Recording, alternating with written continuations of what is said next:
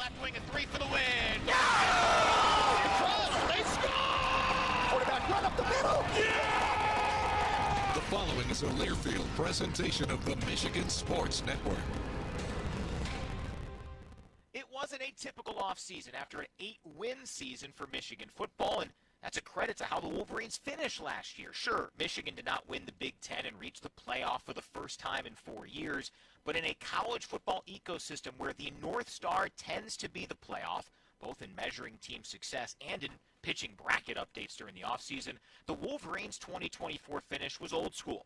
Did Michigan accomplish all it had hoped? Of course not, but closing with wins at Ohio State and in a bowl game against Alabama offer some extra pep in the step.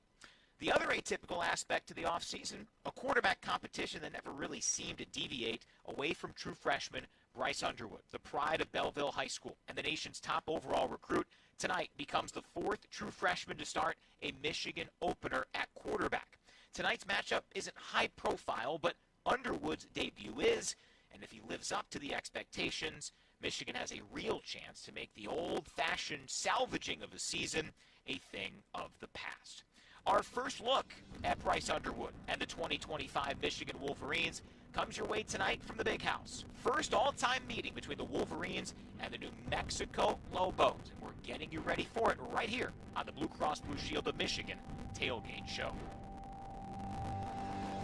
What is it? It's football. Yes, sir, there are 5 seasons across this country every year: winter, spring, summer, fall, and football.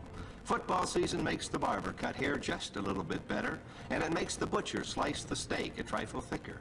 Old cars, new cars, and motorbikes are jammed with riders wheeling for the stadium from northeast, south, and west, and the back roads are Jamville. There's something in football for everyone. Some can cheer the player, some can second-guess the coach, some can listen to transistor radios and see how wrong we radio announcers can be, while some just enjoy the ballet of young bulls in battle. There's magic on the campus sprawling beyond the boundaries of the stadium, as once again small college towns across the nation become part of the big collegiate football scene. Kickoff is 3 hours away for your Michigan Wolverines, and we're getting you ready for today's game on the Blue Cross Blue Shield of Michigan Tailgate Show. Whole health includes body and mind, and Blue Cross covers it all from mental health resources to exercise routines. Blue Cross is ready to help. Learn more at bcbsm.com.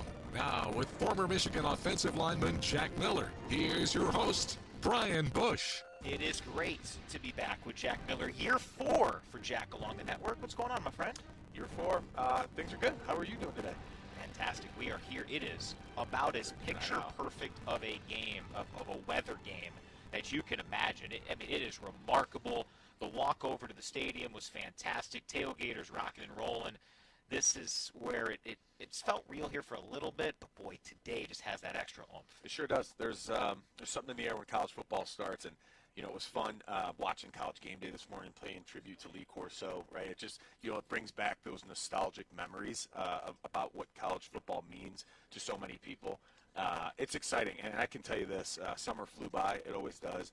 But football season is here. It's a perfect day for it, and honestly, Brian, I don't know that I've been this excited for a season and to watch a Michigan team in a long, long time. There's question marks out there. There's a lot of, I think, real potential and opportunity in a lot of the different position groups, and we'll talk about that as the day goes on.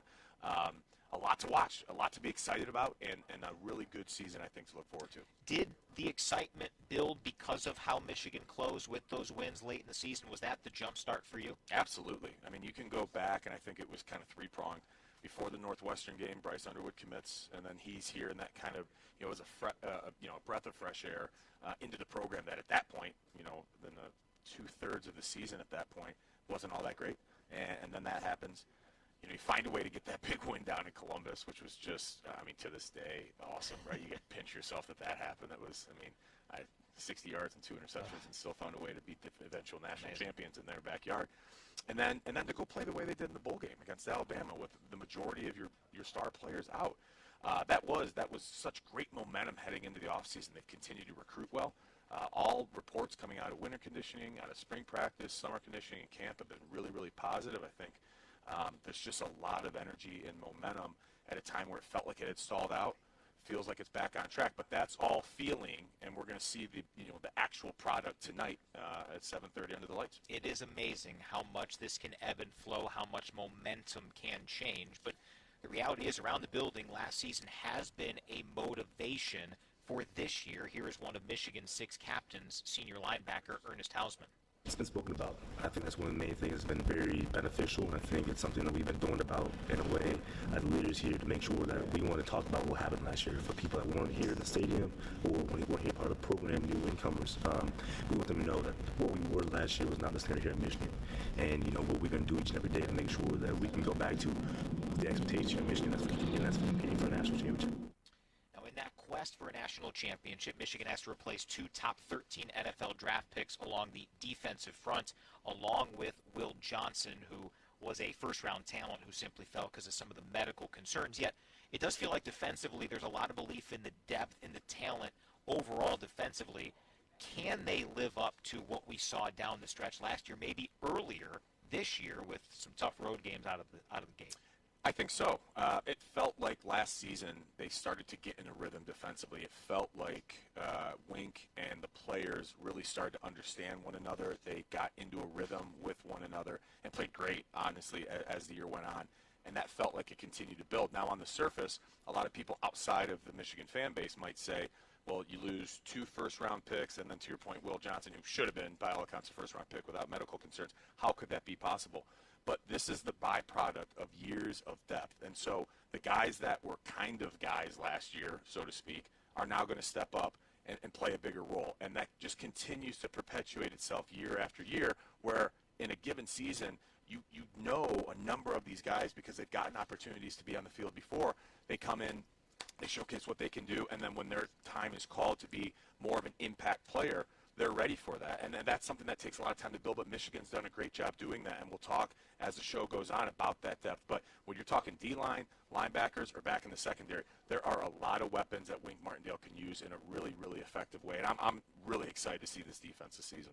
We mentioned Bryce Underwood. Your impressions of his offseason, his skill set, his way now of having to be a leader. He's not a captain. Yeah. He's not one of those 6 guys, but if you're the starting quarterback, you have to lead in your own way.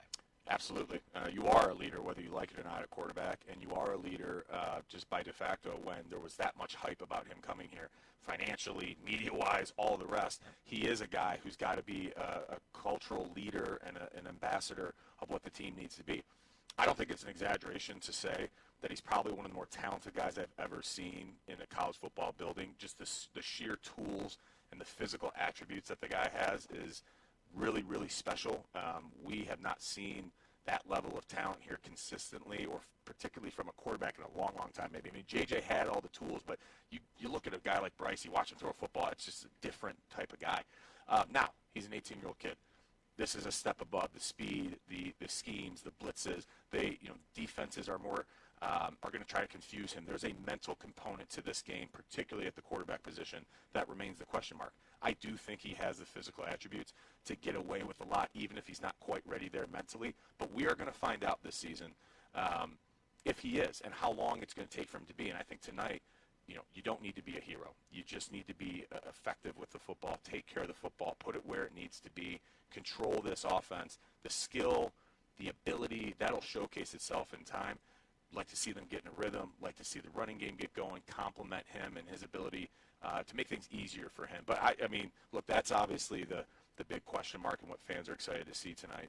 This place is going to be full, and frankly, it's not because of the New Mexico's Lobos. It's because of Bryce Underwood's opening night. He is the storyline for this one as Michigan prepares for Week 2 at Oklahoma, Week 4 at Nebraska, game number 6 in Week 7 at USC. There is a unique build-up. It's a quick one for Michigan, and Bryce Underwood will be under center. So it's an exciting day at Michigan Stadium. Also an exciting day for us along the radio network. Our first game day broadcast on our new flagship station, 94.7 WCSX. Big thanks to Kevin Rich, Patty Taylor, Sherry Powers, Albert Dale, and the rest of the WCSX team for their work in getting us to this point. And 94.7 is the only station you can hear this Blue Cross Blue Shield of Michigan tailgate show each Michigan game day. So We got a lot for you. Evan Link will be with us around 5:20. John Jansen stops by at 5:30 to grace us with his presence. And in our final hour of pregame, I'll visit with Brandon Hillman from the Michigan defense. Doug Karsh sits down with head coach Sharon Moore, all in preparation for the opener of the 2025 season. Michigan and New Mexico kickoff officially 7:36 under the lights here in Ann Arbor. We'll talk about the week and the offseason that was as we continue on the Blue Cross Blue Shield of Michigan Tailgate Show next. This is Michigan football from Learfield. People can't have access to quality medical care without affordable health insurance. At Blue Cross Blue Shield of Michigan, we understand increasing health insurance costs are becoming more of a strain on the budgets of the businesses and people we serve. Affordability matters. It affects real families, real decisions, and real care. That's why at Blue Cross we're dedicated to finding solutions. To learn about this critical issue and our efforts to make healthcare affordable for all, visit mibluedaily.com/affordability today. From the biggest of the big games to the littlest of the little. There you go. Go. Run, James! No. First base. Go, go, go! Whenever you shop Meijer, you help support hundreds of local sports teams across the Midwest. From some of the biggest stadiums in the state to the familiar fields down the street. You're helping make a difference to the people and places you call home. Learn more at Meijer.com/community. Michigan fans, choose chill. Coors Light is cold lagered, cold filtered, and cold packaged for a smoother finish. It's got that crisp, refreshing taste that makes those moments when you choose to rise above the noise and choose chill even better. Coors Light is a proud sponsor of Michigan Athletics, so crack one open and take a sip. Coors Light, choose chill. Celebrate responsibly. 2025 Coors Brewing Company, Golden, Colorado. Beer. Football is back, and so are the big hits at Motor City Casino Soundboard. Feel the adrenaline at Motor City Cage Night, September 13th. Mbop with the legendary Hanson, September 18th. Plus, experience improv comedy at its finest with Colin Mockery and Brad Sherwood, September 21st. Only at Motor City Casino Soundboard. Get your tickets at Ticketmaster.com today. Before we look ahead, let's relive the week that was for Michigan football. All the outside noise, which we're familiar with since the beginning of time. And the only thing that matters right now is what we're doing this season. All the outside stuff don't matter to us. Once again, here's Brian Bush and Jack Miller. That is newly named Captain Giovanni El Hadi a few weeks back with some unique little humor in there. We will have more on the full captain class later on in the show, but off the top, talked about the unique offseason for Michigan, and certainly the NCAA investigation was another unique storyline on the offseason for Michigan. We learned 2 weeks ago that the NCAA levied several significant fines on Michigan, some reduction to football official visits, recruiting communications, plus an additional one-game suspension for Sharon Moore. He will be suspended for games 3 and 4 of this season, CMU at home and then at Nebraska, then the opener next year. Now, Michigan will appeal and won't have any comments beyond a few statements when the announcement came out. So, story's not over, but the comments from the school and really here pretty much end at this point. We'll see what comes of an appeal, if anything. But the one thing that I think a lot of Michigan fans have talked about and asked is, it's a multi-year thing. And the one season, the one team that gets zeroed in on for whether it's Michigan fans or other fan bases at Michigan is Team 144, the national championship. After all of this, do you look at that team any differently, Jack? Well, Brian, you know I'm a pretty diplomatic guy here on the microphone, but if you give me a second, I'd like to get on my soapbox. Sure. No, I don't look at Team 144 any differently.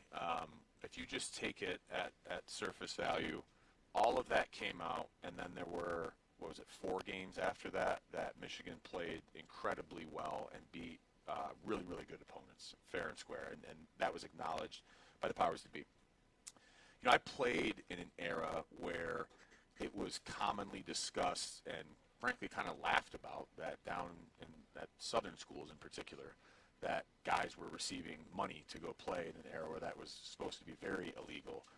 And yet everyone kind of turned a blind eye to that. And unfortunately, the state of college football is ultra competitive. People are looking for an edge all the time. And, did Michigan end up in a spot that skirted that line? Yeah, but I don't know that there's a program out there right now that wouldn't do the same thing or hasn't done the same thing. And so you can take that for what it is. Certainly I drink our Kool-Aid here in Ann Arbor, but I don't believe it's any different. That was a team that went out and beat opponents fair and square. They were talented. They were an incredible team. And anybody who knows football, watched that season, would tell you the same thing, save for some fans maybe in Columbus and East Lansing. Sure. Yes, they have their own soapboxes. So all good there. Now, let's get back to football. Much of the lesson learning we'll have about this team for this week will come tonight when toe meets leather. But we did get some depth chart news and notes from Schrodemore, in particular offensive line. Want to get your thoughts on what we'll see here from Michigan. Evan Link, starting left tackle, where he played in the bowl game against Alabama. And it was a great camp battle there that unfortunately ended in the highly touted freshman Andrew Babalola suffering a season-ending knee injury. So Link at left tackle, Yep.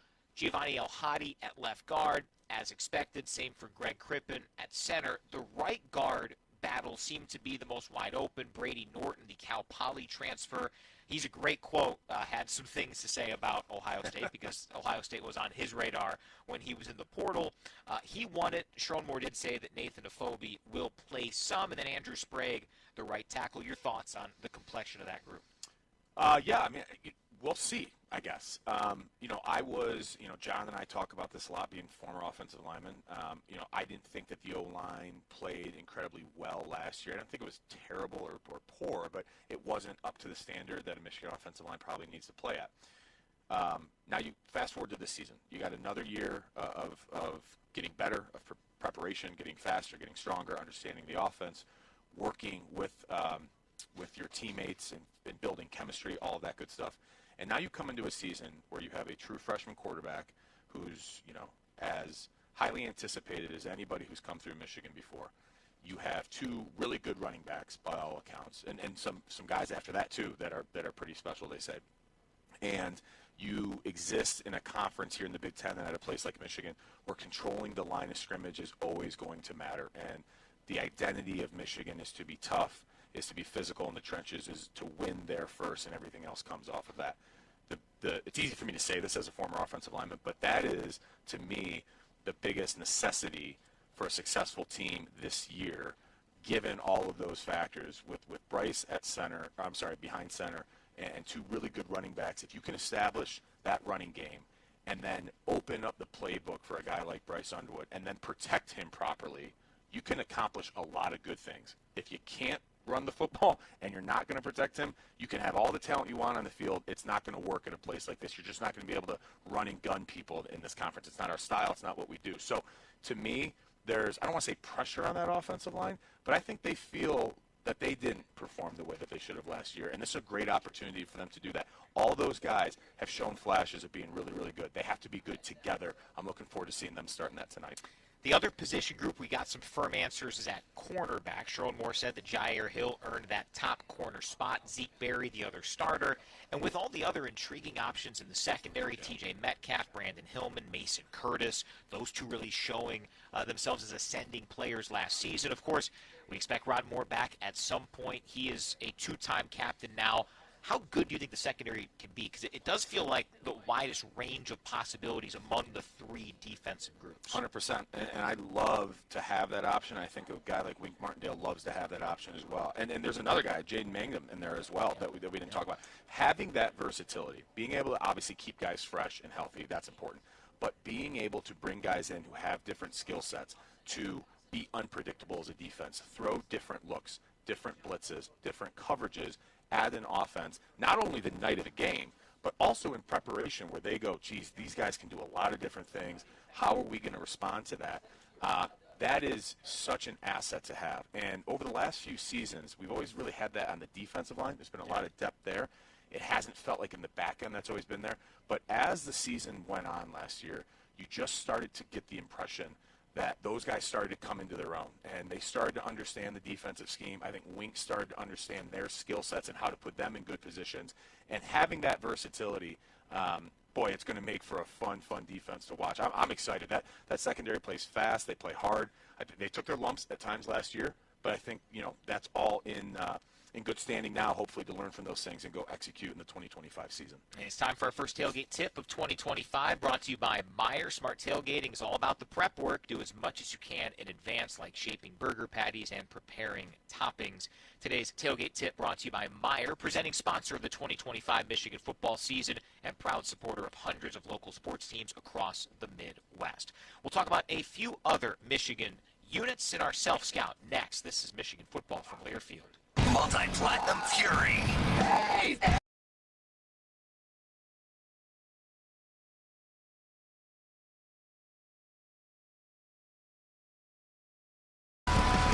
Tickets start at $31 and are on sale now at the box office or online at etix.com. Showtime 7 p.m. The Soaring Eagle Summer Outdoor Concert Series rages on with 3 days grace, I Prevail, and Return to Dust. September 19th at Soaring Eagle Casino. SoaringEagleCasino.com. Hey, Michigan fans, the best football deserves the best Bloody Mary mix. Zing Zang, Michigan's favorite. Crafted with 7 vegetable juices, Worcestershire sauce, and a bold blend of spices, Zing Zang delivers a taste that's as legendary as our team. And for those who love the heat, try Zing Zang Blazing. Proudly served at the Big House, Zing Zang is your... Right now at Buddy'sPizza.com with promo code 10OFF.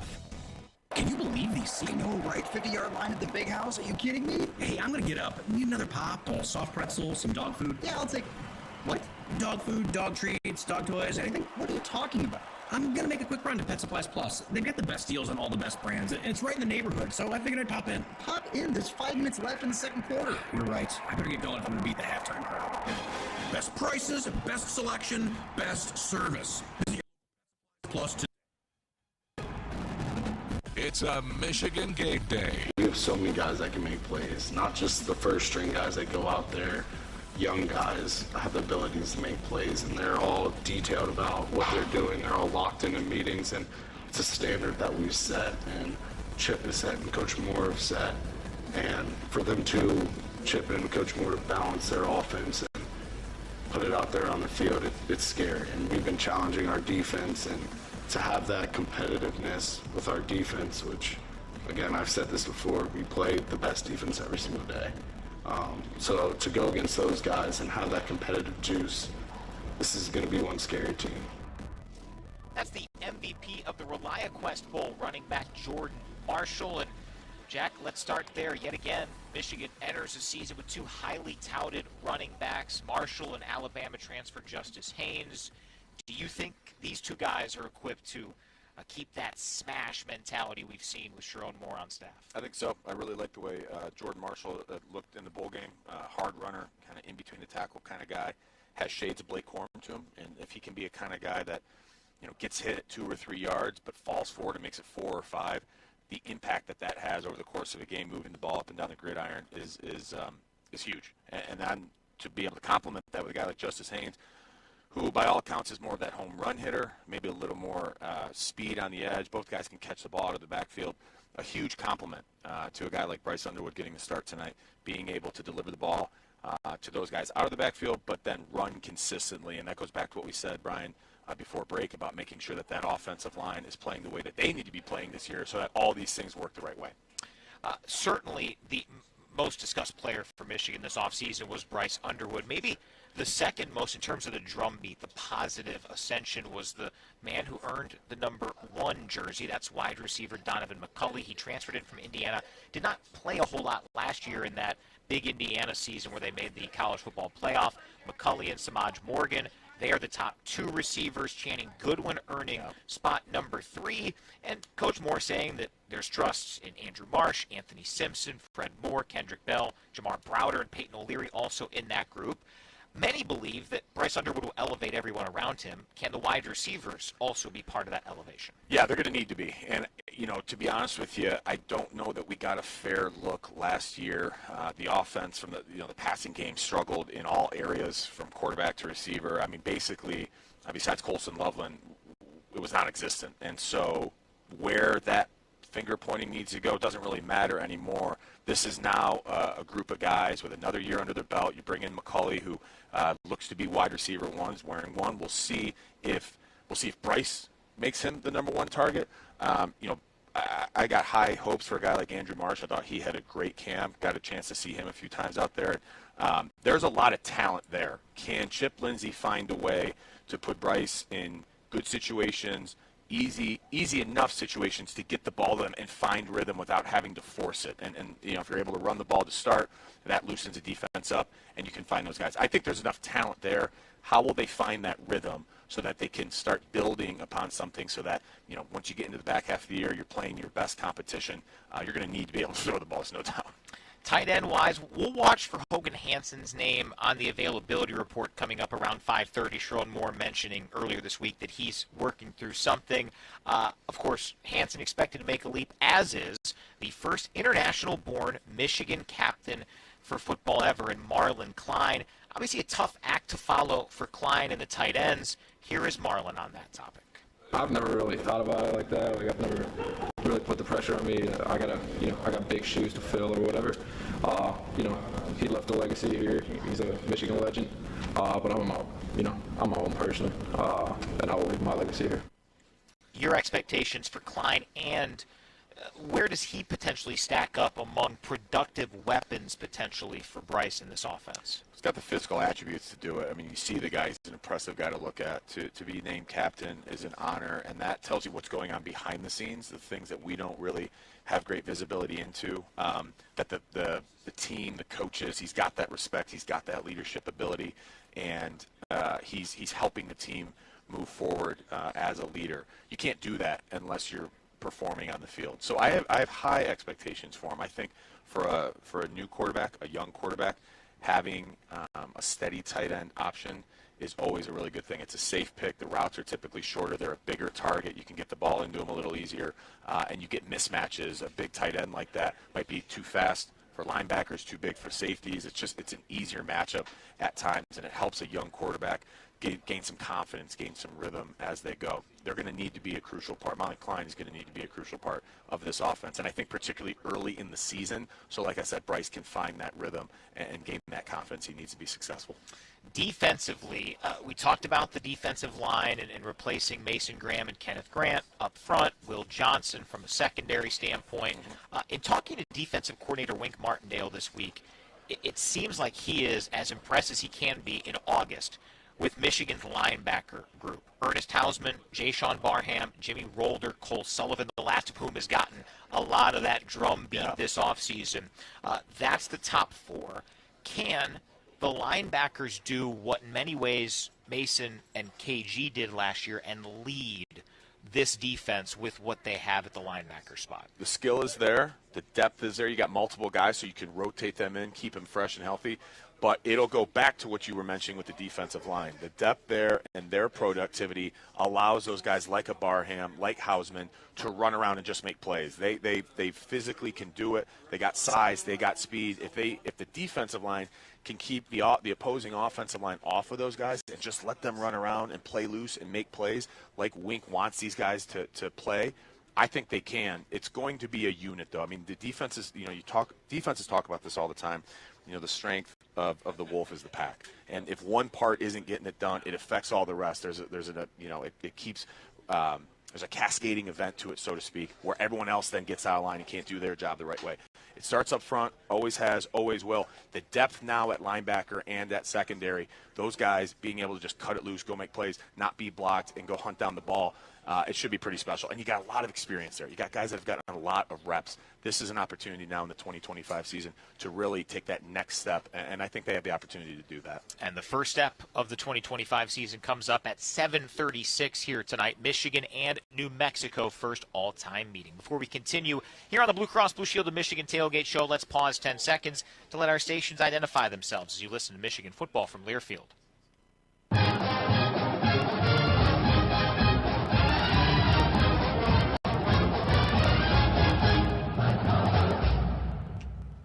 Michigan, New Mexico coming up. We'll tell you about the Lobos as we continue. This is Michigan football from Learfield.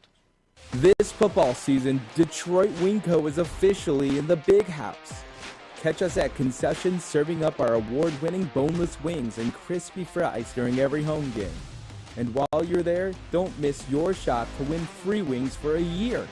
That's right, free wings all year long. Just head to our spot in the Big House to learn more. Detroit Wing Co., now serving the Big House. That's how Detroit wins. Hey, Wolverine fans. As you head into the Big House this season, cheers with a toast to Michigan-made excellence. Founded by U of M alums Susan and Will Bramer, Laurentide Winery is proud to debut their award-winning amazing wines as the house wines of the Big House. 100% grown in Leelanau, crafted with passion, and perfect for your game day celebrations. You can find our wine on the concourse, club, or suites menus. Explore LaurentideWinery.com to learn more. Thank you, and go blue. People can't have access to quality medical care without affordable health insurance. At Blue Cross Blue Shield of Michigan, we understand increasing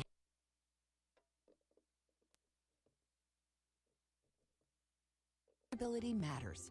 It affects real families, real decisions, and real care. That's why at Blue Cross we're dedicated to finding solutions.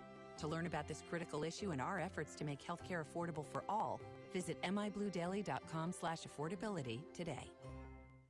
If you haven't listened to the Defend the Block podcast,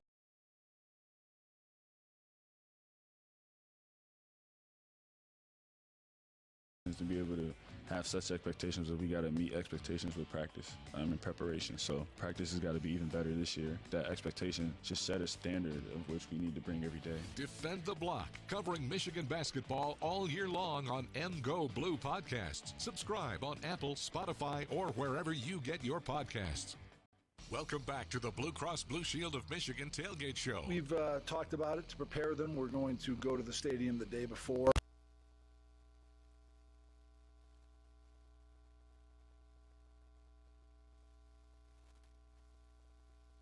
Like that, I'd rather get that out of the way the day before rather than the day of the game.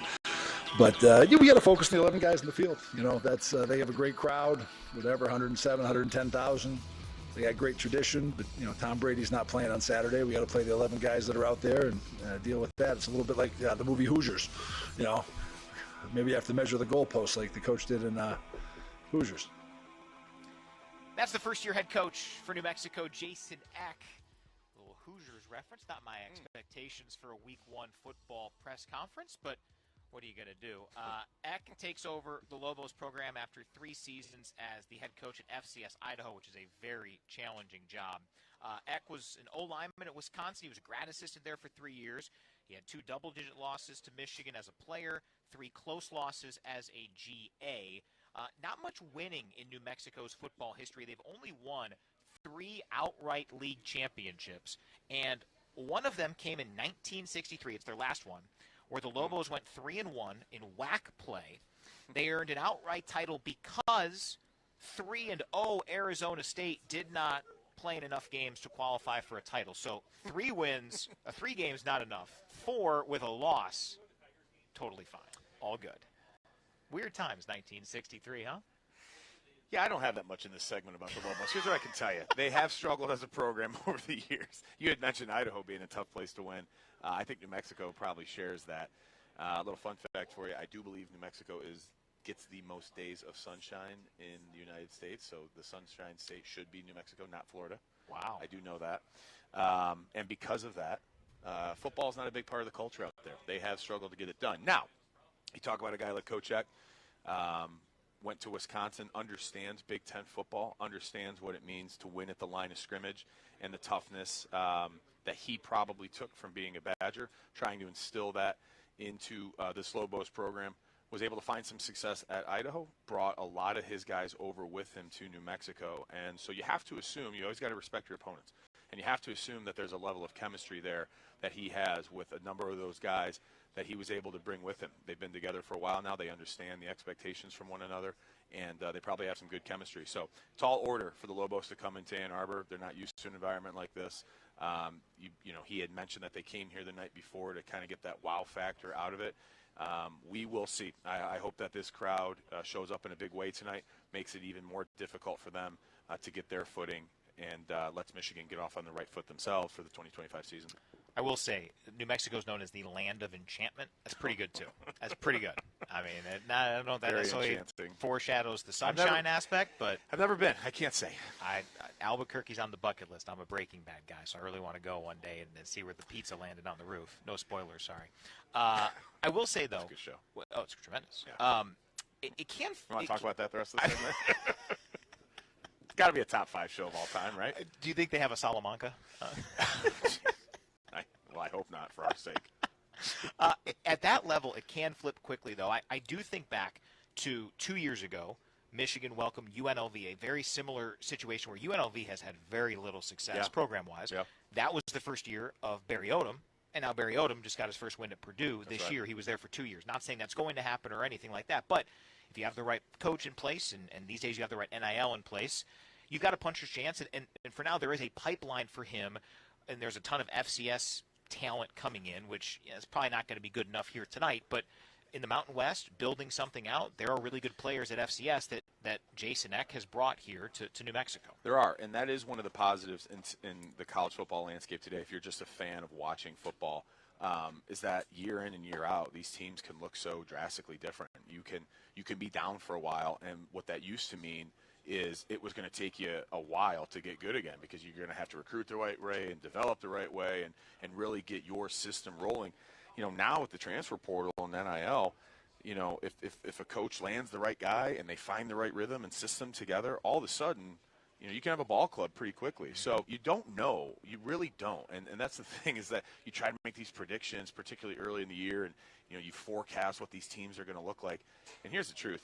Nobody really knows. No. And even these coaches, I heard Bill Belichick admit this, nobody's ever really ready for the first game. You just put in the effort, you put in all the time and preparation that you can, and then you hope that was good enough to just let it loose on Saturdays and see what happens. Do you think that's why a lot of coaches say that the biggest jump comes week 1 to week 2? Absolutely, because you actually know what you're doing. You don't have the benefit like you do in the pros of playing these preseason games. And not that the starters are playing much in the preseason in the NFL, but you're getting a sense of who your team is at least. And here, you don't have that luxury. And so week 1 is always a little bit of a coin toss. I mean, look what happened down in Columbus today. Everyone thought Arch Manning was going to be a Heisman contender. And boy, I mean, I feel bad for the guy. I'm a fan of him. He did not look like he was ready for that game today at all. And Sark's a great coach, a great motivator. They got a good team at Texas. So you just don't know. And the other thing that we often forget about is these are 18 to 22-year-old kids. Yep. Well, now they're like 25 because you can be like, there's 8th-year seniors running around out there. I don't quite understand it, to be honest. But, they're unpredictable. They're kids. They got lives, and they got school, and they got girlfriends, and they're still building into being, full adults, to be quite honest with you. And so that's what makes it fun. That's what makes it unpredictable. That's why you play the game, to see who can come out and win. But, yeah, like I said, you just got to count on your preparation and put your best foot forward. Some names to hear tonight. Idaho transfer quarterback Jack Lane will be the starter for the Lobos. He broke his collarbone last year in the Vandals season-opening scare of Oregon. That game was close on the scoreboard, even if the yardage was quite lopsided. Ton of good running backs around them. 4 incoming transfers who led their teams in rushing last year. The one expected to be RB1 is Scott Trey Humphrey, Montana State transfer. He had almost 1,400 yards and 16 touchdowns for the Bobcats of Montana State last year, including a $140 and a TD in Montana State's win at New Mexico to open last season. Defensively, they'll have a 4-2-5 base defense, and Jason Eck's son, Jackson, is a really good linebacker who was there at Idaho with him, had 134 tackles for the Vandals last year. Another Idaho transfer with 15.5 sacks last year, Keyshawn James Newby. We shall see what Michigan can do against the Lobos. Jack alluded to a big game in Columbus. We'll talk about that, give you an update on some of the games going on right now. Always fun, week 1 around Labor Day weekend. Football Thursday, Friday, Saturday, tomorrow, even Monday night. Yep. Speaking of Bill Belichick, we'll chat about that with our good friend Rob Joyce, who's back on the broadcast this year, as we continue here on the Blue Cross Blue Shield of Michigan Tailgate Show. This is Michigan football from Learfield. Sports betting can be fun, just like football. There's excitement, winning. But imagine that sports betting is a 300-pound lineman coming straight at you. For tips that will help keep you on your feet, go to don'tregretthebet.org. A message from the Michigan Gaming Control Board. Have a gambling problem? Call the National Problem Gambling Helpline at 1-800-GAMBLER. When Big Boy's in the playbook, you can't lose. Start with Bob's Sampler, hand-breaded tenders, golden onion rings, crispy fried pickles, and mozzarella sticks, all sharing one plate for the perfect kickoff. Then turn up the heat with our Buffalo Ranch fried chicken sandwich on a soft brioche bun. Or go all in with the crispy chicken wrap packed with flavor. Make your tailgate complete. Find your nearest Big Boy at bigboy.com. Michigan fans, choose chill. Coors Light is cold lager, cold filtered, and cold packaged for a smoother finish. It's got that crisp, refreshing taste that makes those moments when you choose to rise above the noise and choose chill even better. Coors Light is a proud sponsor of Michigan Athletics, so crack one open and take a sip. Coors Light, choose chill. Celebrate responsibly. 2025 Coors Brewing Company, Golden, Colorado. Beer. Aw, shucks. The game's on TV, but I can't listen to the call of my favorite team broadcasters. Never fear. Sync My Game is here. Sync My Game? Yes, Sync My Game. If you have a DVR and streaming device, head to syncmygame.com from Learfield. It's never been easier to hear the impassioned voices of your favorite radio.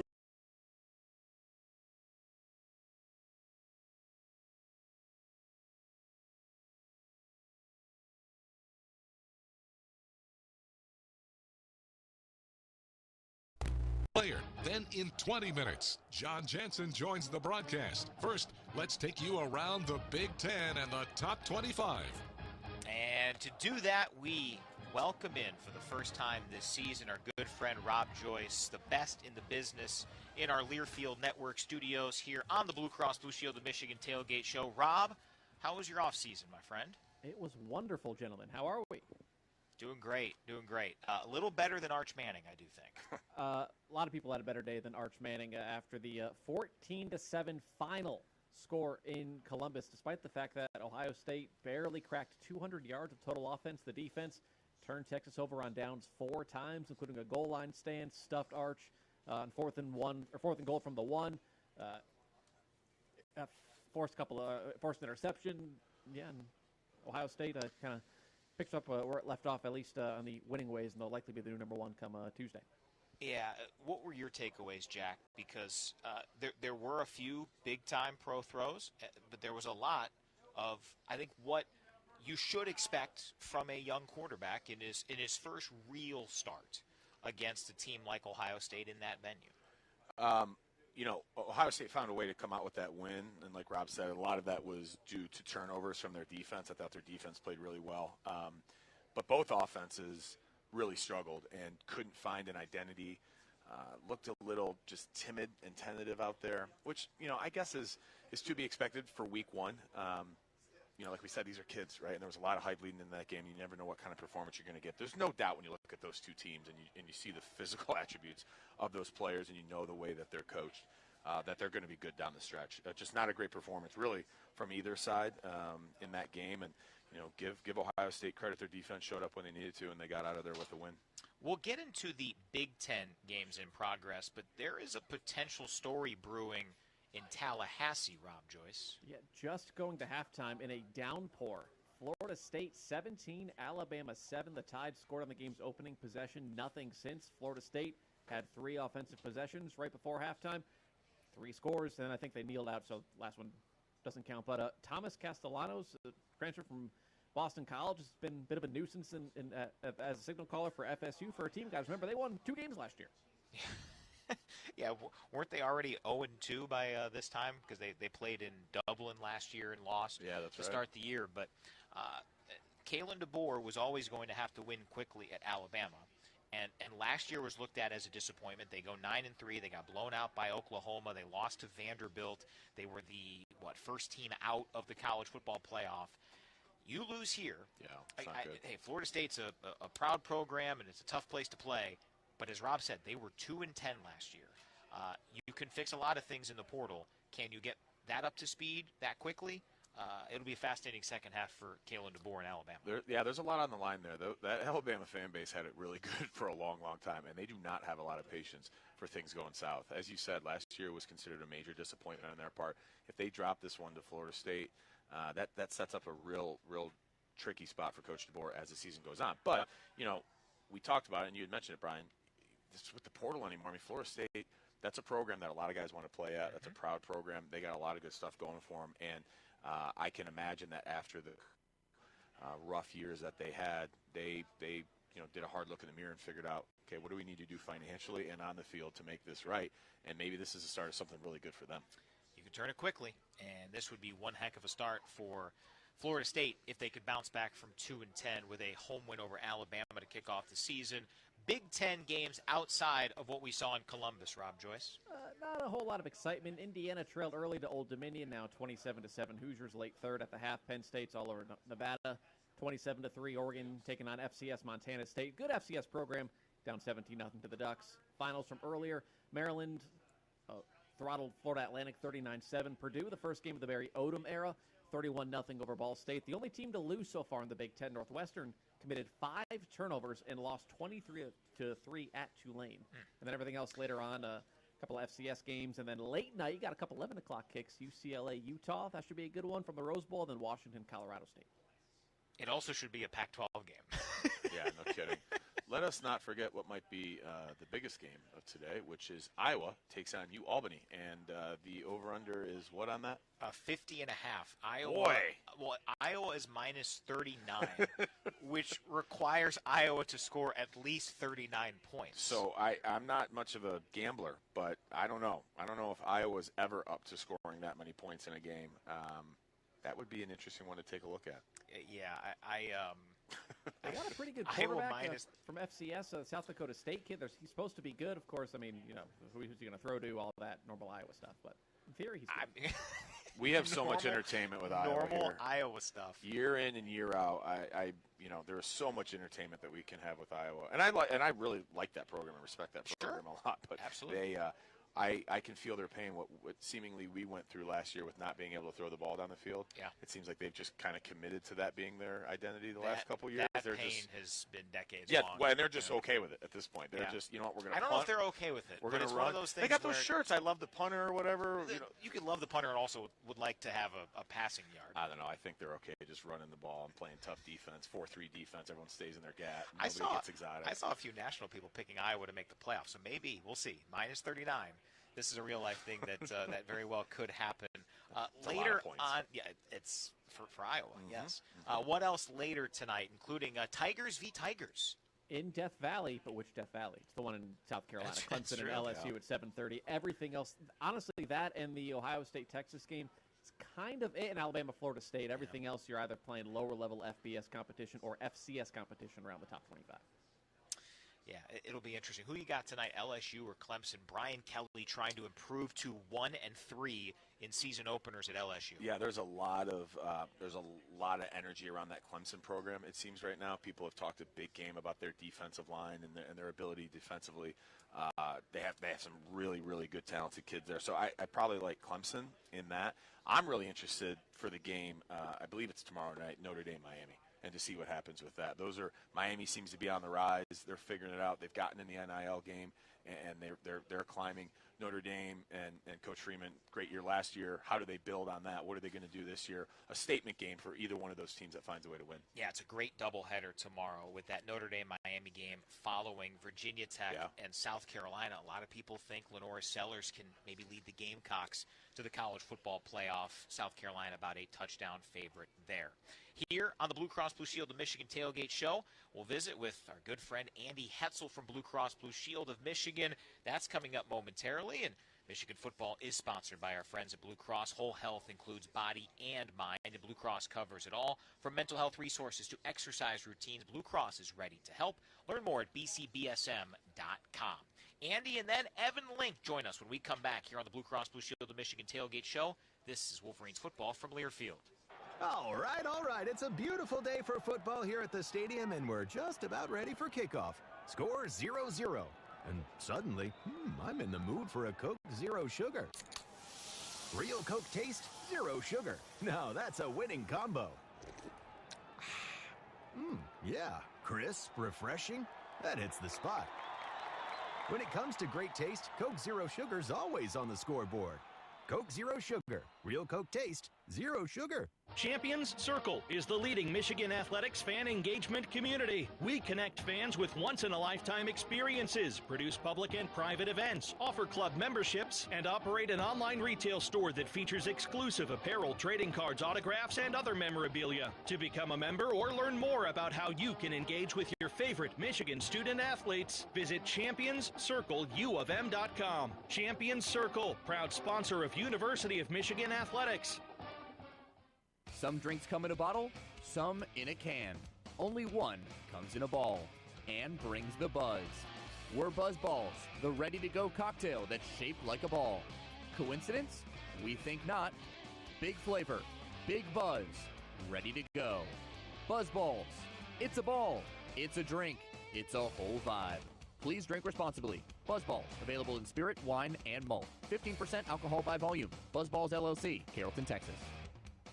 Are you looking to upgrade to VIP status at a Michigan football game? Treat yourself to the UMCU All-Star Lounge before and during the game. This premium experience includes access to an all-inclusive menu before the game and at halftime, along with shaded tents, TVs, lounge furniture, lawn games, and a cash bar. Become a VIP by visiting mgoblue.com/all-star lounge. That's mgoblue.com/all-star lounge for full details on the UMCU All-Star Lounge at Michigan Stadium.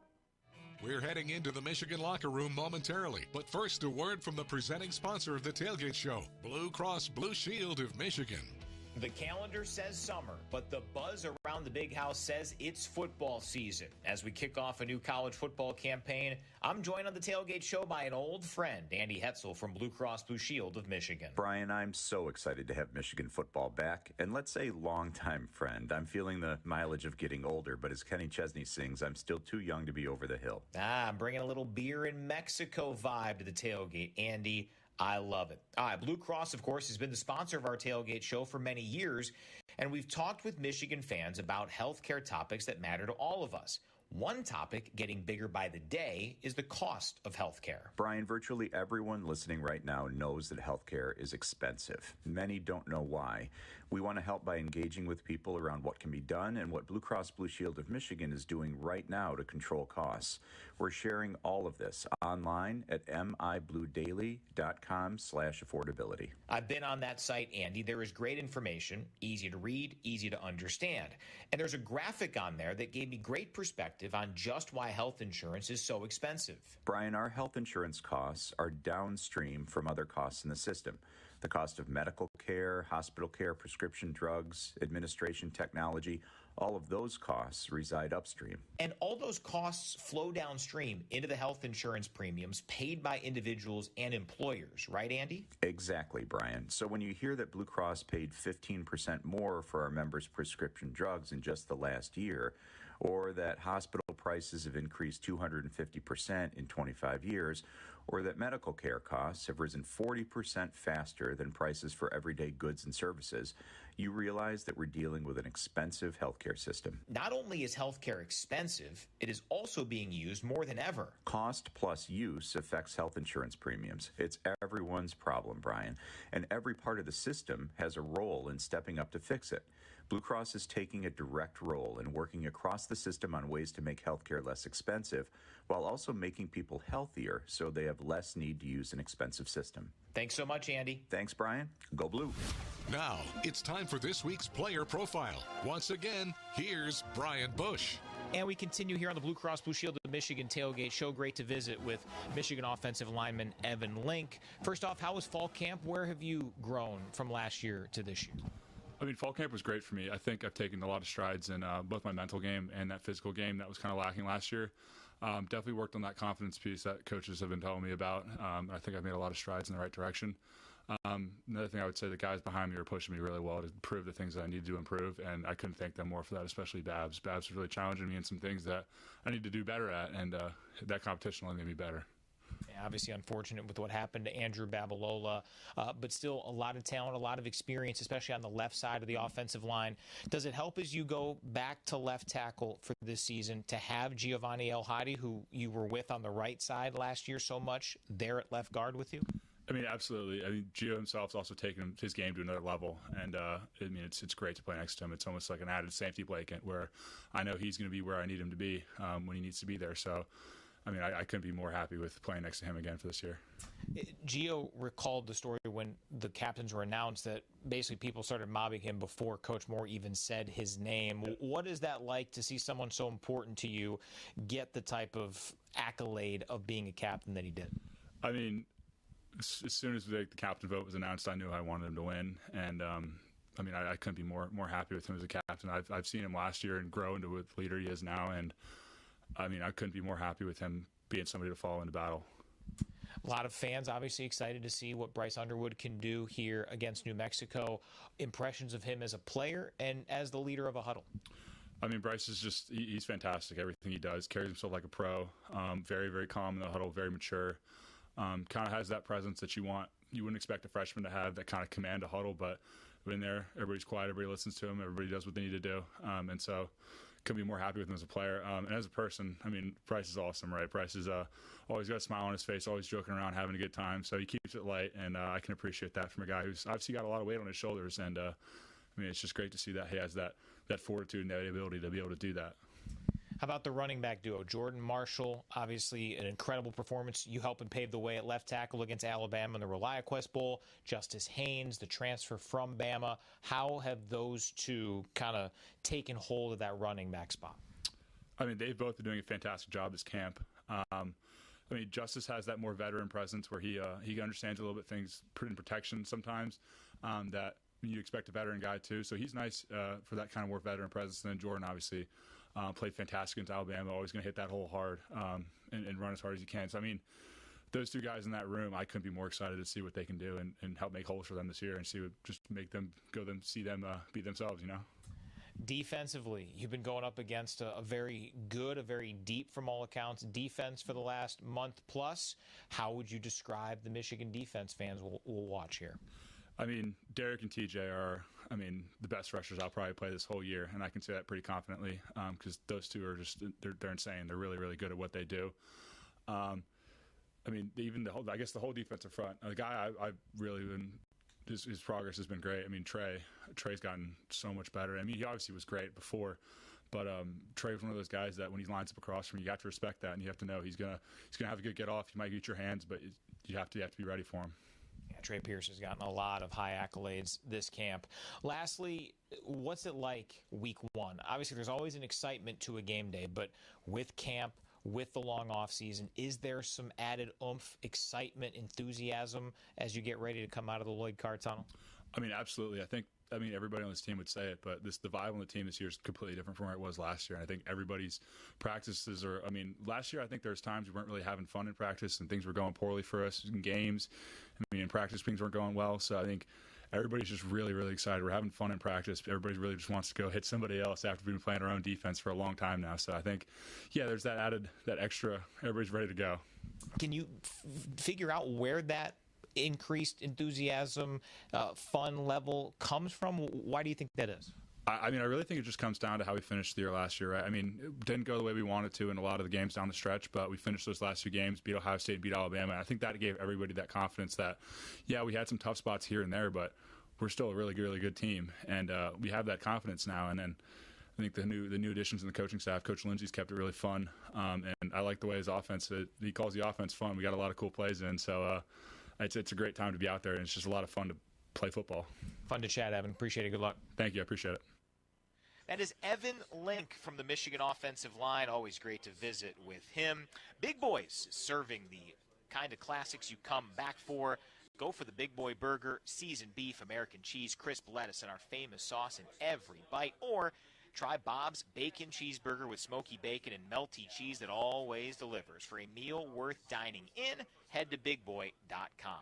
John Jansen standing by. He makes his 2025 debut here on the Blue Cross Blue Shield of Michigan Tailgate Show next. This is Michigan football from Learfield. People can't have access to quality medical care without affordable health insurance. At Blue Cross Blue Shield of Michigan, we understand increasing health insurance costs are becoming more of a strain on the budgets of the businesses and people we serve. Affordability matters. It affects real families, real decisions, and real care. That's why at Blue Cross, we're dedicated to finding solutions. To learn about this critical issue and our efforts to make healthcare affordable for all, visit mibluedaily.com/affordability today. Rave Associates, importer and distributor of fine wine and Michigan craft beer, are excited to be back for another great season of Michigan football on the Michigan Sports Network from Learfield. Family-owned since 1974, Rave Associates has distributed some of the most unique, authentic, and complex craft beers and wines available through Washtenaw County and Southeast Michigan. Whether you're enjoying a craft beer or RTD at the Big House or watching at home, elevate your football experience with the finest beers and wine Michigan has to offer. Think local, drink local. It takes hard work to be the best in the game. Planning, commitment, resilience, sweat. That's why Old Dominion Freight Line, the #1 national LTL carrier for quality, works hard to be the best in the game and is proud to support those striving to be the best in theirs. Old Dominion Freight Line, exclusive freight partner of Michigan Athletics, helping the world keep promises. Football season is here, and that means it's time to kick off the excitement at the Pretzel Bell, an Ann Arbor institution featuring traditional American comfort food, including favorites like our Varsity Burger, Detroit-style pizza, hot wings, and our famous soft pretzel. Enjoy artisan cocktails, local craft beers, and an extensive wine collection. Ring the bell for your birthday, host a private event in our captain's room, or celebrate a Michigan win in our downstairs sports bar. Whatever the occasion, Pretzel Bell is Ann Arbor's hometown favorite. It's time to hear from the two-time captain, the national champion, the Michigan Sports Hall of Famer. When we're talking about Christy Gannon-Fisher for field hockey, she's going into the Hall of Honor. There's 7 members. Brian Deemer is one of them, cross country and track and field. Leon Kim, men's golf. Kevin Porter for hockey. Myself for football. I was just about to say, you're missing one. Yeah, I was getting there. John Jansen is here on the Blue Cross Blue Shield of Michigan Tailgate Show. And it is time to welcome the Hall of Honor inductee for 2025 to the Tailgate Show. His first segment once again this year presented by Zing Zang Bloody Mary Mix. Big offseason for you. And that's not even the #1 related to Michigan. I do know that. That's the rowing edition for the Jansen family. Yes, the rowing edition. Ruby has been on campus now for about a week and a half, and I have only had to bring one change of clothes that she had forgotten at home, a pair of shoes, and her bike. So, and I told her, I'm like, hey, I'm not your Uber. This is not Uber clothes or Uber Eats. Yep. But yeah, so she's doing great. It's been a great transition, and it's been really fun to relive some of the moments of moving into. She's in East Quad, and I was in West, but very similar. So it's been a lot of fun. Brought back a lot of memories, and thank you for that open. It's a tremendous honor. Very proud of it, and the names that are going in, and they didn't even get to. I should have saved the football one for last, because in that clip we didn't get Hutch. I know. Hutch is and the main eventer. And it's the one where you're kind of like, how was she not in there already? Yep. And there must be, and I don't know what the rule is. You got to be retired 3 years, 4 years, whatever. It's not like the NFL Hall of Fame where it's got to be 5 years. But yeah, it's an honor to go in at the same time as she is and everybody else in the class. I do think what they did was they named the stadium after her, and then it's like, you know what? Also, we should probably put you in the Hall of Honor. Yes. I've got an outhouse named after me. It's called the John. I think they're going to stipulate, John, you're going in as a player, not as the broadcaster here. No, this will not be a 2-time Hall of Honor inductee. I assure you of that. Small fine print. Yeah, if they start calling it the Jansen, now I've got a problem. Ward will be up there on that Friday night over at the golf course for the ceremony and go, and John also contributes on the broadcast network. Congratulations, though, John Jansen, 1998, offensive line. Let's start on the football side with the quarterback, Bryce Underwood. We all knew it for sure on Monday when Sharon Moore said it, but When did you sense, being around the building, that it would be Bryce starting week 1? Honestly, in spring ball. And I know Mikey has been working through something he didn't take any snaps in spring. And so when you see that and the talent that he brings to the table, Bryce Underwood is just, when everybody's going to get a chance to see it when he takes the field today. He is just made different. And it's not just the physical traits that you'll see. And I think our fans will get a chance to see this over the course of the year. Sharon has said it. I've said it on the podcast. It's rare that he makes the same mistake twice. He's a student of the game. He is one rare individual that has come in because he knew the opportunity and he knew the expectations. He hasn't hid from those. And it was watching film. It was at practice talking to receivers, not just coaches, but talking to receivers, talking to running backs, offensive line about, hey, where did that guy come from? How did I not see it? When he gets, confused by a wink blitz. All of those things have really accelerated his progress. Yeah, and for a guy with that much potential and that much hype coming in and the money and all the rest, you could, the question mark could be, what's his personality? Is there a bit of a prima donna attitude there? How is he responding with the team? Are they embracing him? Has he fit in right? When I had a chance to go to a couple spring practices and fall camp, I made a point to go talk to some of the athletic trainers and get their opinion, because those guys sitting in there taping ankles, they know the rumor mill. They know what's going on. They know how every guy feels, whose girlfriend broke up with them, who's mad at who, blah, blah, blah. And all accounts were that Bryce is a really mature 18-year-old, that he's really embraced. He's come in there. He understands he's a freshman. He has a lot to learn, and he's eager to learn, and he's eager to bond with these guys. John, like you said, the physical tools, people are going to see it tonight. It's really special out there. In between the ears, how can he process the offense, and how can he be an early leader on this team in 2025? We're going to find out tonight, but by all accounts, it's been really good so far. Defensively, John, what has you most excited for tonight, for the season? There's so much, and I'm glad we're going to have a chance to talk a lot about it throughout the course of the game, but I'm really excited to see this group of linebackers. And we saw last year what we're getting with Jayshawn Barham and Ernie Hausman. All right, that's the standard, and I expect him to be a little bit better, and I'm excited to see how they move Jayshawn around and how they're going to use him. Yeah. But it's really Cole Sullivan and Jimmy Rolder. Jimmy had a great spring ball. And I think all four of these guys at some point are playing on Sundays. And it's a talented group, a lot of different skill sets, but they share a lot of the same mentality where they can be downhill linebackers. And we saw Ernie, his ability to drop into coverage, that interception he had against Washington last year. There's just a lot of skill and talent in that room. Cole Sullivan, I mentioned Jimmy Rolder in terms of spring ball. Cole Sullivan in fall camp, he grew up.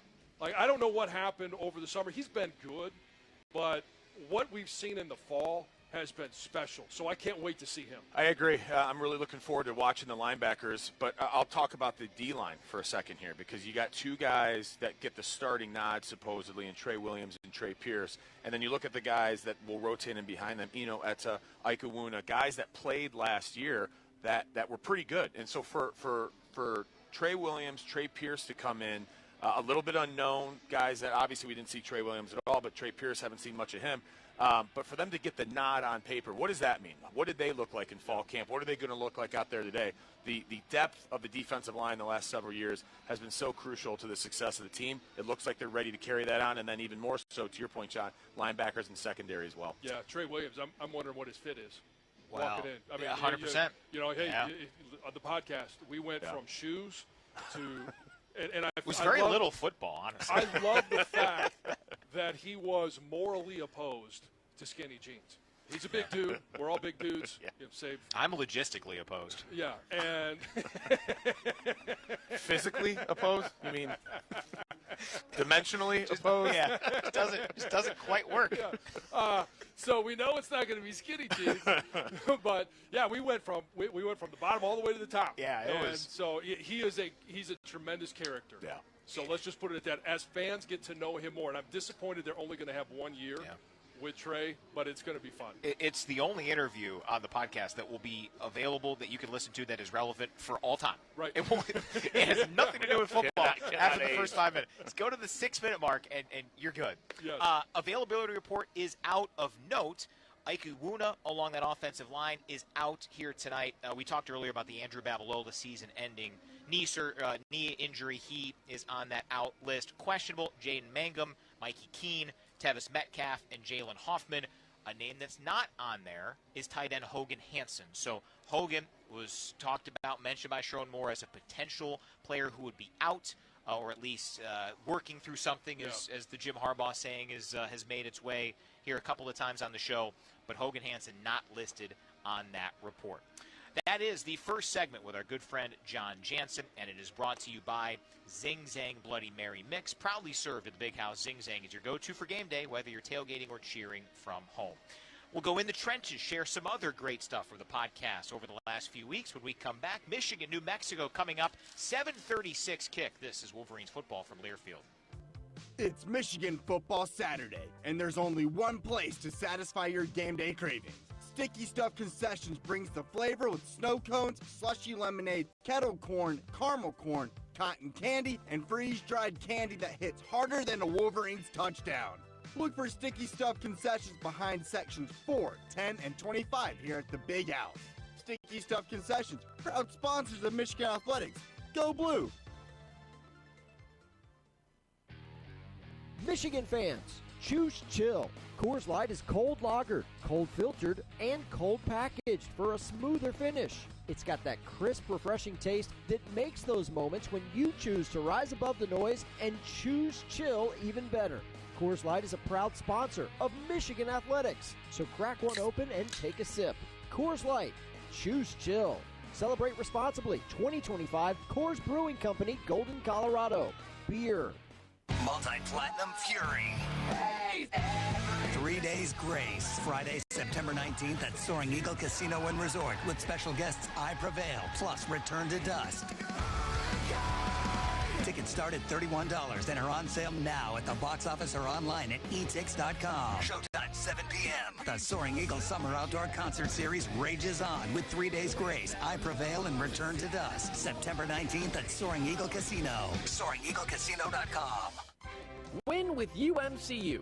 Score a financial touchdown with the University of Michigan Credit Union's Go Blue checking account and get your exclusive Block M debit card for the extra point. UMCU's Go Blue checking account comes with no minimum balance, no hidden fees, and with the Block M debit card, you can show off your maize and blue wherever you go. Join today, Michigan fans. Visit umcu.org. That's umcu.org. UMCU is insured by NCUA. This is the Blue Cross Blue Shield of Michigan tailgate show. Let's go in the trenches. We have you covered literally every day of the week during the season on MGO Blue podcasts. You can get it Apple, Spotify, mgoblue.com, wherever you get your podcasts. We have you Monday night, in addition to being live 7 to 8 along the Michigan Radio Network with the Inside Michigan Football Radio Show. We'll have it archived late Monday evening. Tuesday, both the Defend the Block episode covering Michigan basketball and the live podcast stream on YouTube. Wednesday, the audio version of In the Trenches presented by Meyer, Max Bredesen, the guest. Thursday, Conquering Heroes. We had Ward Manuel, Michigan's athletics director, this week. Also Thursday, John's In the Trenches preview for the game. Friday, for home games on YouTube, a new feature, Inside Michigan Football Game Day Edition. Saturday, post-game podcast. Sunday, Inside Michigan Football, the TV show. Every single day during the course of the season, we've got something for you. And we were talking about the defense in our last segment. Cam Brandt, listed as an edge, he joined In the Trenches during camp and shared some unique insight into the type of position flexibility that Michigan's defensive coordinator Wink Martindale hopes to develop in players. Easiest position is probably like rush. Yeah. Not too much thinking really to that. And then hardest position for me was Sam. I had to do that in spring ball. I had to learn it. That was like a real headache. Yeah. That was a real headache for me. But Well, I got to imagine Sam, too. I mean, you would think, all right, you're rushing all the time, but Wink doesn't just rush. You're going to be dropping into coverage. What was that like? That's a lot of space. Yeah, that was that was about just understanding. It was really more just understanding the call, understanding what my assignment is, making sure I have the other guys on the line right. Because you're really, Sam, in our base defense, you're the quarterback of the defense at that point. You're getting everyone. You're making a close call, getting the lineman set, getting your drops from the DBs. So it's a lot to take in. Guys, the defensive player who's been talked up the most in terms of doing multiple things, John, you alluded to him last segment, Jayshon Barham. I don't think he's going to be alone in that positional flexibility. No. Cam Brandt is a guy that you can play all across the defensive front. And we saw Wink at the end of the year when Rayshawn was really starting to play good, Rayshawn Benny. He was in there with Mason and Kenny, and they were mixing and matching how they were, sometimes he was over the nose, sometimes he was a tackle, sometimes they even bump him out over the end. It's going to be the same thing this year with Cam Brandt, with Jayshon. There's just so many guys with that position flexibility, and then you start thinking about what they're doing in the back end. I know Zeke has been working at corner, but we saw him last year play every single position. There's a number of guys that could do that back there as well, depending on matchups. Yeah, I like that. Brandon Hillman, a guy who likes to be really physical, can come downhill, can fill a gap like that. TJ Metcalf. There's all this versatility now, which I think bodes well for Coach Martindale to be able to confuse offenses, throw a bunch of different looks, and catch a quarterback by surprise. You got chicken wings stuck in your teeth there? No, those might be the fried cheese balls. Transition here. There you go. I'm impressed I got through most of that clip before John started talking about the food, because just as they did for Samaj Morgan and the rest of the Michigan football team one day during camp this year, our friends at Detroit Wing Company have brought some wings, some French fries. What was your name for this? It looked like a mozzarella stick. John just took about 30 of them. It's more of a cheese curd type, I believe. Cheese curd. Look at this. We're benefiting from the world of NIL, John. Like we never would have thought. Yes. Detroit Wing Company has been voted Michigan's best wing by several national outlets, BuzzFeed, Esquire, MSNBC, Men's Health. They've got locations in Ann Arbor, Metro Detroit, Traverse City, and Grand Rapids. You can learn more at DetroitWingCo.com. John, have you had how many of the wing flavors? We got 3 different ones in here. So I'm very specific in my wing flavor. It is buffalo only. I don't venture out a lot. My wife will tell you my palate is not sophisticated.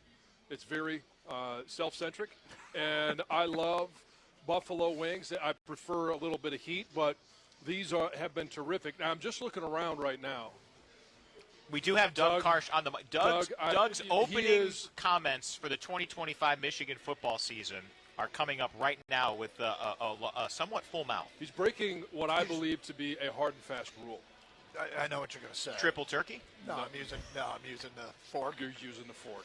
Yes, well, they're boneless wings, and they're. I don't want to get. He does have a shirt and tie on. I don't want to mess up the outfit. You know you me well. Have a great fit. You know me well. We were talking about fits in the last segment here. I should have talked about his. His wings are good. Yes. Yeah. I raise an eyebrow and ask questions for anyone eating wings with a fork. Jason Avant is back in the back of the booth here. At least you could have used the flagpole. Now that I would have been good with. The flagpole. Yeah, eat wings. Stab at wing. Yeah. Oh yeah, me eat wing. So Jack, are you incorrect like John in that you are able to try other flavors other than buffalo? I will try them. I actually agree with John. I'm a buffalo guy through and through, but the barbecue here is pretty tasty. And then what is that? That's like a Parmesan garlic. Yeah, I haven't dug into that. So the barbecue, I believe, is their new Korean barbecue. I have a couple. You can eat a bunch of the buffalo ones. They have a new Korean barbecue one. I'm excited to dig into that one, yes. If Jansen will let me near, it's like rushing a quarterback. I can't get around it. Well, you learned you shall not pass. Why do you think he set the expectation on the first TV show with the block there? Yeah, he made sure he knew what was coming. That's right. I can't believe you guys were withholding the fried cheese from us. Oh, come on. Here. There's plenty of it. You took 20 of them. For me and you. Yeah. I took a handful. I just happen to have bigger hands. You took all the cheese balls. I do appreciate that, John. I mean, you got the maize. Oh dear. You got the maize pullover on. That is very, very risky with a wing. I'm a professional. So I know. I am a professional You look eater. the part. Yes. Oh my goodness. I don't trust myself. No. So I know better. Delicious wings. Thanks to our friends at Detroit Wing Company for bringing them up. DetroitWingCo.com. We will talk about the 6 Michigan captains here for Michigan as we continue previewing the Wolverines and the Lobos. We need a little wing timeout, so we'll take it. This is Michigan football from Learfield. Grand Traverse Resort and Spa presents the 30-second radio hour. Looks like I found my true north. Your true north is in the water hazard? It's not where my shots fly, Bob. It's how my spirit soars when I'm up here. Discover your true north moment on the 3 championship courses of Grand Traverse Resort and Spa. Bob, lend me a ball? No. Grand Traverse Resort and Spa. No truer north. Fogut Financial Group is the proud wealth management partner of Michigan Athletics. To celebrate, we're inviting those already retired or nearing retirement to attend our 4th annual Night Out at the Big House on Thursday, September 11th. Learn strategies for managing the risks of retirement and enjoy complimentary dinner and drinks, door prizes, and get exclusive access to Tour Michigan Stadium. Just go to mgoblue.com/bighouse to sign up. That's mgoblue.com/bighouse. Limited seats are available. Wolverine fans, it's not a Michigan game day without a Michigan-made beer. Founders Brewing Company, your official craft beer of Michigan Athletics, has the perfect beers for your game day traditions. Founders has been brewing up high-quality, highly rated beers like All Day IPA, MI Pilsner, and their Mortal Bloom Hazy IPA right here in Michigan for over 25 years. Whether you're at the game, tailgating, or watching from home, there's nothing like enjoying a Michigan-made beer from Founders Brewing Company. From the biggest of the big games to the littlest of the little. There you go. Go! Run, James! No, first base! Go, go, go! Whenever you shop Meijer, you help support hundreds of local sports teams across the Midwest. From some of the biggest stadiums in the state to the familiar fields down the street. You're helping make a difference to the people and places you call home. Learn more at Meijer.com/community. This is Michigan football. That's something I had to grow into, especially, being, around the leaders that we had previous years, and just seeing them and just how dialed in to the Michigan program. Like, I was like, man, I don't know if I'm ever, fill them shoes, for the guys, just the way they talk, the way they carry themselves, and the way they just go on the field and perform. That is Derek Moore discussing the impact that past captains and leaders had on him in his early days on campus. Now here he is, one of Michigan's 6 captains, paying it forward and trying to deliver Michigan another championship season. The 2 timers, as expected, Max Bredesen and Rod Moore. 2 others defensively, Derek Moore and Ernest Hausman. The offensive captains, along with Max, Giovanni El-Hadi, and Marlon Klein. The alternates were Joe Taylor and TJ Guy. John, your thoughts on the group? I think it's a great group. Not surprised at all that Ernie. I'm not surprised at any of these guys, but the way that I've watched Ernie since he stepped foot on campus, the transfer from Nebraska his freshman year, has done nothing but lead. And Max, you guys know how much I love any chance I get a chance to talk about Max. And I'm so happy for their family that they do have that one little thing to hold special, that both Max and Ben were 2-time captains here at Michigan. It's a really cool deal. Yeah, first 2-time captain brothers in Michigan history, and mentioned it earlier too, Marlon Klein, the first international-born football captain at the University of Michigan. We talked about Max Bredesen, and Derek Moore alluded to how others helped pave the way. Max Bredesen talks about 2 captains in particular from a few years back who had a huge impression on him. Being a returning captain, you already know, the title's there, it's your job to lead. You already should have stepped up. You're already in that position where you need to be speaking. And then just in terms of things to look for, the biggest thing I took is look back at Aiden Hutchinson and Josh Ross. People don't know the stuff that they did inside the building, obviously what they did on Saturdays, but those were 2 people that really changed the way people go about in the building and how things really work around here. So look to that, get back to that, and be able to go show it. John, how did you evolve in your leadership, go from not being a captain to your first year, and then first year to second year in '98? You really got to focus on not doing anything different, because you were elected captain for a reason. And it was just making sure that you continued that same standard for yourself, and then it carried over to the team. And obviously, my second year, we lost those first 2 games to Notre Dame and Syracuse. So the challenges were different, but it didn't change at all, or it shouldn't have changed how you were or how you acted or how you led the team. A quarterback has to lead as well. We've talked a lot about what Bryce has brought physically, his skill set, all of that. How ready is he to lead a huddle and lead an offense in your eyes? I mean, as ready as anybody's going to be as a freshman, and it's unique. And I asked Sharon about it, and I've asked Chip Lindsey about it. What are some of the conversations that you've had with Bryce about being a freshman on the field with guys? He just turned 18. He's going to be on field leading guys that are 23, 24 years old. That's a huge age gap and a huge experience gap. And so it's not always, what he's saying. He's got to command a presence. When he talks on the field, especially since there's times where they huddle up, there's times that they don't. His voice has to be the voice on the field. And so, it comes down to him putting in all the work that I talked about. When you are willing to sacrifice your time, your effort, your energy, your body for the guys, they start that and it doesn't matter how old you are, everyone's going to respond to that. And when he speaks, now all of a sudden he's coming from a position of, I may have not put in as much work in through years that you have, but in creation of this team, I've been doing everything, if not more, than anybody else. Time now to visit this day in Michigan football history, presented by Buddy's Pizza. 22 years ago today, Michigan began its Big Ten championship season of 2003 with a thorough win over Central Michigan, 45-7. Chris Perry, 232 yards on the ground and a couple of touchdown runs.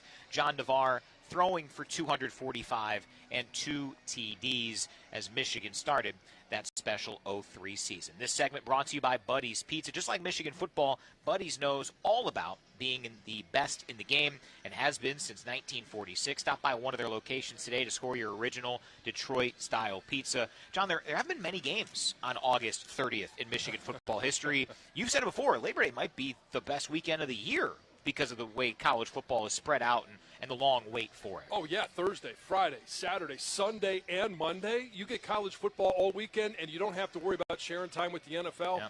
It's beautiful, and I tell you what, for a game in August, can you imagine if we had said, looking at the schedule when it came out earlier in the year, boy, that game could be really hot. Maybe, hey, they move it tonight, all right, maybe it cools down a little bit.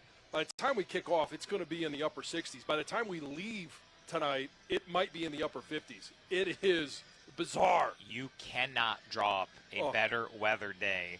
Light it is winds, awesome. Yeah, Outstanding. It's just perfect. No doubt. All right, before we go any further, let's pause 10 seconds for station identification. This is Michigan football from Learfield.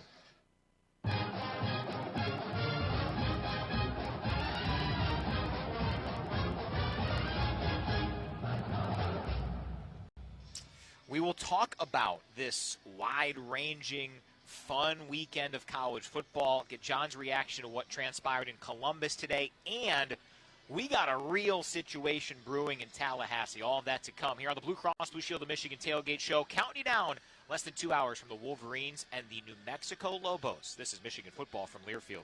Can you believe these seats? I know, right? 50-yard line at the big house. Are you kidding me? Hey, I'm going to get up. Need another pop, a soft pretzel, some dog food? Yeah, I'll take... What? Dog food, dog treats, dog toys, anything? What are you talking about? I'm going to make a quick run to Pet Supplies Plus. They've got the best deals on all the best brands, and it's right in the neighborhood, so I figured I'd pop in. Pop in? There's 5 minutes left in the second quarter. You're right. I better get going if I'm going to beat the halftime crowd. Best prices, best selection, best service. Visit your local Pet Supplies Plus today. People can't have access to quality medical care without affordable health insurance. At Blue Cross Blue Shield of Michigan, we understand increasing health insurance costs are becoming more of a strain on the budgets of the businesses and people we serve. Affordability matters. It affects real families, real decisions, and real care. That's why at Blue Cross we're dedicated to finding solutions. To learn about this critical issue and our efforts to make healthcare affordable for all, visit mibluedaily.com/affordability today. Here's Charles Woodson, Michigan legend. As a young man, I gave my all to the Wolverines, making history, earning a Heisman Trophy, and now I'm back. Introducing Woodson Whiskey, the first spirit sponsor in school history, crafted with the same passion and excellence that defined my career. Woodson Bourbon Whiskey, where legacy meets excellence. Go blue and go Woodson Whiskey. Cheers. And please drink responsibly. When you're on the move and looking for nonstop college sports action, get the Varsity Network app and take the game with you everywhere. Stream live play-by-play from schools across the country right from your phone, free. Catch hundreds of weekly podcasts, including shows from your favorite teams, all in one place. From football Saturdays to midweek hoops, it's your all-access pass to the college sports world. Whether it's game day or just your daily drive, the Varsity Network app has you covered. Download now and listen live for free on the Varsity Network app. Welcome back to the Blue Cross Blue Shield of Michigan Tailgate Show. Me and Bryce were roommates for camp. That was fun. A lot of great things. Like, obviously get to see play football. Like, cool to see that stuff. But like the way he talks to people, the way he interacts in the building, I think that's really special. And I got to be around him every day for a month straight. And like, you get to see what someone's really like if they come back. If you go back to a hotel room after a 3-hour practice, you get to see the real version of them. And the real version is as good as could be. Two of the guys we talked about in our last segment, Max Bredesen and his roommate he was talking about there for camp, Bryce Underwood. John, who were you after a 3-hour practice? I'm always a pleasant individual. I mean, I think I've displayed that day in, day out for you guys. 100%. I'm just a happy-go-lucky, all shucks kind of guy. But I have never seen you after a 3-hour practice. Yeah. I mean, I've seen you after a 1-hour podcast. I was thirsty. Sure. And I was hungry. And not in that order. Yeah, not necessarily that order. So it was, hey, everybody stay out of the way. We got to go refuel. And then I'm happy to talk and converse with anyone. Fair enough. That's great. Who did you guys go off to a hotel during camp? No, we didn't have it soft like this. I mean, it was uphill both ways, the South Quad. It snowed during camp, right? Okay, first of all, we didn't have AC in South Quad. Everybody in the world knows that. And so the one thing moving in Ruby that I didn't notice, because everybody has air conditioning now, is the box fan. Yeah. The box fan, I think, has become extinct. Because, I mean, so many people on campus now have air conditioning. But don't need it today? No, you wouldn't need it today. Just a nice open window. What did you ask me? What was practice like? I don't remember. Yeah, I don't either. Yeah, practice was hard. It was always harder back in the day. No, I asked you if you went back to a hotel. Oh, no. We would go to South Quad. That's where everybody stayed during training camp. And at the time, right, the big thing was, do we try and sneak out and get a Pizza Bob's milkshake? Because if you got caught, chances are you were obviously going to have to be up running early, which added to the thirst and the hunger and all those other things. And DoorDash wasn't a thing. DoorDash, yeah. Flip phones weren't even a thing. But if you didn't, you were king of the world because you were able to get that Pizza Bob's milkshake, and it was. Would one person go out and risk it for a handful of people? It depends on how much I liked you. So, but it would be. Chances would someone go and get one for you if sure? Yeah, the odds of one of us getting away with it is much greater than with more, especially since we were all big and fat at that time. That is 1990s football analytics right there. Yes, it is. Yes. All right, let's talk about the day and the weekend in college football. Rob Joyce, normally we start with Big Ten storylines, but what is transpiring right now between Alabama and Florida State is the story right now. Yeah, Alabama started the game with a 16-play touchdown drive and has not scored since its 24-7 Seminoles. Midway through the third quarter, the Crimson Tide do have the ball inside the red zone, needing points in a hurry. And Florida State 2 wins last year, looking pretty good to get a pretty big one here in week 1. I mean, that would be a massive deal. It sets up potentially, if this score holds, they've got a couple of bye games, does Florida State against East Texas A&M and Kent State before going to Virginia. And then their fifth game is at home against number 10 Miami, who will be challenged by Notre Dame coming up tomorrow. We might get a chance to talk about that one a little bit. But, I mean, John, this, for as big of a win as it could be for Florida State, the story would nationally will be Alabama and potentially starting 0-1. It is, and you're talking about a couple of guys, different seasons last year, but Mike Norvell down in Tallahassee, like this is a program win for him. We know what he did 2 years ago, and should they be in the college football playoffs? Okay, that's old news. But last year it was an epic disaster in Tallahassee, and a lot of people were talking about, hey, if he doesn't turn things around, he's going to be out. And you start off with a game like this, he's turned it around. On the flip side, with what's going on in Alabama, they didn't make the college football playoffs last year. It is the post-Saban era, and I can guarantee you there are not going to be a lot of fans of that coaching staff down in Tuscaloosa. Not at all. The big story from earlier today, Ohio State holds off Texas 14-7. Certainly not an offensive explosion like many thought was at least possible. Your takeaways from the Buckeyes win over the Longhorns? No, it was a great chance for everybody to take a nap. It just was unbelievable how boring that game was. Wow. And I know everybody's going to jump all over Arch Manning and say, well, the hype wasn't there. It was a 1-2 matchup to start the season. And that's why I am a big proponent of, you don't have preseason games in college football. I know everybody gets all upset when I call games like this against New Mexico a preseason game. But I think you do. That's why the NFL has preseason games, right, to iron some things out. And not all starters play. Some of them don't at all. And, I don't want to get into the philosophy of it, but when you're talking about 18 to 22-year-olds, you need a practice game. And whether it's going to be, a group of 4 team or it's an FCS team, I don't care who it is, a chance to tune things up, because at practice you can only simulate so many things. And a lot of coaches, with the rosters and the way they are right now, they don't want to risk injury. So you're coming into these seasons less prepared than you ever have in college football. And we saw that with, I think, 2 teams in Texas and Ohio State that are going to be good teams. They're just not there yet, and this was their first opportunity to get on the field at game speed. Yeah, Jack was talking about earlier. You hear coaches all the time say our biggest improvement from week 1 to week 2. I've always said if you're going to have one big non-conference game, do it week 2.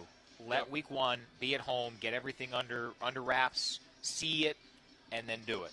Otherwise, in the Big Ten, Rob Joyce, what has happened, what is going on, what's to come? A lot of blowouts. Penn State's all over Nevada. Oregon's all over Montana State. A couple of blowouts from earlier. John, I actually have a question for you, because Alabama kicked field goal. Right after I gave you the update, Ty Simpson got strip sacked, would have lost about 15 yards. The center for Alabama picked up the ball, shook 2 tackles, and ultimately lost 1 yard. So he went 14, 15 yards downfield. Is that the dream or the nightmare? That is the absolute nightmare. The dream is there's a fumble and you fall on it in the end zone. So all you have to do is basically envelop the ball and have to run nowhere. Then the pressure becomes, what is your touchdown dance? Did you think through that?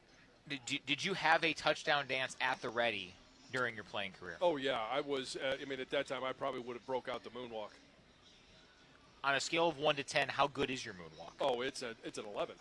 An 11? It's an 11. I am a phenomenal dancer. A phenomenal dancer, 11 out of 10 moonwalk. Yeah. In the words of Team 144, bet. Yeah. And really, I bet it's probably not an 11. Yeah. But great question, Rob. That is a hard-hitting question. It is. That's what I'm here for, because not much has happened, to be honest. Maryland beat Florida Atlantic 39-7. Purdue blanked Ball State 31-zip. Indiana fairly cruise past Old Dominion. It was 27-14. ODU got a late touchdown. The only team to lose today, Northwestern, 23-3 loss at Tulane. Everyone else pretty much cruised. Yeah, with Boise State losing and Tulane winning, look for Tulane to be the Group of 5 pick for everybody until they lose. Can we get an agreement here that you will allow Jason Avant, who is an avid dancer? Well, salsa. But I'm saying as the judge of very your specific. Yes, yeah. I understand it's not the same genre as the moonwalk, but will you agree to have Jason be the judge of your moonwalk at some point later this year?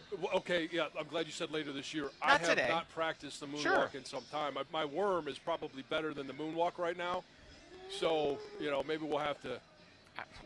We could have a little. You know what? Off Listen, here. if Jason gives either your worm or moonwalk an 11, we'll say that you win the matchup. Yeah. You get 2 cracks at 1-11. Yeah.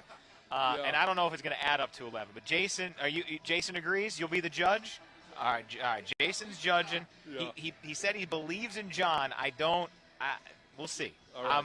I just hope Jason's a harsh grader and doesn't just lean your way. All right. We'll certainly keep track on that, John. You name the day this season. We'll make it happen. You could pick whatever day you want. Right. Yeah. All right. December 32.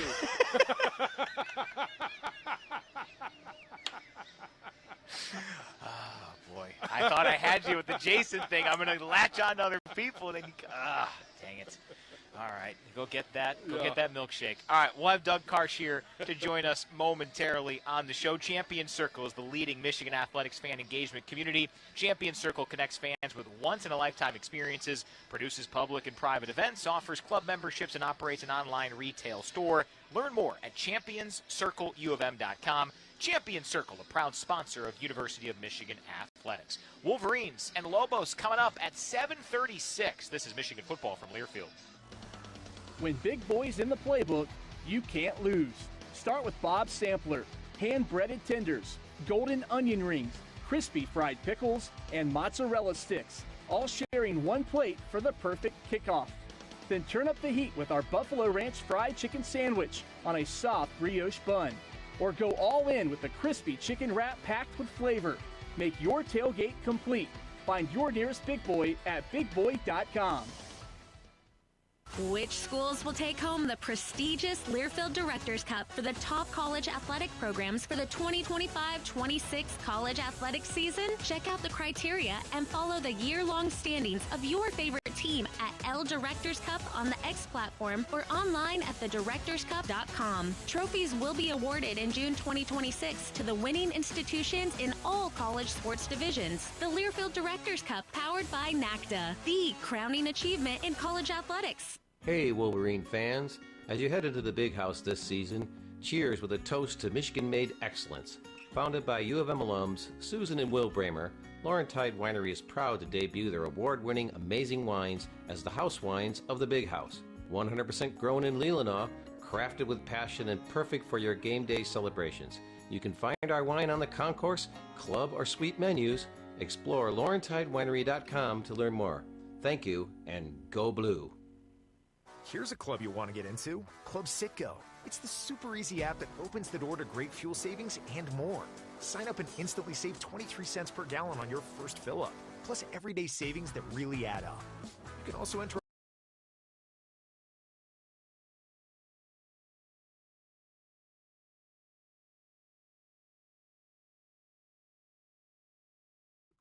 today. Savings good up to 30 gallons, only at participating locations. Data rates may apply. Let's talk about the game with the man who will call the action. We welcome in the voice of Michigan football, Doug Karsh. Doug, how are you? How was the offseason? I'm doing great, and I'm ecstatic to be here again for another year and looking very much forward to this game tonight, and kind of feels like a new era of Michigan football.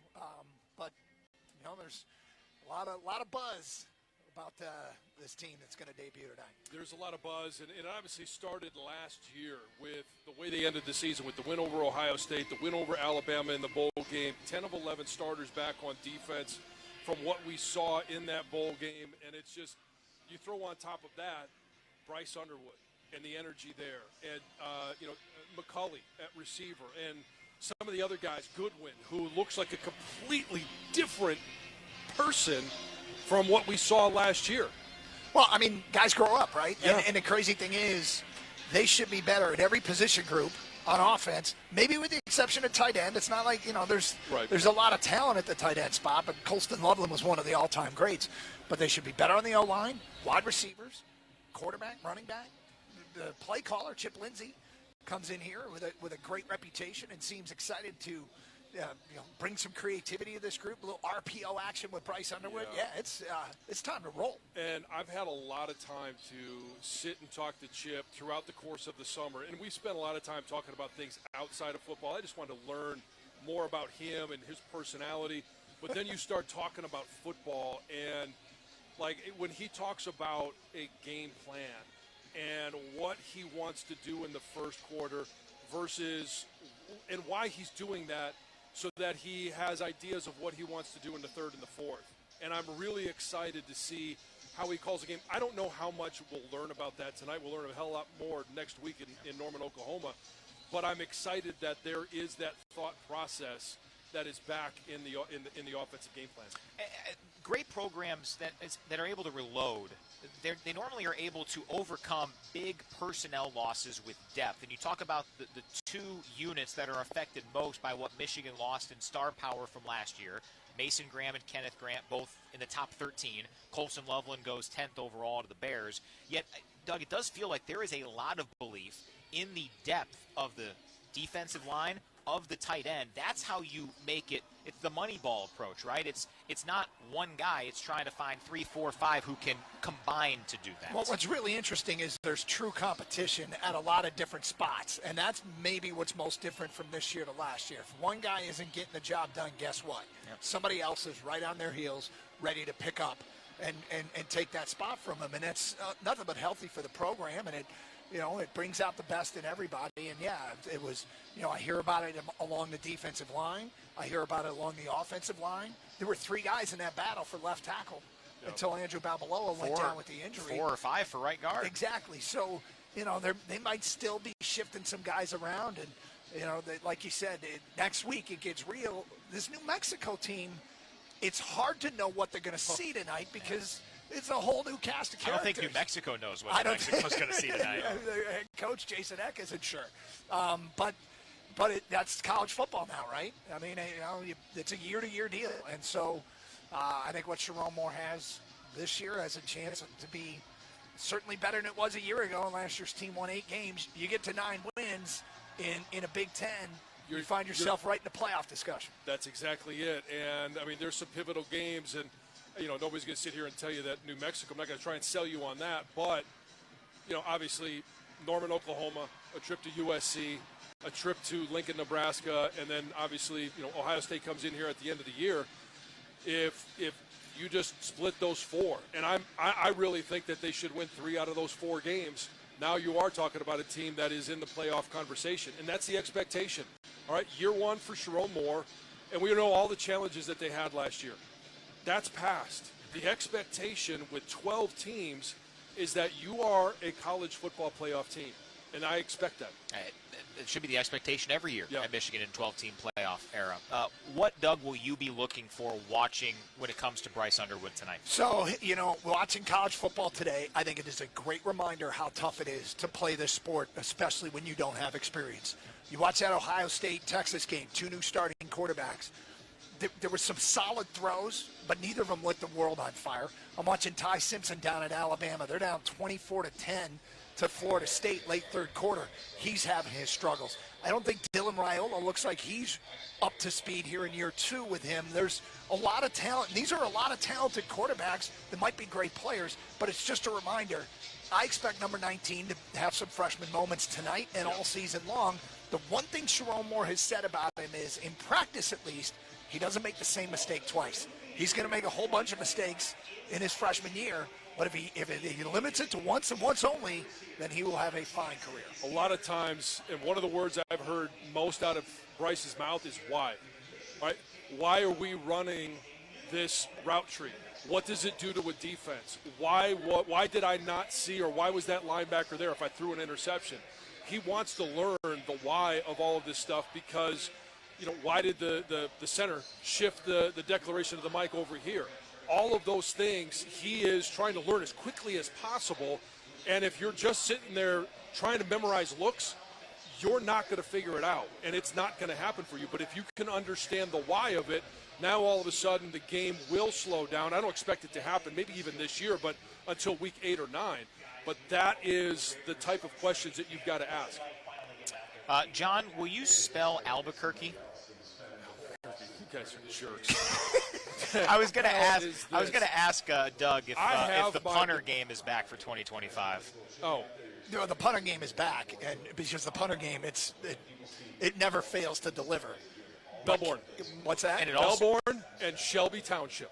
oh, wait, is this did you The look punter, it up? He's looked it up, yeah. Oh, that's no punter fun. and kicker, he knows where they're from. Yeah, in year 4, I've learned. Yeah. It only took me 4 years. He went Hell, back, it took me 5 to first graduate. 3 years you were a dingus. Now you got it all figured out. Yeah, big man on campus, senior year. Their kicker, Drizwisky, was good out to 54 I'll let you in keep pregame. saying So Spell he's pretty Drizwisky. good. Well, it's Drizwicky, sorry. D-R-I-Z-W-I-C-K-E-E. That's how it's spelled phonetically. Perfect. And that's what I will call him, Drizwicky. There we go. Well, hopefully they're punter, right? The punter is the Aussie kid. sorry. Is that Nichols? Or Hughes, sorry. Daniel Hughes. The only one I care to spell is Z-V-A-D-A. There you go. Well, Let's go, baby. well done. Best kicker in the country. Lou Groza. How do you spell Zavada? R-A-Y-G-U-Y. Ray Guy. Isn't that the punter award? Oh, shoot, you're right. It's yeah. L-O-U-G-R-O-C-A. Yeah, I just said Lou Groza. Yeah. L-O-U. Well, spelling bee, lost for Brian. Yeah, we'll get Doug and John coming up here in about 10 minutes, start the pregame show. We got John's keys momentarily. This is Michigan football from Learfield. From the biggest of the big games to the littlest of the little.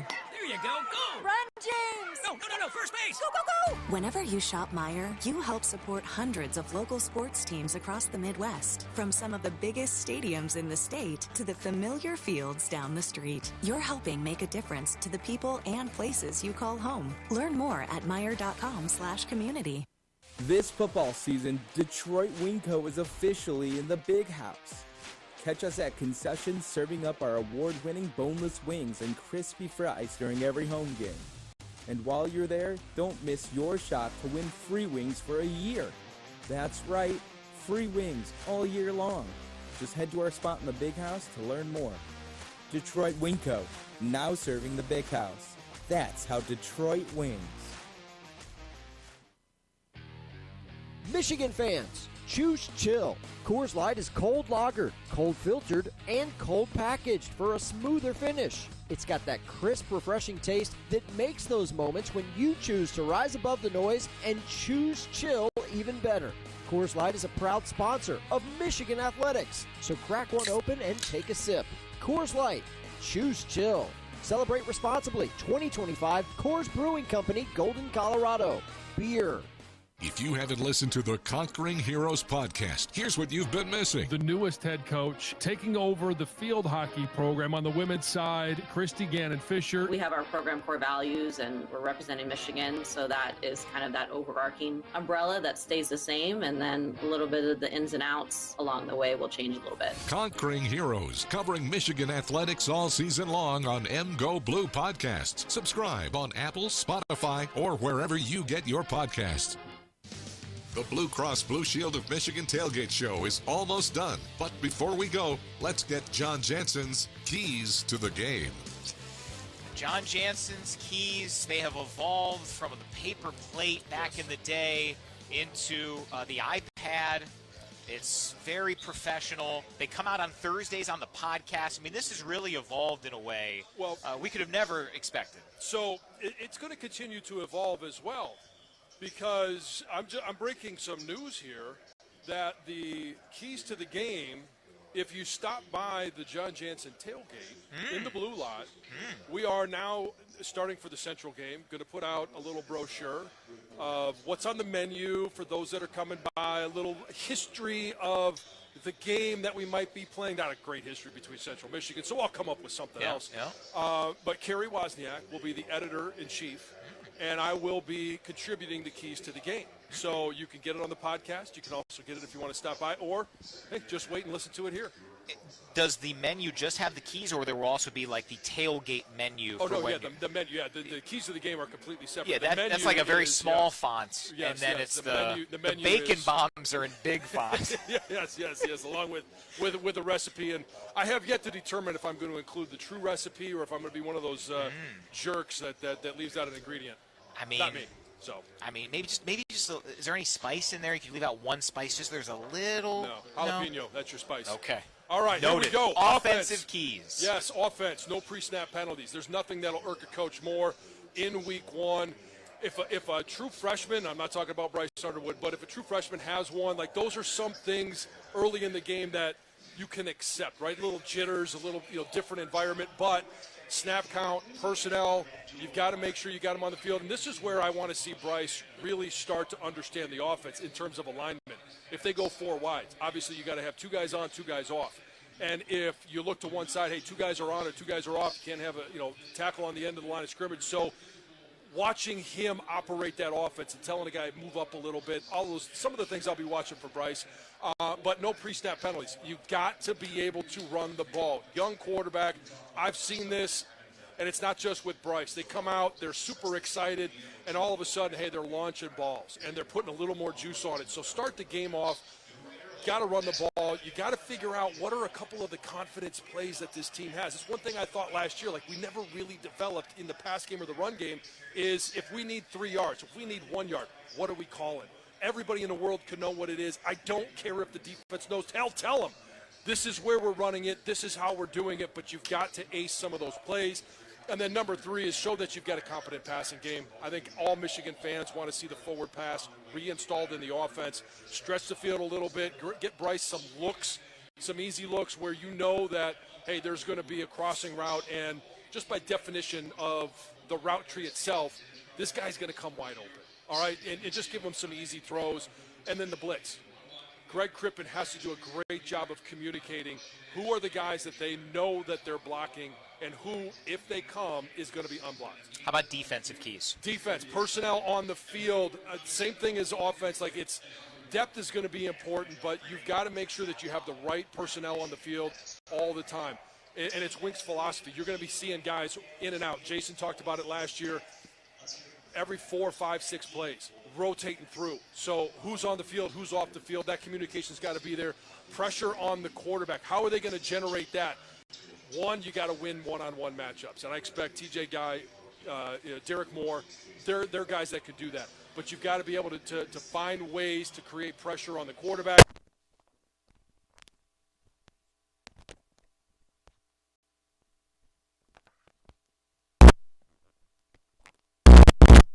Create turnovers. And special teams, John. Field position is going to be huge throughout the course of the season, but Hudson Hollenbach, he needs to be a weapon. If you have an opportunity to pin a team inside the 10, do it. If you're supposed to, outside the hash, do it. Dom Zavada, and I'm going to say it again, Lou Groza. Yes, thank you. He is on the early watch list, no doubt. But I want this guy. He deserved it last year. He needs to be it this year. If you're in position to get points, and then just keep an eye out for some of those trick plays. Jason Eck loves him. We saw it last year when he was with the Vandals, Idaho Vandals, in that first game against Oregon. Got to be able to just be disciplined. That's the Blue Cross Blue Shield of Michigan Tailgate Show. Stay tuned. Our pregame show, presented by Morgan & Morgan, comes your way next. 7:36 kick. Michigan, New Mexico, the season opener from the Big House. This is Michigan football from Learfield. Thanks for listening to the Blue Cross Blue Shield of Michigan Tailgate Show. Whole health includes body and mind, and Blue Cross covers it all, from mental health resources to exercise routines. Blue Cross is ready to help. Learn more at bcbsm.com. Stay tuned for more analysis from the crew and comments from the locker room during the pregame show, which starts after this 2-minute timeout. This is Michigan football from Learfield. People can't have access to quality medical care without affordable health insurance. At Blue Cross Blue Shield of Michigan, we understand increasing health insurance costs are becoming more of a strain on the budgets of the businesses and people we serve. Affordability matters. It affects real families, real decisions, and real care. That's why at Blue Cross, we're dedicated to finding solutions. To learn about this critical issue and our efforts to make healthcare affordable for all, visit mibluedaily.com/affordability today. Multi-Platinum Fury. 3 days grace. Friday, September 19th at Soaring Eagle Casino and Resort with special guests I Prevail, plus Return to Dust.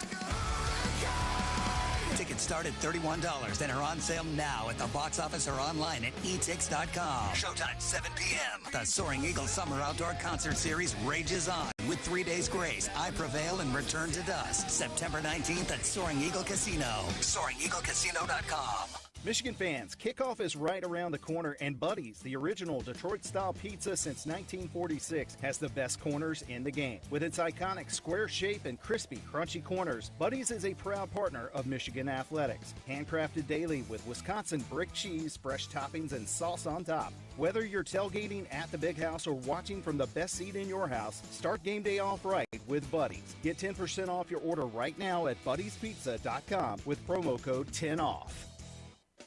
Don't miss your chance to see Michigan men's and women's soccer this season. The action's already underway as the Wolverines push for a Big Ten title and a spot in the NCAA tournament. It's a great opportunity to bring your family to a game or to get together with friends as tickets start at just $8. Head to mgoblue.com/tickets. Check out both team schedules, learn about some great promotions, and secure your seats. That's mgoblue.com/tickets to enjoy Michigan soccer this season. Let's pause 10 seconds for station identification. This is Michigan football from Learfield.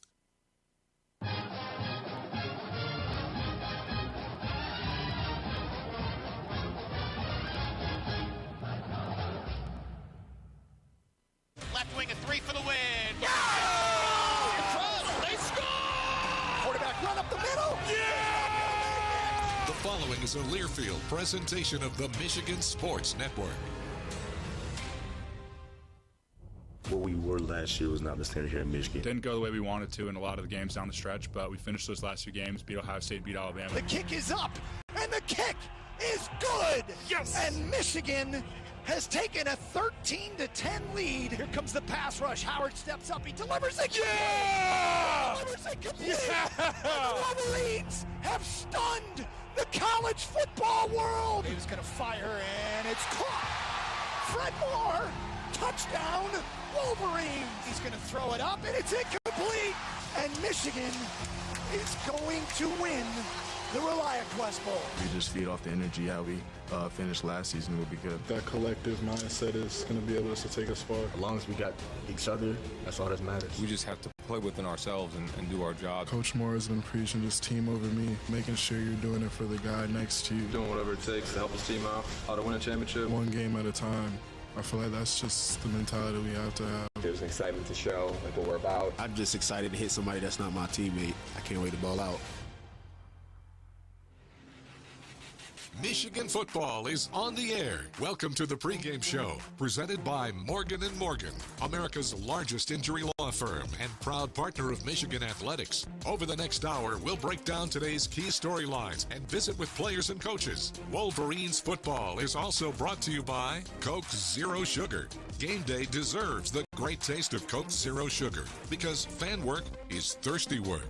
By Barbasol, America's #1 shaving cream. Close Shave America. Close Shave Barbasol. And by your Southeast Michigan Ford dealers. Think Ford first. Now, let's go to the stadium. Here are the voices of Michigan football, Doug Karsh and John Jansen. 110,000 plus will gather here today in this grand old cathedral known simply as the Big House. The off-season wait is over as many of us renew the annual fall vows, committing our next 3 months to this great sport of intercollegiate football, Big Ten football, Michigan football. Hi again, friends. Doug Karsh alongside the captain, John Jansen. John, are you ready? I think I just need to say I do, and I will. Well, Michigan taking on New Mexico. I almost want to call them the New Mexico Vandals or the Idaho Lobos because in preparing for this game, I watched a lot of Idaho football with the head coach Jason Eck coming over from Idaho. We'll get into them as the pregame show continues, but let's start with the headliner. It's a 5-star quarterback, Bryce Underwood, making his debut as an 18-year-old true freshman here tonight in Ann Arbor. At barely 18 years old, I love what I've seen from him in growth from the moment he stepped on campus and when he was in the bowl practices, really just learning, observing, and now it's a matter of what did he learn in spring ball? What were some of those lessons? What did he learn in fall camp, those 7-on-7s throughout the summer? I'm excited to see what we learned from him tonight. A strong argument can be made that every position group offensively is clearly better than a year ago, with the exception maybe of tight end. There's a lot of talent at tight end. It's not void of talent, but Colston Loveland was one of the all-time greats. But there are some targets there that can help out a young quarterback at that position. Yeah, and Marlon Klein, captain.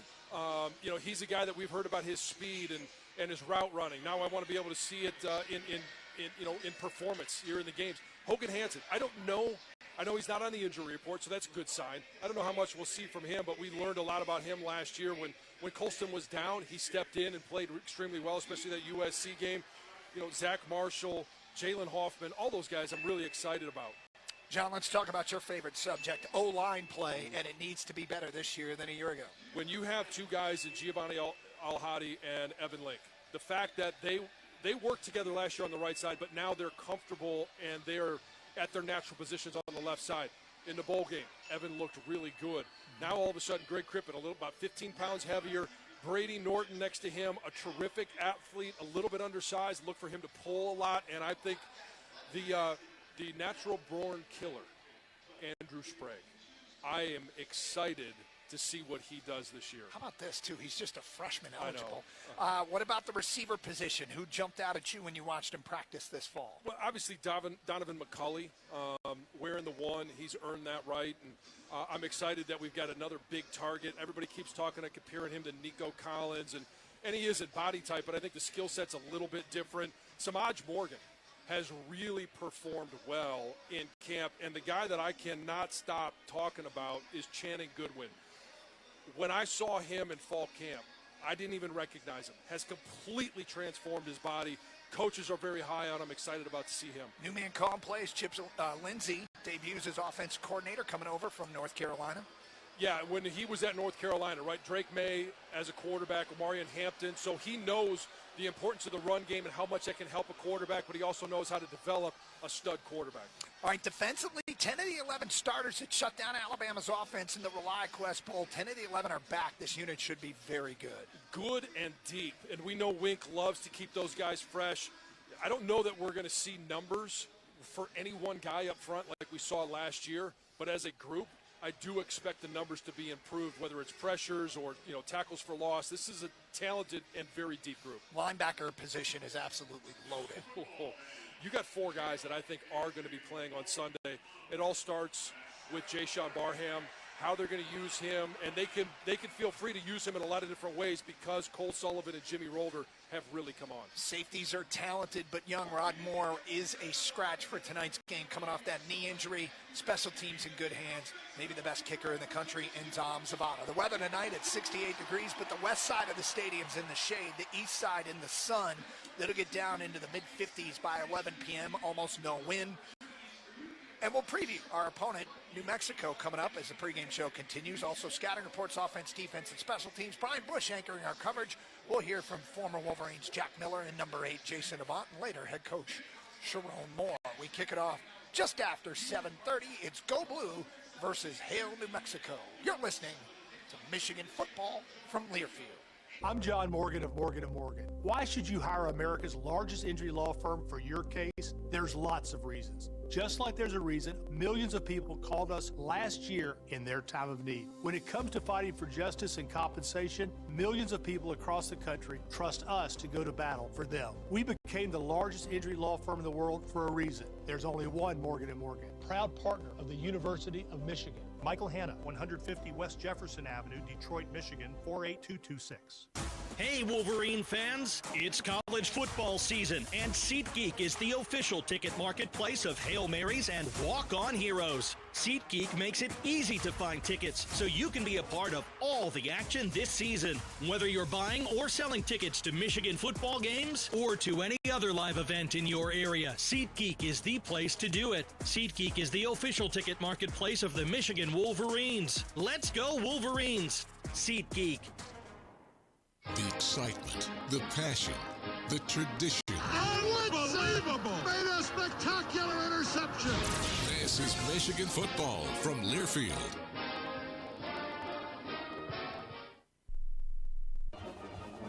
Hi, I'm Rick Germain for Germain Lexus of Ann Arbor, official partner of Michigan Athletics.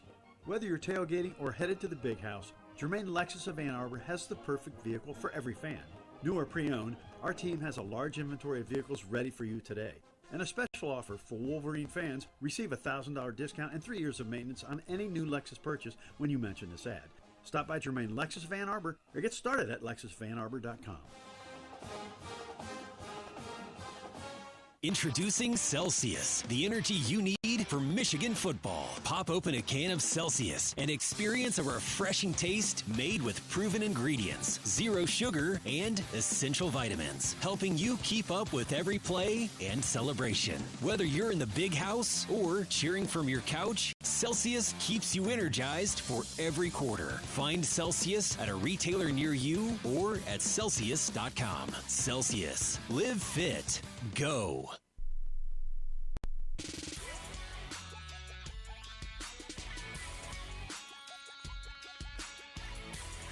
We're on the air for the season opener.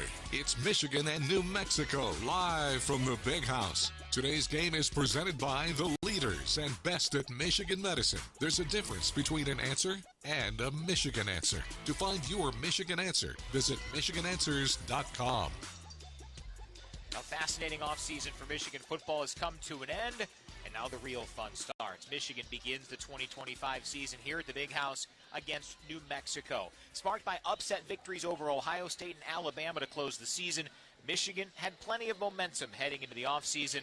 That continued with the pride of Belleville High School, Bryce Underwood, the #1 recruit in the class of 2025, committing to Michigan. On Monday of this week, Sharon Moore announced that Underwood would be the 4th true freshman to start a Michigan opener at quarterback, the culmination of a journey that began as soon as Bryce arrived in Ann Arbor.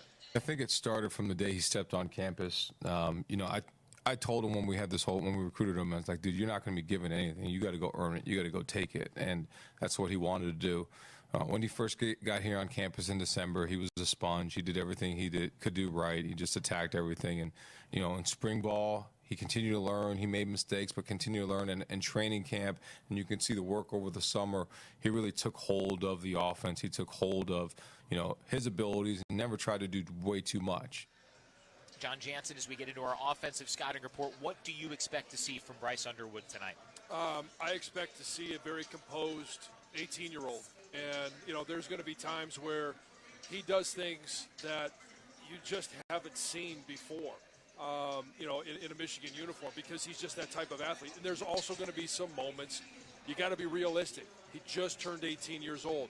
He was playing in front of, a 1/100th of the crowd that's going to be here last year in high school. So there's going to be a lot of new experiences for him, and there'll be some growing moments.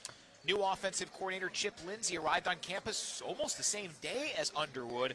And while Lindsey has had plenty of success with a spread style of offense, he has also had success running the football and believes that the blend of his skill set and Michigan's identity can be an outstanding fit.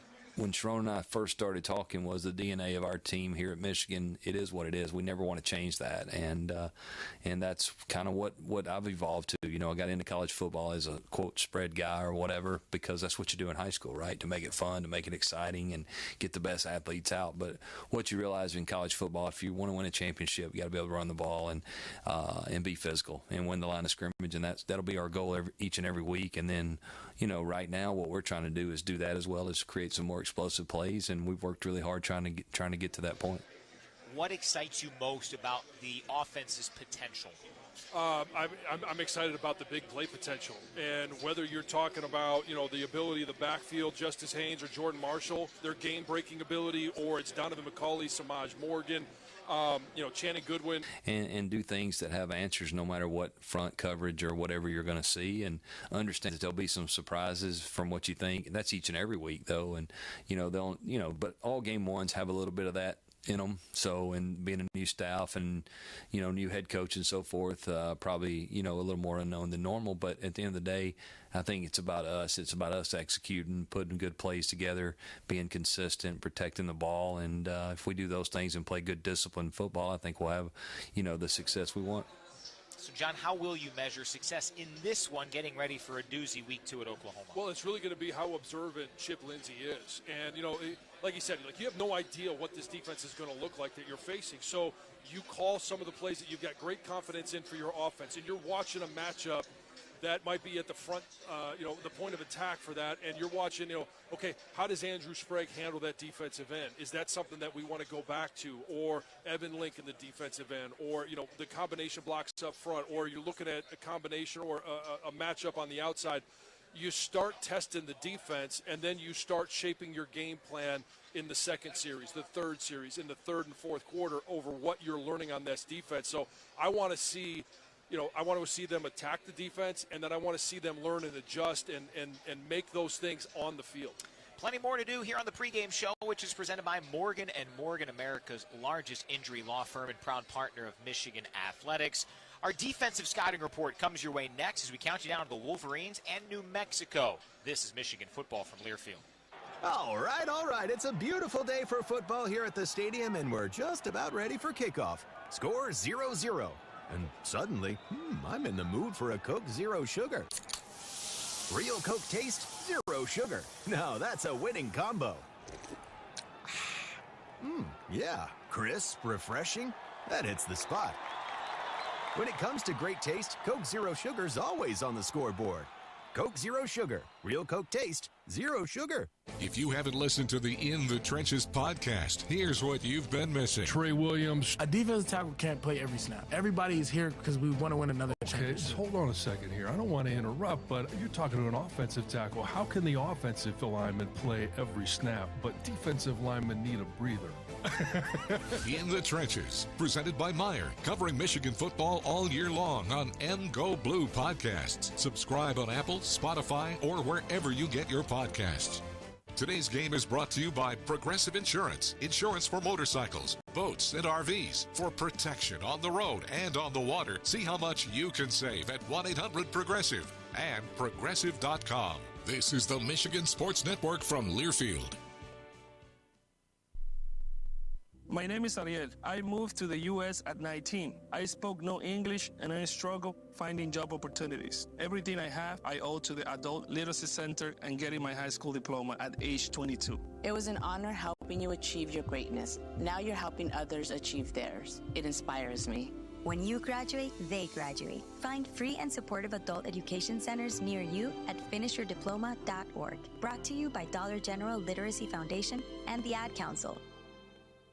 Adoption of teens from foster care is a topic not enough people know about, and we're here to change that. I'm April Dinwiddie, host of the new podcast, Navigating Adoption, presented by Adopt US Kids. Each episode brings you compelling real-life adoption stories told by the families that live them with commentary from experts. Visit adoptuskids.org/podcast or subscribe to Navigating Adoption, presented by Adopt US Kids. Brought to you by the U.S. Department of Health and Human Services Administration for Children and Families and the Ad Council.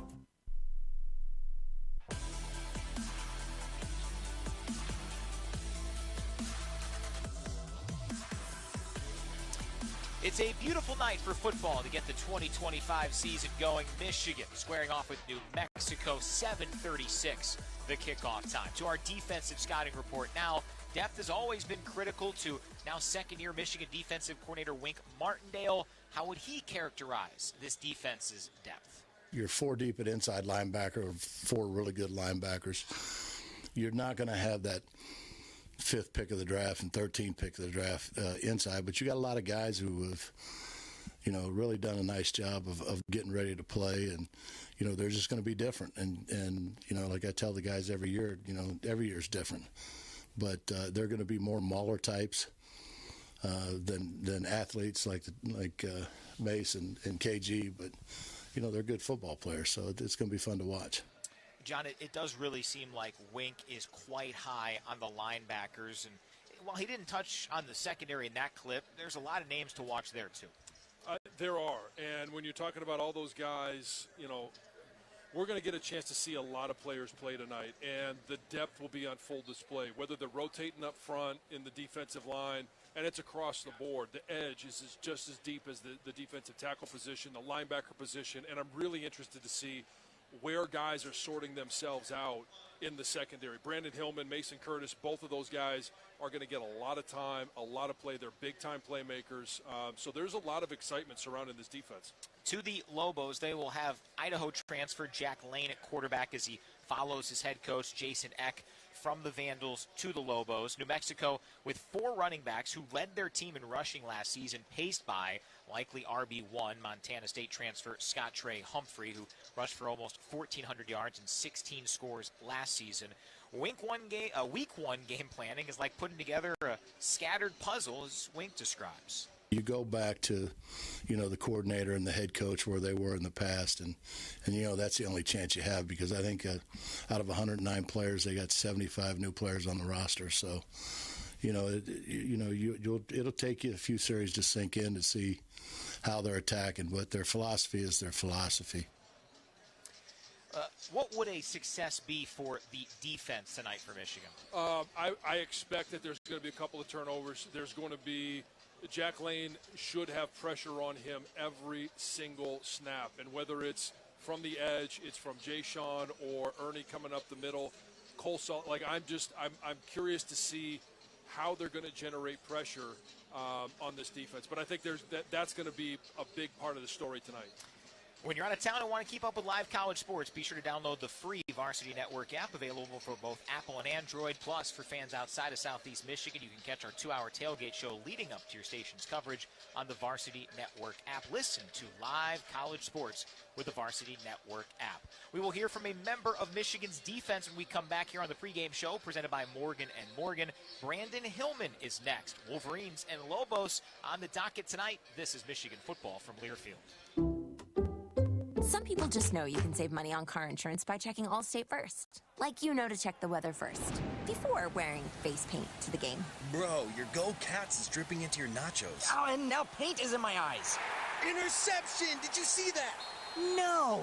Yeah, checking first is smart. So check Allstate first and see what you could save. You're in good hands with Allstate. Potential savings vary, including based on how you buy, subject to terms, conditions, and availability. Allstate North American Insurance Company and affiliates, Northbrook, Illinois. Here's Charles Woodson, Michigan legend. As a young man, I gave my all to the Wolverines, making history, earning a Heisman Trophy, and now I'm back. Introducing Woodson Whiskey, the first spirit sponsor in school history, crafted with the same passion and excellence that defined my career. Woodson Bourbon Whiskey, where legacy meets excellence. Go blue and go Woodson Whiskey. Cheers, and please drink responsibly. The excitement, the passion, the tradition. This is Michigan football from Learfield. The Ford Summer Sales Event is on now at your Southeast Michigan Ford dealers. So make it your best summer ever with Ford. Check out the 2025 Ford F-150 Hybrid. Easy Plan customers who trade in their current vehicle can lease an F-150 Hybrid Super Crew 4x4 for $459 a month for 36 months, with only $459 cash due at signing. Payment includes waived security deposit, excludes title, taxes, and license fees. Not all buyers will qualify for low-mileage Ford Credit Red Carpet Lease. Payment includes $1,000 Summer Sales Event RCO cash, $2,250 Trade Assist, and $150 AXCD BFG Open Bonus Cash. Offer only valid on Package 302A. Take new retail delivery from an authorized Ford dealer stock by September 2nd. See dealer for qualifications and details. So lease an F-150 Hybrid Super Crew 4x4 for $459 a month for 36 months during the Ford Summer Sales Event. Only at your Southeast Michigan Ford dealers.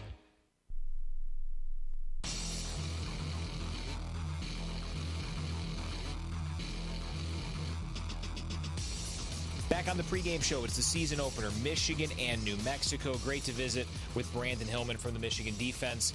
Wink Martindale has said you've had a great camp. Sharon Moore has talked about you being a tone setter. How would you assess where you are now versus when last season ended? I'll simply say, the work I've been putting in has been showing off. I really haven't been trying to, overly talk and do too much talking about how much work I've been putting in. I kind of just let everything else do it and kind of just let my coaches be the talk of it to determine how it was. So this year, I just kind of focused on putting my head down and really just working on myself to being a better safety and being a better teammate for my team pretty much. And it's showing off from last year comparison to now. You can see the difference if you're really in the building. How would you assess the defense as a whole? Where is the unit at heading into the season? Everybody pretty much playing like their hair on fire, to be honest. I kind of challenged the defense this year to kind of like take on some of my energy that I bring to practice. If you really out there, like I said, in the building, you know, like once I come out on the field, on the green, it's go time. Whether you on my team or not, you got to be prepared to play against me, to be honest. So I kind of like challenged my team this year to kind of take on some of my energy at practice, you know, play with their hair on fire, fly around to the ball, big hits, big plays, celebrate, have fun, pretty much like that. Last year, you told us how much you wanted to get the Buffs, get a turnover. A, are the Buffs back? And B, is that still high on the priority list? A, Buffs are back, yes. B, yes. My priority is week 1, New Mexico, Buffs. Lock it in. All right, we're going to hold you to that. Offensively, what was it like going up against this group? Assess what you saw when you were going through some of those camp battles. All right. Just going back off of last year, because that's the only thing I could really go off of. It's a lot more competition for real. A lot more back and forth between the offense, receiver-wise, DB-wise, not even that wise. I feel like the offensive line giving our defensive line good bump, too. I could see it because I'm a safety, so I got to fit gaps most of the time. So I could see it there sometimes. Great running backs. Can't complain about our running backs ever. But when we talk about Bryce, too? Sure. Oh, well, Bryce, I ain't gonna lie. Bryce is a good player on and off the field. I ain't gonna lie. And some of the stuff that he does, it makes me kind of question, like, okay, his guy's kind of good. Like, he's really like that for real. But he doesn't move himself. He doesn't carry himself like he's some big, bad guy. He's a real good guy. But I'm just excited for what both sides of the ball, even special teams, got to, like, present to the game on Saturday. Like I said, I'm not trying to do too much talk. I really just want everybody to just see it. Well, fans will get to see it tonight. Excitement level, especially for week 1, to finally get out there and see a different jersey on the other side. I'm excited. I'm excited for that. I can't wait. Like I told somebody else the other day, I kind of prepared this game just like preparing for Ohio State. I mean, it's the same colors as them boys, so it's no difference to me. I'm just excited to hit somebody that's not my teammate, to be honest. And I can't wait to ball out. Got that glimmer in your eye. Brandon, appreciate the time. Good luck. No problem. Thank you. There's Brandon Hillman. Much more to do on the pregame show as we continue here from the Big House. This is Wolverines football from Learfield. Champions Circle is the leading Michigan athletics fan engagement community. We connect fans with once-in-a-lifetime experiences, produce public and private events, offer club memberships, and operate an online retail store that features exclusive apparel, trading cards, autographs, and other memorabilia. To become a member or learn more about how you can engage with your favorite Michigan student athletes, visit championscircleUofM.com. Champions Circle, proud sponsor of University of Michigan Athletics. If you are a fighter, Modelo is your reward. So listen close. You put up with a lot, but you always hold it down for your people. You are strong. You are fearless. You are the baddest on the block. You are an elbow grease factory, a force of nature. You are not to be reckoned with. You are a ride or die, a powerhouse of productivity. You are a fighter, and Modelo is your reward. You've earned every last drop of this rich golden lager, so raise it up high. Modelo, the mark of a fighter. Drink responsibly. Beer imported by Crown Imports, Chicago, Illinois. The excitement, the passion, the tradition. Low snap, quarterback run up the middle. Yeah! He's not gonna make it! This is Michigan football from Learfield. If you're 55 or older and into that whole saving money thing, T-Mobile has an exclusive phone and internet bundle just for you. Right now, get 2 unlimited phone lines plus 5G home internet for just $30 each per month with autopay, plus taxes and fees. And with 5G home internet, setup is easy with just 1 cord and no technician needed, which is great if you're also into that whole keeping it simple thing. Switch now and experience the best mobile network in the U.S. Visit your local store to start saving. T-Mobile, it's better over here. Based on analysis by Ookla of Speed Test Intelligence data Q4 2024 to Q1 2025. Ookla trademarks used under license. Unlimited on our network. Customers on voice plan may notice speeds lower than other customers and further reduction if using more than 50 gigs a month due to data prioritization. Video streams and SD on this plan. Home internet pricing after $20 a monthly bill credit plus $5 per line without autopay. Debit or bank account required. See 5G device coverage and access details at T-Mobile.com.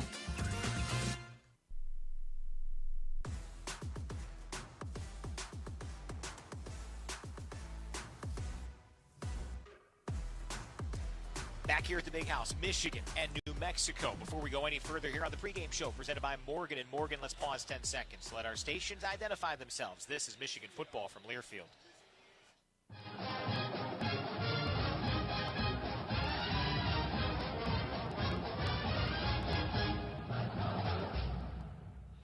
Back here in Ann Arbor, the Big House filling up, warm-ups ongoing on the field. I'm with Jack Miller High atop Michigan Stadium. Jason Avant is down on the sidelines. Jason, there is a special feeling for week one, isn't there? It definitely is. Everyone is like the night before Christmas down here trying to see how Bryce Underwood is going to do. And everyone's excited. Everyone that I've talked to when it comes to coaching and/or players down here on the sideline really believe in this young man. So I'm excited just for that. Jack, you've seen Bryce practice. Your observations, your takeaways, and your expectations. Yeah, physically the gifts are all there. Big, tall, great arm, a lot of touch, can run, is strong for his size and his age. It's going to be the mental side of things. How does he handle the emotion of playing in a night game with an audience and a crowd like this, everybody waiting anxiously, basically for the last year to see what 19 was going to look like strapping up. We're finally here. So how does he handle the moment? How does he handle the emotion of that? Does he stay calm and poised and do the right thing with the football? A lot of pressure for a young man, but he's talented. He deserves it. He wanted it, and here we are. It's exciting. Jason, your thoughts on what Bryce has around him from a position player standpoint, a skill weapon standpoint. How can they help Bryce? I think everyone can help him, and it starts with the O-line, giving them protection and also being able to hand it off to those running backs in order to make the throws on the back end a lot easier. Now, when it comes to the receivers, they brought in a guy in Donovan McCulley, so we're going to see how he does. But when usually you get a guy that earns the #1 jersey, that's a good sign, and the guys can feed off of him. A guy to keep an eye on, every coach that I've talked to down here thus far, Coach Soups Campbell, Ron Bellamy, they're raving about Channing Goodwin, so I'm expecting good things from him. I've heard that he's outworked everyone in the building, so I'm looking forward to it. I think that Bryce has enough to get the job done. Well, Jason, now that you covered every offensive position, I don't know who's left to help him out. Well, how about the defensive expectation, Jack? Hey, he said offensive line first, so I know. I was going to run with the wide receivers since Jason went to the O-line first, but I do think it's all good. I do think it really is about the offensive line. They have to be able to establish a running game. That's always who Michigan is and will be. It's going to make things a lot easier for a new quarterback in there. If they're running the ball effectively, the defense is going to have to respect that, and things can open up. The running game, the offensive line, and then protecting Bryce as well. The offensive line, they're going to have to step up this season. It starts tonight. Should be a lot of fun. Michigan and New Mexico here at the Big House. We'll talk about what we think we're going to be talking about in postgame next on the pregame show presented by Morgan & Morgan. This is Wolverines football from Learfield. Win with UMCU. Score a financial touchdown with the University of Michigan Credit Union's Go Blue checking account and get your exclusive Block M debit card for the extra point. UMCU's Go Blue checking account comes with no minimum balance, no hidden fees, and with the Block M debit card, you can show off your maize and blue wherever you go. Join today, Michigan fans. Visit umcu.org. That's umcu.org. UMCU is insured by NCUA. When people yell, "Go Blue," most people think of the Michigan Wolverines. Hail to the victors, the maize and blue. But what does Go Blue mean in the liquor store? It means go for a long drink. Go for the blue can with undefeated flavor, a refreshing mix of citrus, sparkling soda, and a kick of real liquor. So go blue. Then go blue. For the Wolverines, we mean long drink. Proud sponsor of Michigan Athletics. 5.5% alcohol by volume. Gin with natural flavors. Copyright 2024. The Long Drink Company, Carmel, Indiana. Please enjoy responsibly. The excitement, the passion, the tradition. For Braylon, up in the air. Touchdown, Michigan! Do you believe this comeback? This is Michigan football from Learfield. Progressive presents Employee of the Month. Small Business Edition. Today's recipient from Lucky Larry's Landscaping, Larry! Larry saved his business money with a quick commercial auto quote from Progressive. Does it help he's his own marketing manager, accountant, executive assistant, and never been late? Technically, yes, but saving really put him over the edge. So, Larry, give Larry a round of applause. Be your own Larry. See if you could save in as little as 8 minutes at ProgressiveCommercial.com. Progressive Casualty Insurance Company and Affiliates. Introducing Celsius, the energy you need for Michigan football. Pop open a can of Celsius and experience a refreshing taste made with proven ingredients, zero sugar, and essential vitamins, helping you keep up with every play and celebration. Whether you're in the big house or cheering from your couch, Celsius keeps you energized for every quarter. Find Celsius at a retailer near you or at Celsius.com. Celsius. Live fit. Go.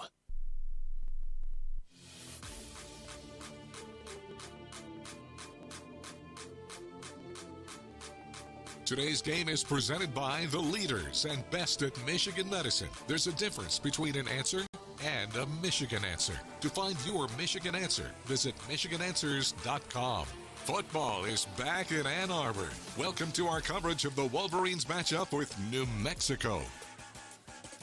We are here at the Big House, Michigan and New Mexico. Coming up in about a half an hour, one update to the Michigan availability report. Hogan Hansen was not on it at 5:30 when it came out, but he has been added as out. So no Hogan Hansen here today for the Wolverines. The other notable name who is out, Ike Iwuna, he will not play as well. Michigan Athletics has partnered with Allstate to add an Allstate Good Hands net in the north end zone here at Michigan Stadium. This is considered temporary signage that will not interfere with any sight lines and will be visible only when the net is extended for kicking plays. As college athletics landscape changes, Michigan continues to explore new revenue opportunities that reduce the athletic department's financial challenges while avoiding an impact on Michigan game day traditions. Plus, every field goal and extra point this season directly funds scholarships for Michigan student athletes across all sports. So, guys, what are we going to be talking about in postgame here of the opener? Certainly, Jack Miller, we expect to talk about Bryce Underwood. What about him and other aspects you're looking for here tonight? Yeah, I think we're going to be talking about Bryce no matter how it goes out there tonight. And we're going to be talking about the running game because I really think that's a crucial piece to his development, how he progresses as the season will go. At the end of the day, the way Michigan wants to play football, you're going to have to control the line of scrimmage. You're going to have to get the running game going. That's Sharon Moore's identity. That's Michigan's identity. I think tonight we're going to see two running backs out there showcase their ability. I think the O-line's going to play well. That's going to make some things easier for Bryce, kind of slowly bring him into the fold here. I'm looking forward to the running backs. I think one of them, maybe Haynes, has a big night, 150 yards, something like that, and some breakaway runs. How about you, Jason? What do you think we're going to be talking about? Now, everyone's going to talk about Bryce no matter what, like Jack said, so I agree with that. But I think we're going to be talking about how strong the defense is because that's the bread and butter of our team there. And I believe that our defensive line is totally different from last year. We don't have the higher-end talent, but they have a bunch of guys that will play on Sundays in the NFL. So I'm looking forward to hearing names like Trey Pierce and hearing names like, Trey Williams, yep, and Damon Payne and other guys that come out, Cam Brandt. I want to see these guys dominate up front, and I believe it's going to be the defensive side of the ball. Let's see if if Barham is going to be on the line of scrimmage, and we're going to see Cole Sullivan in there. There's a bunch of nuance that I want to see, but I think our defense is going to be what we're talking about most after the game. The cool thing is there's a lot of candidates for that defensive, maybe the interview with Jason, some of the players he talks to tonight, a lot of potential candidates. All right, we've got Rob Joyce coming up next with a check of the out-of-town scoreboard. It has been Florida State in front most of the game in Tallahassee against number 8 Alabama. He'll update you on that game. And then in about 10 minutes, Sharon Moore sits down with Doug Karsh. This is the pregame show presented by Morgan & Morgan as you listen to Wolverines football from Learfield. A lot of life can happen between sips of Dasani. You know, the life moments, big and small, that are worth getting thirsty for. Like organizing a family movie night under the stars. Or hearing an old favorite song and having an impromptu dance party. Or finding a new dinner recipe that the whole family loves. The crisp, clean taste of Dasani was made for all of life's thirst-worthy moments. Dasani, because life happens between sips. I'm John Morgan of Morgan & Morgan. Why should you hire America's largest injury law firm for your case? There's lots of reasons. Just like there's a reason millions of people called us last year in their time of need. When it comes to fighting for justice and compensation, millions of people across the country trust us to go to battle for them. We became the largest injury law firm in the world for a reason. There's only one Morgan & Morgan, proud partner of the University of Michigan. Michael Hanna, 150 West Jefferson Avenue, Detroit, Michigan, 48226. Hail to the victors. This is Wolverines football from Learfield. My mom has taken up going to the park to practice yoga. My dad's going to a club, but not a book club, a salsa club. Finding new hobbies comes with age. My mom has started getting lost and not knowing where she's going. Becoming lost or disoriented doesn't. Confusion with time or place may be a sign of Alzheimer's. An early diagnosis can help improve the quality of life for your loved one. Learn the warning signs of Alzheimer's at 10signs.org. Brought to you by the Alzheimer's Association and the Ad Council. Man, I love my kids so much. I once sat for 3 hours in the cold rain to watch her soccer team lose by 18 goals. I love my kids so much, I once used a tube to suck snot out of her stuffed nose at 3 a.m. You win. Love your kids? Love them enough to make sure they're in the right car seat. From toddlers to tweens, visit nhtsa.gov/the-right-seat to find the right seat for their age and size. Keep them safe. Visit nhtsa.gov/the-right-seat. Brought to you by the National Highway Traffic Safety Administration and the Ad Council.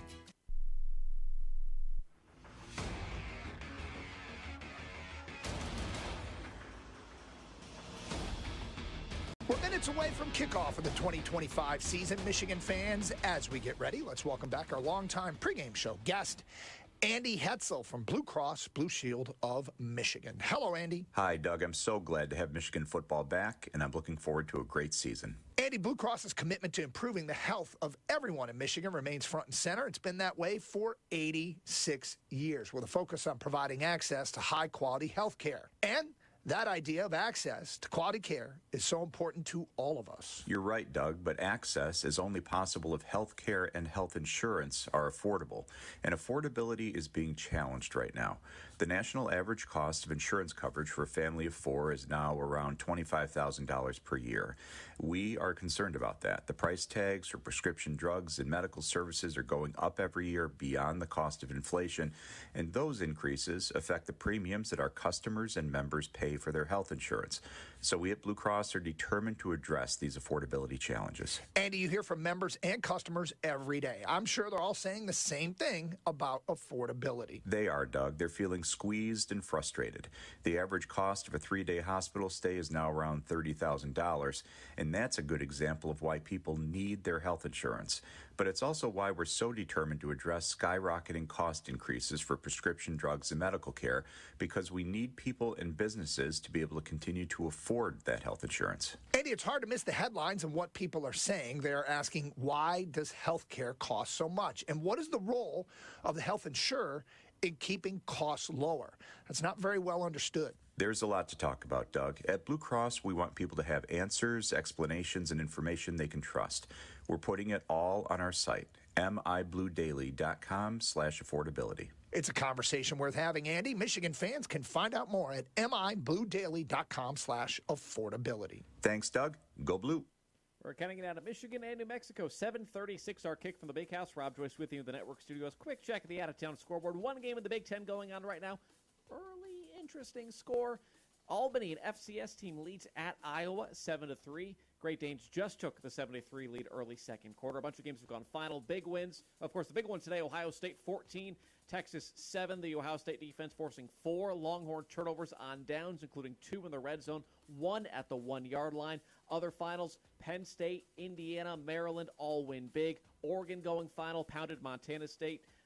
Purdue winning big as well. Northwestern, the only team to lose. Wildcats went to Tulane and got smoked 23-3. Games still to come. USC, Missouri State at 7:30. 11 o'clock tonight, UCLA, Utah. Washington welcomes in Colorado State. The day nationally, big game of note. 2-minute timeout in Tallahassee. Florida State 2-10 last year. Leads number 8 Alabama 31-17. So the Noles look like they're going to go to 1-0. Not a lot of competitive games elsewhere on the top 25 today. Big one, 7:30 tonight. Number 4 Clemson playing host to 9th-ranked LSU. Michigan and New Mexico in a few minutes. This is the pregame show presented by Morgan & Morgan, America's largest injury law firm and a proud partner of Michigan Athletics. We'll get the thoughts of head coach Sharon Moore next. He chats with Doug after this as you listen to Michigan football from Learfield. We asked our team, why did you choose to work for Michigan Medicine? Here are some of their answers. Being able to interact with patients, offer them hope, and hopefully giving them care that they couldn't receive anywhere else is the biggest thing. Because it's the best of the best. We have great benefits, we have great leadership. I love what I do. This is a place where you want to be if you're looking to make change. To our team, we say thank you for choosing us. We shape the future of healthcare together at Michigan Medicine. Forward down the field, a charging team that will not yield. Lions fans have even more to cheer about with the new Detroit Lions games from the Michigan Lottery. Rah, rah, rah. Featuring a roster of fan favorites, instant ticket, pull tab, fast cash, and online play. You could win prizes up to $500,000. With the new Detroit Lions games, only from the Michigan Lottery. Knowing your limits is always the best bet. Hey, Wolverine fans. As you head into the big house this season, cheers with a toast to Michigan-made excellence. Founded by U of M alums Susan and Will Bramer, Laurentide Winery is proud to debut their award-winning amazing wines as the house wines of the big house. 100% grown in Leelanau, crafted with passion, and perfect for your game day celebrations. You can find our wine on the concourse, club, or suites menus. Explore LaurentideWinery.com to learn more. Thank you, and go blue. From the biggest of the big games to the littlest of the little. There you go, go! Run, James! No, first base! Go, go, go! Whenever you shop Meijer, you help support hundreds of local sports teams across the Midwest. From some of the biggest stadiums in the state to the familiar fields down the street. You're helping make a difference to the people and places you call home. Learn more at Meijer.com/community. Kickoff is moments away. So now let's hear from the Wolverines head coach. With Sharon Moore, here's Doug Karsh. Counting you down to kickoff Michigan and New Mexico to open the season. And we are joined by the head coach of the Wolverines, Sharon Moore. And Coach, as always, thanks for being with us. And let's start with, here we are. It's game time, ready to go. How you feel about your team? Excited, really excited about where we're at as a program and where the players are and just ready to go against somebody else. It's about that time. How would you characterize this camp? How did it go this year? Physical, tough, together though. Felt really competitive but not combative. Felt like our team grew together a lot, and that's what I wanted the most. You've been here for a while. Was it different in that way? Was it more physical than usual? No, I mean we always have physical camps here, but you know it's a new team, a new journey, so you always want to test the callous and see how callous you can get the guys and see if guys will break or what they'll do, and they just embrace it, so it's fun to be around. Your second year as full-time head coach, how have you grown in this position year to year? I think, every year I grew. I think I grew as a position coach, as a coordinator, as a head coach. You grow, and there's things you liked that you did, things you didn't like, and definitely adjusted and made changes that we needed to make. Obviously from a scheme standpoint and from a football standpoint, but just in general in the daily operation of things we do and managing my schedule and the things I have to do. So thought I grew in that standpoint for sure.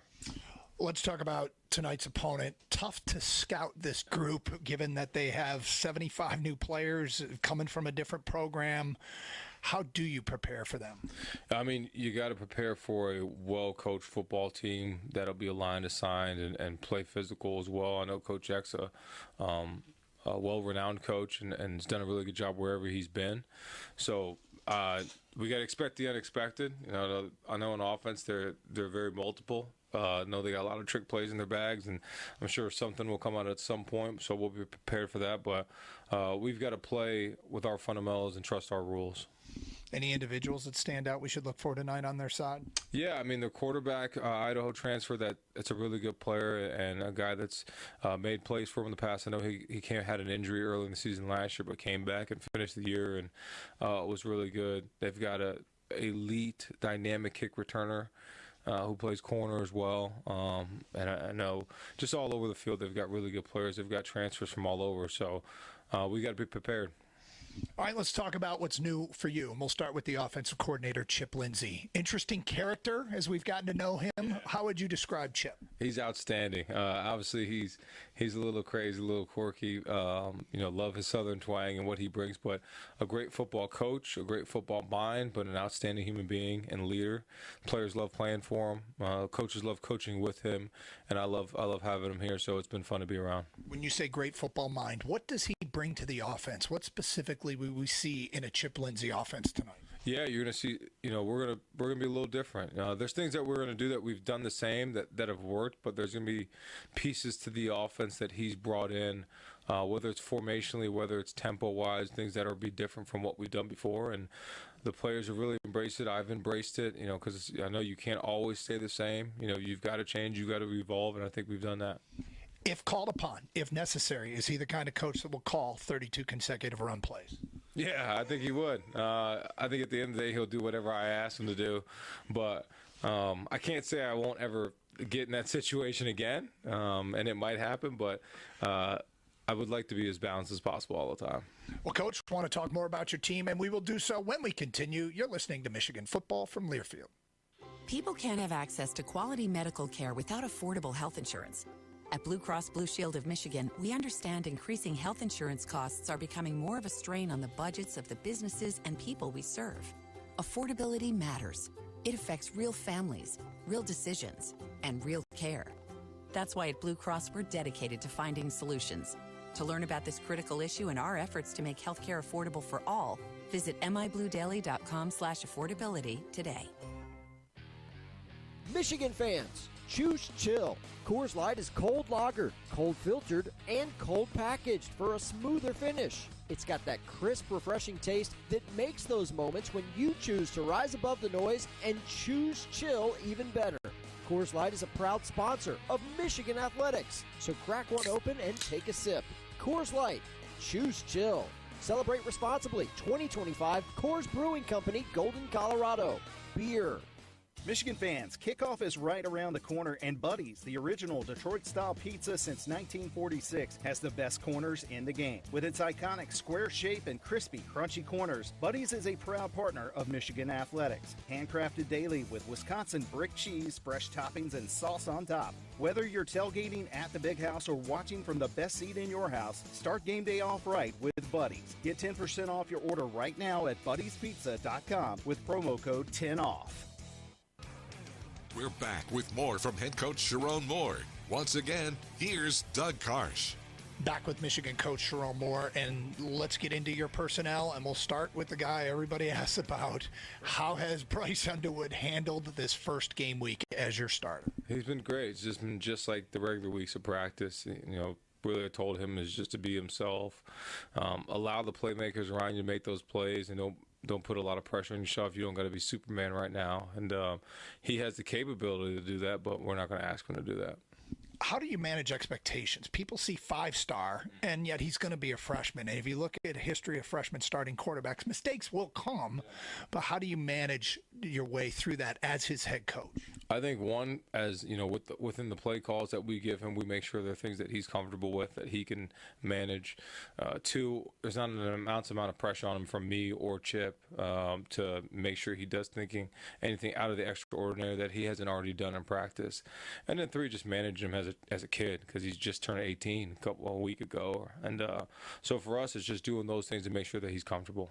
He's not the only guy, obviously, that will be new to the fans. What other young players are you most excited to see how they respond in this game? Yeah, on offense, Andrew Marsh is a guy that's going to be our starting kick returner. He could be the first one. I told him he could be the first one to touch the ball for the team 146. And how does it make you feel? And he just lit up with a big smile. And so excited about him. People don't realize it, but Jordan Marshall and Andrew Sprague are both still redshirt freshmen. They played in the bowl game last year, but they're still young dudes. They just played on a big stage to start the year. Also on offense, really excited about those guys. On defense, there's a bevy of them. Samari Earls is a guy at corner. Really, really excited about.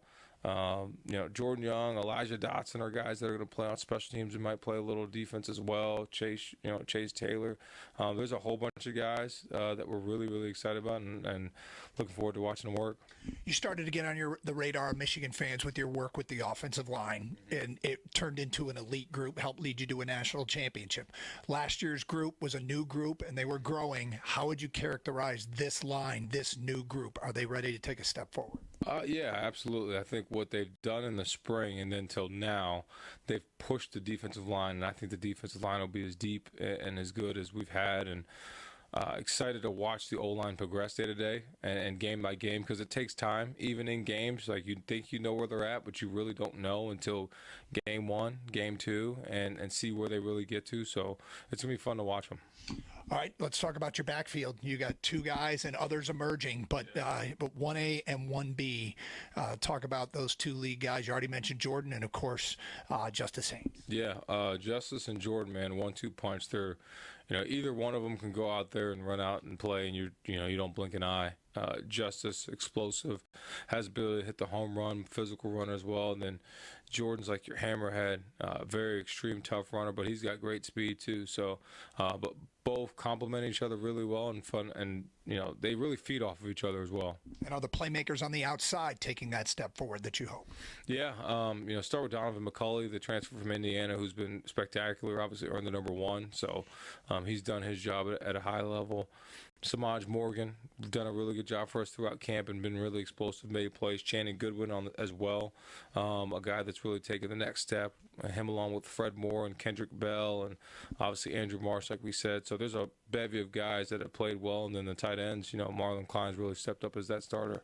Is it safe to say that the defense that showed up against Alabama was a preview of this year's defense? Yeah, it feels like it. We'll see tonight and see how they connect together, but that's how they've prepared in training camp, and that's how they've prepared throughout spring and into training camp. So I'm ready to watch Coach Wink dial it up tonight. All right, when the game is over and you're talking with John Jansen after the game, what are the few things you hope you're talking about that will signify, hey, this was a great night for my football team? Yeah, no turnovers, limit the penalties, especially the pre-snap penalties. You hope none. Limit the missed tackles, and then that they went out and played as physical as possible. Coach, appreciate your time. Good luck. Thank you. Go Blue. There is Sharon Moore, Michigan and New Mexico. The season opener is coming up. You're listening to Michigan Football from Learfield. I'm John Morgan of Morgan & Morgan. Why should you hire America's largest injury law firm for your case? There's lots of reasons. Just like there's a reason millions of people called us last year in their time of need. When it comes to fighting for justice and compensation, millions of people across the country trust us to go to battle for them. We became the largest injury law firm in the world for a reason. There's only one Morgan & Morgan, proud partner of the University of Michigan. Michael Hanna, 150 West Jefferson Avenue, Detroit, Michigan, 48226. Experiencing a Wolverines game is a lot like life. We honor traditions. We shed tears for a loss, but also for a win. And every time we step on the field, it's a chance for greatness. Farm Bureau Insurance sees the connection and is a proud sponsor of University of Michigan athletics. From financial security to a helping hand, Farm Bureau understands the experience matters. Find an agent who can protect what matters to you. Aw, shucks, the game's on TV, but I can't listen to the call of my favorite team broadcasters. Never fear, Sync My Game is here. Sync My Game? Yes, Sync My Game. If you have a DVR and streaming device, head to syncmygame.com from Learfield. It's never been easier to hear the impassioned voices of your favorite radio crew synced with the TV. Wow, thank you, Mr. Just remember, syncmygame.com. Are you looking to upgrade to VIP status at a Michigan football game? Treat yourself to the UMCU All-Star Lounge before and during the game. This premium experience includes access to an all-inclusive menu before the game and at halftime, along with shaded tents, TVs, lounge furniture, lawn games, and a cash bar. Become a VIP by visiting mgoblue.com/all-star lounge. That's mgoblue.com/all-star lounge for full details on the UMCU All-Star Lounge at Michigan Stadium.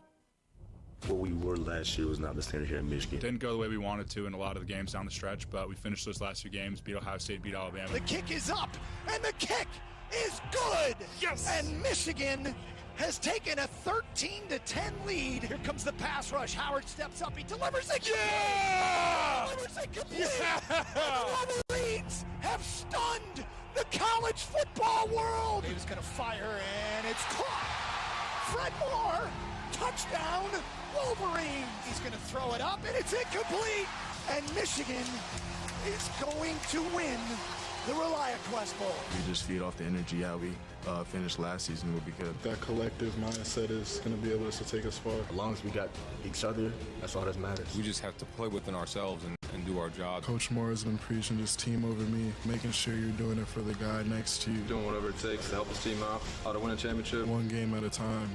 I feel like that's just the mentality we have to have. There's an excitement to show like what we're about. I'm just excited to hit somebody that's not my teammate. I can't wait to ball out. Michigan football is brought to you by Morgan & Morgan, America's largest injury law firm and proud partner of Michigan athletics. By the Michigan Lottery. For fun, for schools. Your Southeast Michigan Ford dealers. Think Ford first. Coke Zero Sugar. Game day deserves the great taste of Coke Zero Sugar because fan work is thirsty work.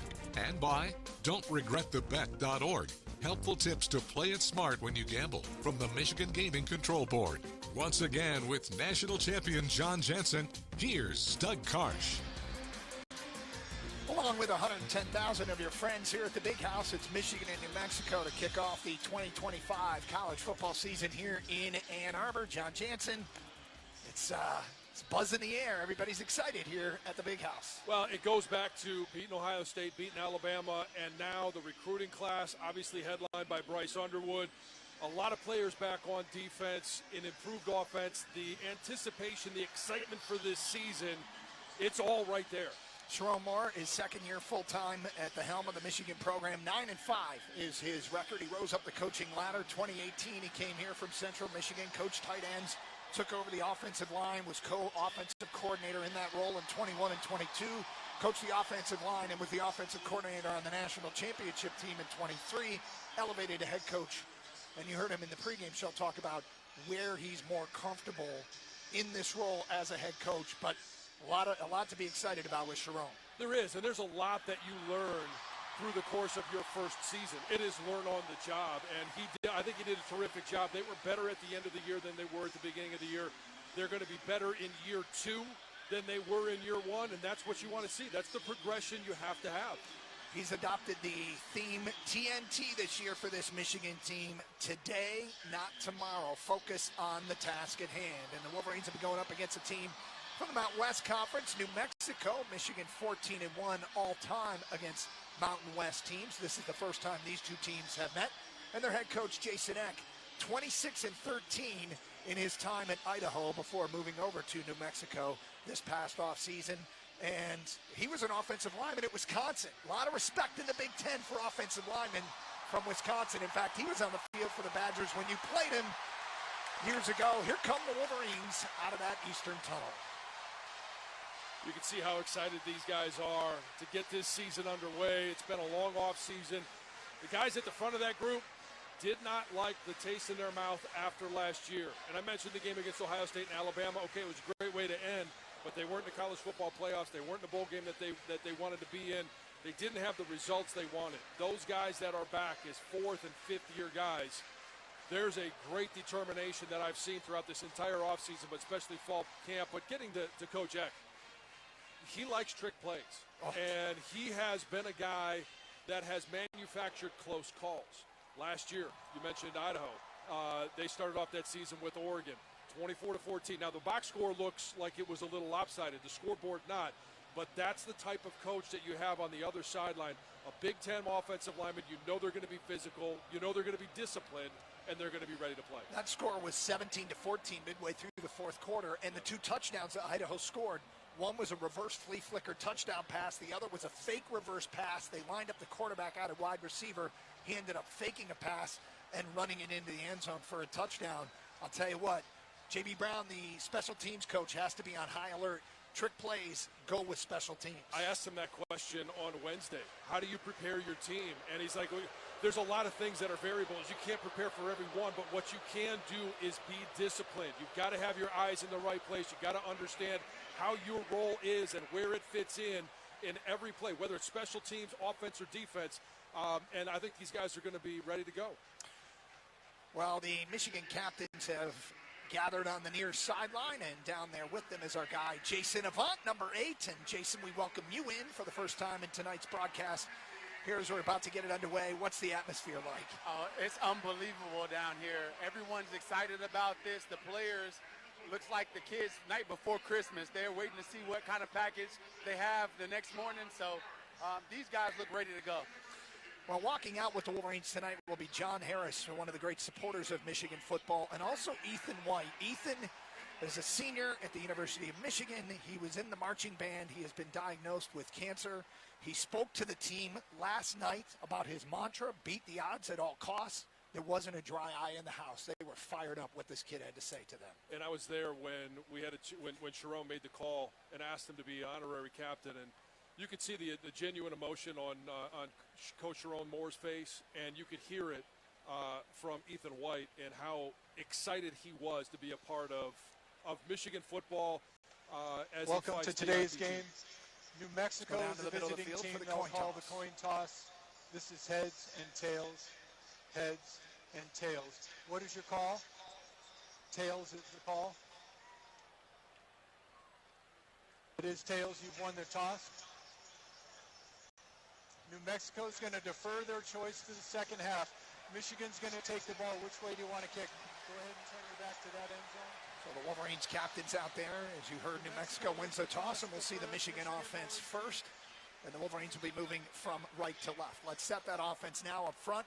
Evan Link at left tackle, Gio Elhadi at left guard. The center's Greg Crippen. Brady Norton, the transfer from Cal Poly, will start at right guard, and Andrew Sprague at right tackle. You're excited about this group, John, and you really like Andrew Sprague. I do. I think he's the guy with the mean streak up front. We're going to see a lot of great things from him, but I'm really excited about that left side. Evan Link, Gio Elhadi.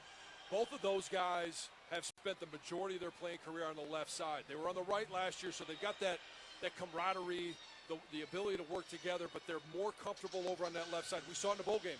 Evan Link played much better at left than he did right, which is a little bit weird, but whatever it takes, and I'm excited to see this group of players. The wide receivers will be junior Samaj Morgan, the transfer from Indiana, Donovan McCulley wearing the number 1, and Channing Goodwin, who's a guy who really came on this fall. I saw him walk out, and I saw him from behind, and I just saw his arms and his shoulders, and I thought, well, who is this guy?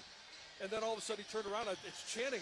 He looks completely different. I'm really excited. Coaches are real high on him as a playmaker at that wide receiver position. The tight ends, Marlon Klein and Max Bredesen, who will line up at the fullback spot quite a bit. And, of course, the quarterback is the freshman out of Belleville, Bryce Underwood. And watching quarterbacks make their first starts today, young quarterbacks, I'm sure they got a menu of throws, his favorite throws, to try and get him in a rhythm, because it's difficult to do for a first-time starter. It is, and fortunately for him, he's, you think about that Ohio State and Texas game, like two top defenses, and this is not going to be that for Bryce Underwood, so advantage there. But early on, hey, it's the run game. Get that run game going. Get some physical presence up front, and then start throwing the ball around. Get him a couple of easy throws just to calm him down and get him comfortable. Andrew Marsh, the true freshman, is deep, standing in the south end zone, ready to field the kick as we're ready to go from here at the Big House. It's Michigan and New Mexico, and the 2025 season is underway as Marsh ranges over to his right and fields it 2 yards deep. He'll bring it out after his quick hesitation, across the 10 to the 15, gets tripped up, puts his head down, and burrows out to the 22-yard line, and that's where Michigan will take over. I did not mention who would start at running back because we are waiting to see, will it be Justice Haynes, the transfer from Alabama, or the redshirt freshman Jordan Marshall? And it looks like it'll be Justice Haynes taking the first snap. Came from Alabama, where he accounted for 448 yards on the ground on 79 carries, 5.7 yards per carry. Michigan with the ball on the right hash as Haynes lined up in a pistol formation behind Bryce Underwood, who's in a shotgun. Puts a man in motion from right to left, takes the snap, fires quickly, and he's got his man. That's Samaj Morgan through a hole at the 25, across the 30, and tripped up close to first down yardage on the first play from scrimmage. I love the touch on the ball. It's on the money. It gives Samaj something to do as soon as he catches the ball. And Samaj has had a really nice camp. We're going to see a lot of those quick wide receiver screens to him. Wolverines going quickly. Underwood takes the snap, hands it off to Haynes up the middle. Not much room, but he gets what he can, about 2 yards out to the 35-yard line. Jackson Eck, the coach's son, on the stop there. We will call his name a lot today. Yeah, he's a good defender, but I like the fact that Chip Lindsey is using tempo. You can use tempo. This is a pre-programmed drive. They've got the script. He's going to be able to go out there, Bryce Underwood, and just start to feel really comfortable. Shotgun for Underwood. Takes the snap, hands it off. Running left is Haynes, and not much room there. Out to about the 37-yard line. Give him two more. It'll be third down for Michigan. Yeah, they're going to start to test this defense and find out where are the holes going to be. Are they going to be up in the middle? Are they going to be outside tackle? Do they have to get outside and use the speed of a Justice Haynes as they start to test this defense? 3rd and 6, Wolverines go 4 wide with Underwood in a shotgun from their own 37-yard line. Underwood takes the snap, back to pass, looking left, going to deliver. Samaj Morgan has it, makes one man miss, puts his head down and gets the first down out to the 44-yard line. A rocket from Underwood to Morgan moved the chains for Michigan. Well, Samaj knew that route brought him about a yard shy of the first down, and he knew exactly what he had to do to move the chains. Wolverines no huddle again. They'll hand it off. It's Haynes running right. No, check that. It's Underwood. Fooled me on the play fake and tried to deliver to Channing Goodwin downfield, but overthrew him incomplete. Well, here's what I like is as soon as that play is done, you see Bryce gesturing and motioning to Goodwin about whether it was something he was doing or something that Bryce did. That's the communication that you're going to have to develop. You're going to have some of those incompletions, and I would like Bryce to set himself a little bit more before he throws that ball. Those are all things he's going to learn. Now Underwood will take a snap from under center with Justice Haynes deep. Wolverines with everybody jammed in tight. Takes the snap, hands it off to Haynes. Up the middle, he's got some room across the 50. Bounces outside, 45, 40. Down the far sideline, 30, 20. Justice Haynes to the 10, to the 5. Touchdown, Wolverines. And Michigan on the opening drive of the season on a 56-yard touchdown run takes an early lead. Well, there was a gaping hole on the right side, and I think I mentioned this earlier. Andrew Sprague, he's going to be the guy that sets the tone up front. He's young, but he's physical. He's a dominant player. They ran right behind him, and as soon as Justice Haynes breaks through, Coach Alford, the running backs coach, said, "Hey, he's got game-breaking speed." We saw it there. Welcome to Ann Arbor, young man. Dominic Zabata on for the extra point out of the hold of Hudson Hollenbeck. The kick is up, and the kick is good. And Michigan takes a 7-0 lead. 6 plays, 78 yards, and a minute 57. And the Wolverine offense under Chip Lindsey. It's on the board first. Looked pretty good. I know you love that blocking on that last play. I do, and I just need to see another replay. And it's exactly what I thought. You got a great double team. Sprague comes off on the linebacker, and that's the awareness. One thing that we didn't see last year was heads up on those double teams. You get your shoulders turned, you can't see that linebacker. They tried to run through. If you could pick up those linebackers, all of a sudden, that's what happens. You get gaping holes, and great job on the right side of that offensive line.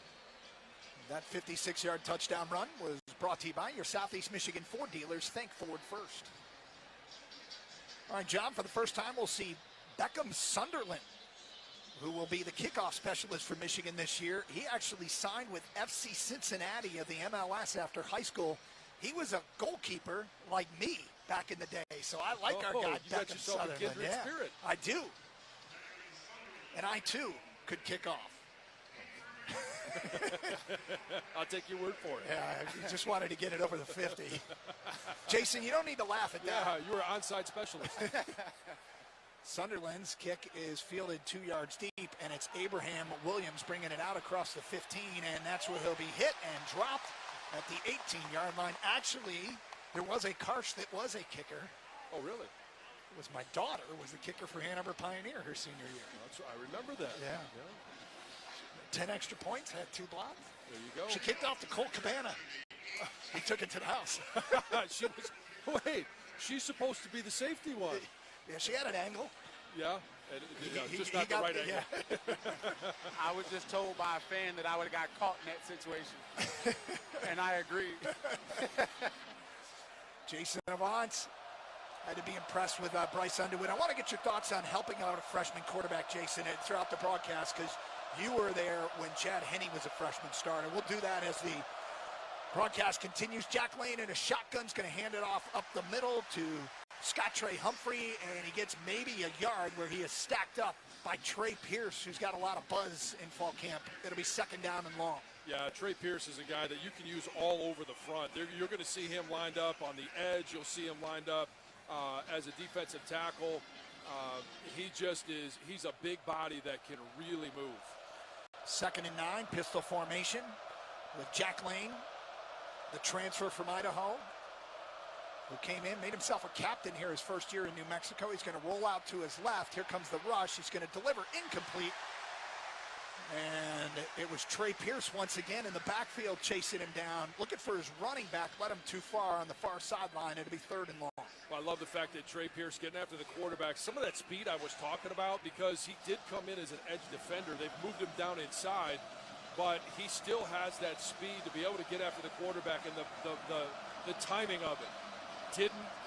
We see it all the time, right? Roughing the quarterback. Officials want to throw that flag. That was perfect timing by Trey. We see Mason Curtis in along with Cameron Brandt on this 3rd and 9 for New Mexico. They trail 7-0 here early first quarter.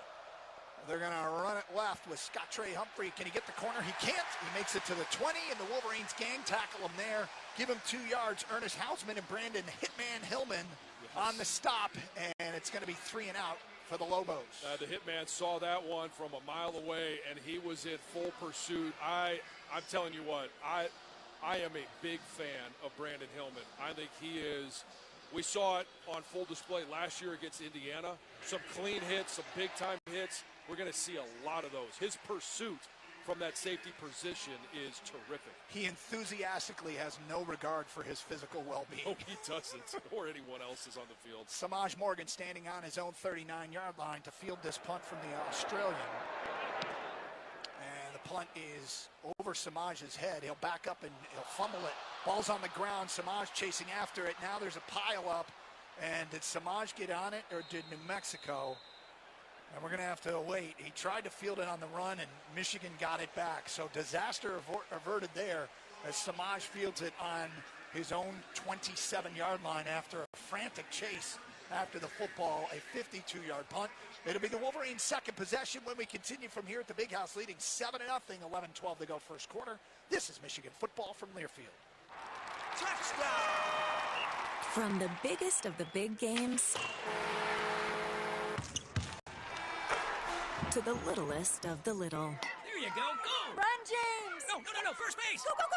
Whenever you shop Meijer, you help support hundreds of local sports teams across the Midwest. From some of the biggest stadiums in the state to the familiar fields down the street. You're helping make a difference to the people and places you call home. Learn more at Meijer.com/community.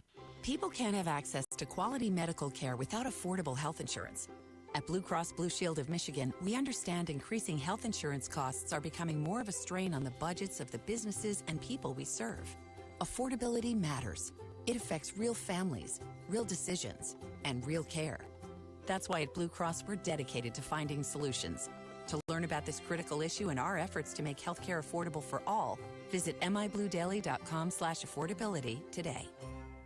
If you are a fighter, Modelo is your reward. So listen close. You put up with a lot, but you always hold it down for your people. You are strong. You are fearless. You are the baddest on the block. You are an elbow grease factory, a force of nature. You are not to be reckoned with. You are a ride or die, a powerhouse of productivity. You are a fighter, and Modelo is your reward. You've earned every last drop of this rich golden lager, so raise it up high. Modelo, the mark of a fighter. Drink responsibly. Beer imported by Crown Imports, Chicago, Illinois. Multi-Platinum Fury. 3 days grace. Friday, September 19th at Soaring Eagle Casino and Resort with special guests I Prevail, plus Return to Dust. Tickets start at $31 and are on sale now at the box office or online at etix.com. Showtime 7 p.m. The Soaring Eagle Summer Outdoor Concert Series rages on with 3 days grace, I Prevail, and Return to Dust. September 19th at Soaring Eagle Casino. SoaringEagleCasino.com.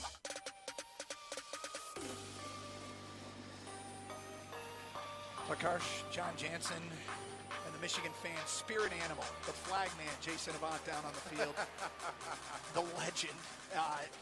Talk about playing with a freshman quarterback, Jason, if you will. You played with Chad Henne. How do veteran receivers, help bring him along? Well, you have to take the responsibility and know that if he can get in your vicinity, you come down with it. Try to take all the pressure off him as you can. Now, he had Braylon and myself and Steve Breston, so it's a different group, but try to make it Well, the Wolverines look good on his opening drive, taking a 7-0 lead, and now they're going to put Bryce on the move, and he's going to fire far sideline and complete it to Donovan McCulley, his first catch in a Michigan uniform. He comes into this game as the only man in uniform who's thrown a touchdown pass here at the Big House. He did it in Indiana on a double pass to the Lucas kid, who's now at Florida State when he was with the Hoosiers. Gain of 8. They're trying to get Bryce on the move just a little bit, get him comfortable, get the ball out of his hands, change the launch point as they start to continue to sort things out with protections up front. Jordan Marshall in the game for the first time, the redshirt freshman out of Westchester, Ohio, in an I formation behind Max Bredesen.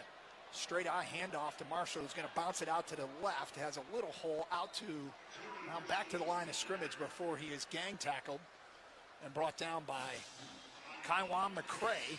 It's going to be 3rd and short. Similar play on the left is that touchdown run by Justice Haynes on the right, and we just weren't able to get off on those linebackers. If you don't get on those linebackers, all of a sudden they start to shuffle over and they come over the top, and there's nowhere for Jordan to move.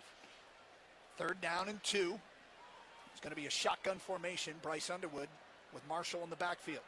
Snap, hand off to Marshall, puts his head down, spins, and he's got a first down out at the 38. The entire goal of that play is just move the chains forward. Stay out of 4th down, obviously. Keep the ball in our possession. Move down the field. And I like the fact that they're starting to figure out in some of those short yardage situations, what do we want to run? How do we want to attack defense? As I mentioned it, and I'll mention it again, confidence plays. What are you going to run when you have to get a first? Shotgun, 1st and 10 for Michigan. Underwood claps his hands, takes the snap. Back to pass, fires quickly. Marlon Klein at the 50 to the 45.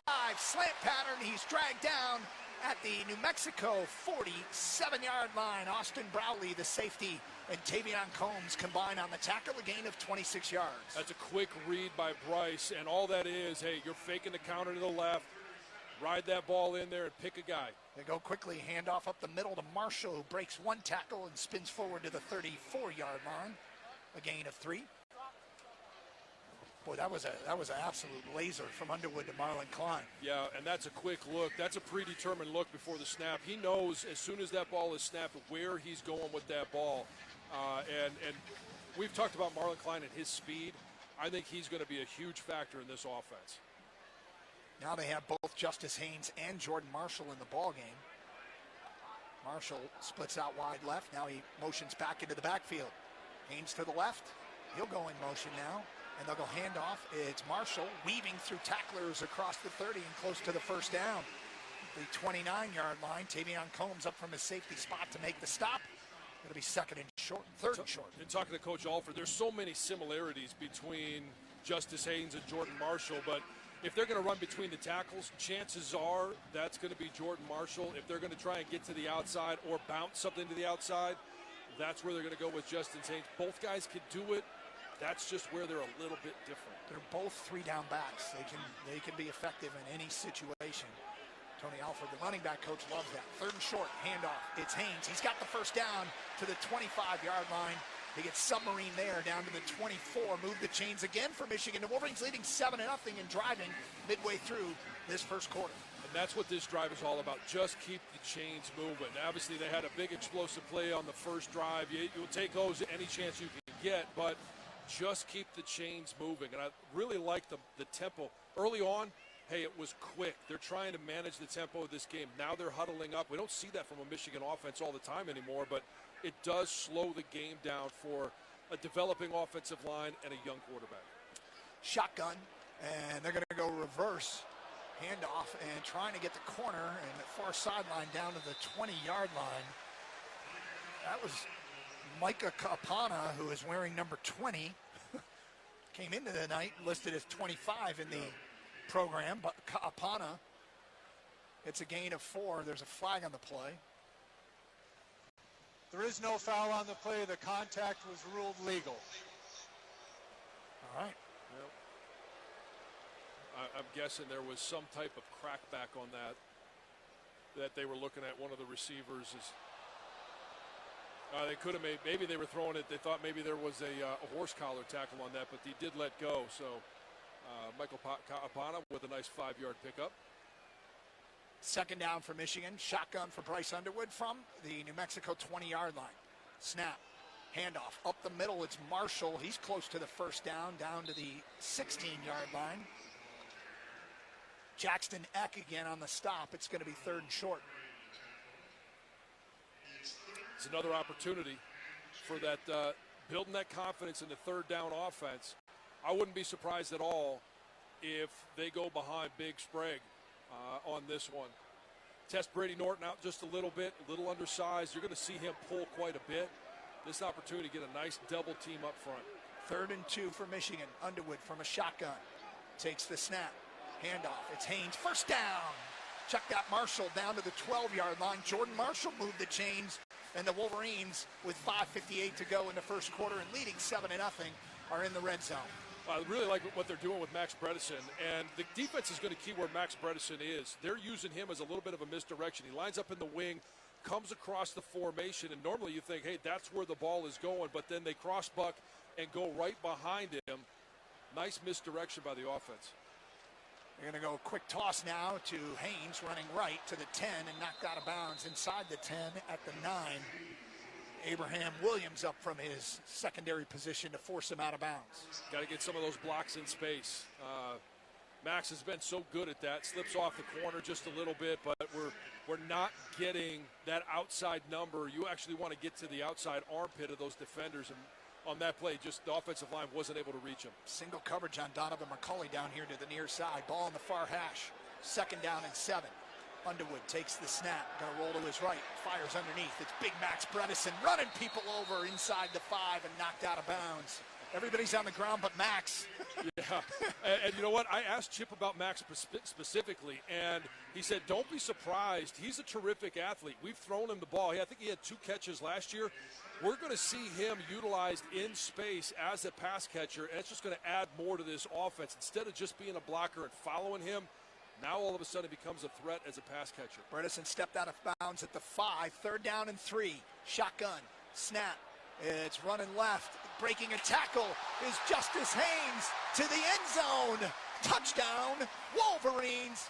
Welcome to Ann Arbor, young man. 2 touchdowns in the first quarter, and Michigan leads it 13-0. And the key block on that, Bryce Underwood. Yeah, he got out in front of it. He got out in front of it, saw an unblocked defender. If he doesn't make that block, that you probably don't even pick up the first down, let alone a touchdown. But he sets a great block. That is, everybody asks how you develop leadership as a quarterback, as a freshman. That play right there will define his leadership skills. Should I highlight that on the sheet for Jansen Vision for Inside Michigan Football? I've got a handful of them already. You might not be doing much talking on the TV show this week. I would be. 13 plays, 73 yards, 6 minutes and 46 seconds. Michigan has had the football twice, and 2 Justice Haynes touchdown runs, and the Wolverines lead it 14-0 here at the Big House. That Wolverine touchdown brought to you by your Southeast Michigan Ford dealers. Think Ford first. This is Michigan football from Learfield. Kohl's Labor Day sale is here. Sure, it's hard to admit summer's ending, but with $10 off $25 spent at Kohl's, you can stop living in denial and start living in cute cardigans. Yep, we're back to wearing layers. So welcome fall with savings on jeans, tees, candles, and comfy bedding. And earn Kohl's cash all weekend. Trust me, your future cozy self will thank you. Select styles, some exclusions apply. Offer in September 1st. See store or Kohls.com for details. The excitement, the passion, the tradition. A spectacular 92-yard punt return for a touchdown! This is Michigan football from Learfield. Hi, I'm Rick Germain for Germain Lexus of Ann Arbor, official partner of Michigan Athletics. Whether you're tailgating or headed to the Big House, Germain Lexus of Ann Arbor has the perfect vehicle for every fan. New or pre-owned, our team has a large inventory of vehicles ready for you today. And a special offer for Wolverine fans, receive a $1,000 discount and 3 years of maintenance on any new Lexus purchase when you mention this ad. Stop by Germain Lexus of Ann Arbor or get started at LexusofAnnArbor.com. Progressive understands that bond between you and your boat. But imagine if something happened to it. Without the boat, you're just Tina with too much boat knowledge. Sure, it's helpful on the water, but with no boat, you're someone who talks way too much about knots, and no one cares what a jib is anyway. Boat Tina could get away with it because she has a boat. So make sure your boat is insured. Get Progressive, America's #1 boat insurer, and then go back to being you. Tina, who owns a boat. Progressive Casualty Insurance Company and Affiliates. #1 rating based on boat market share data from ratefilings.com.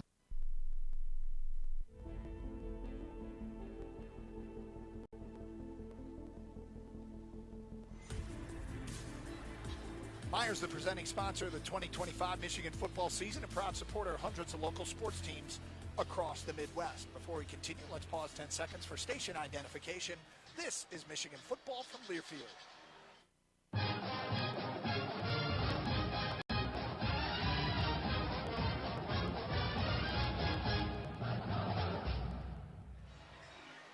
Couldn't start much better for Michigan. 2 long touchdown drives. The defense forces a 3 and out. They lead it 14-0 here in Ann Arbor. 4:26 to go, first quarter.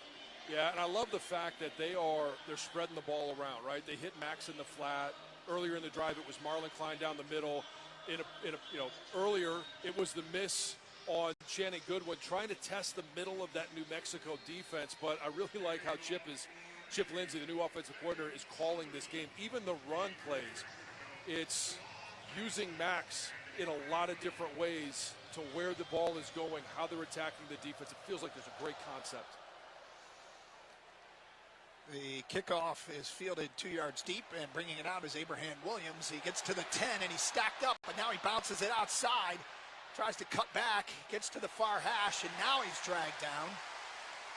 A lot of running there, not a lot of yardage. Put him at the 13-yard line. It was Jaden Mangum on the stop. That's Fred Moore. Was it Fred Moore? Yeah, Fred Moore did a great job of when he saw the returner break tackle and trying to get to his outside. He did a nice job of cutting off the sideline. Whether or not he made the play, it's a great play to make, but he turned that returner back into all the pursuit. So a great job by Fred. New Mexico goes 4 wide here. 1st and 10 from their own 13, trailing 14-0. Jack Lane, the quarterback. Great story, this kid. Real likable kid, real leader on this team. Takes the snap, goes inside handoff to Scott Trey Humphrey, the transfer from Montana State. He's stacked up after a gain of 3. Gang tackled by the Wolverines. On that play by Fred Moore on special teams, he got up, pumped up. Just think about that. Channing Goodwin came in the game before him, but it's about team over me, and he's excited to be on the field for the first time this year. Making an impact on the kick coverage team. They go big up front, take out Mason Curtis on the back end, bring in Rayshon Benny, that big front, 3 down up in the middle. Shotgun for Lane, 2nd and 7 from his own 16-yard line. Takes the snap, back to pass, sets up a screen to his tight end out across the 20, and he's dragged down from behind by Derek Moore, close to first down yardage. Great job of Derek Moore going from pass rush and then recognizing when that ball comes out, hey, it's just out, in the flat. He can make a play, that pursuit, and he's got that speed to be able to do it. It's 3rd down and 2 for New Mexico, trailing 14-0, 3 minutes to go, first quarter. Looking for their first down. Empty backfield now for Jack Lane. Takes the snap, looking to his left. Throws it down the sideline and incomplete. In phase out there was Jair Hill, and Lane took a big hit as he let that one go. It was Jayshawn Barham in his face, and once again, the Lobos will be forced to punt. Yeah, and the 3 bigs up front, Rayshon Benny, Trey Williams, and Oeta. Hey, when you have 5 offensive linemen and you put those 3 out there along with Derek Moore and TJ Guy, and then all of a sudden you rush Jayshawn Barham, you put them 1-on-1 with a back, I'll take that matchup anytime. Keegan Johnson was the intended receiver, but he had no space to work with Jair Hill right in his face down that far sideline. Daniel Hughes, the Australian, puts his right foot into it and sails it towards the Michigan South end zone, where it bounces to Samaj Morgan at the 21, and he steps out of bounds right there as he is tackled immediately, and that's where Michigan will take over with a 14-0 lead here in Ann Arbor. 2:42 to go, first quarter. You're listening to Michigan football from Learfield. Some people just know you can save money on car insurance by checking Allstate first. Like to check if they're going for it on 4th down. before going to the concession stand. Yeah, give me 3 hot dogs, 2 jumbo crisps. Touchdown, baby! What? Hey, buddy, you want cheese with those? Yeah, checking first is smart. No. So check Allstate first and see what you could save. You're in good hands with Allstate. Potential savings vary, including based on how you buy, subject to terms, conditions, and availability. Allstate North American Insurance Company and affiliates, Northbrook, Illinois. Honey, did you pay the rent this month? Because I just received a late notice. Sorry, what's that? Wait, are you gambling online again? Me? No, not at all.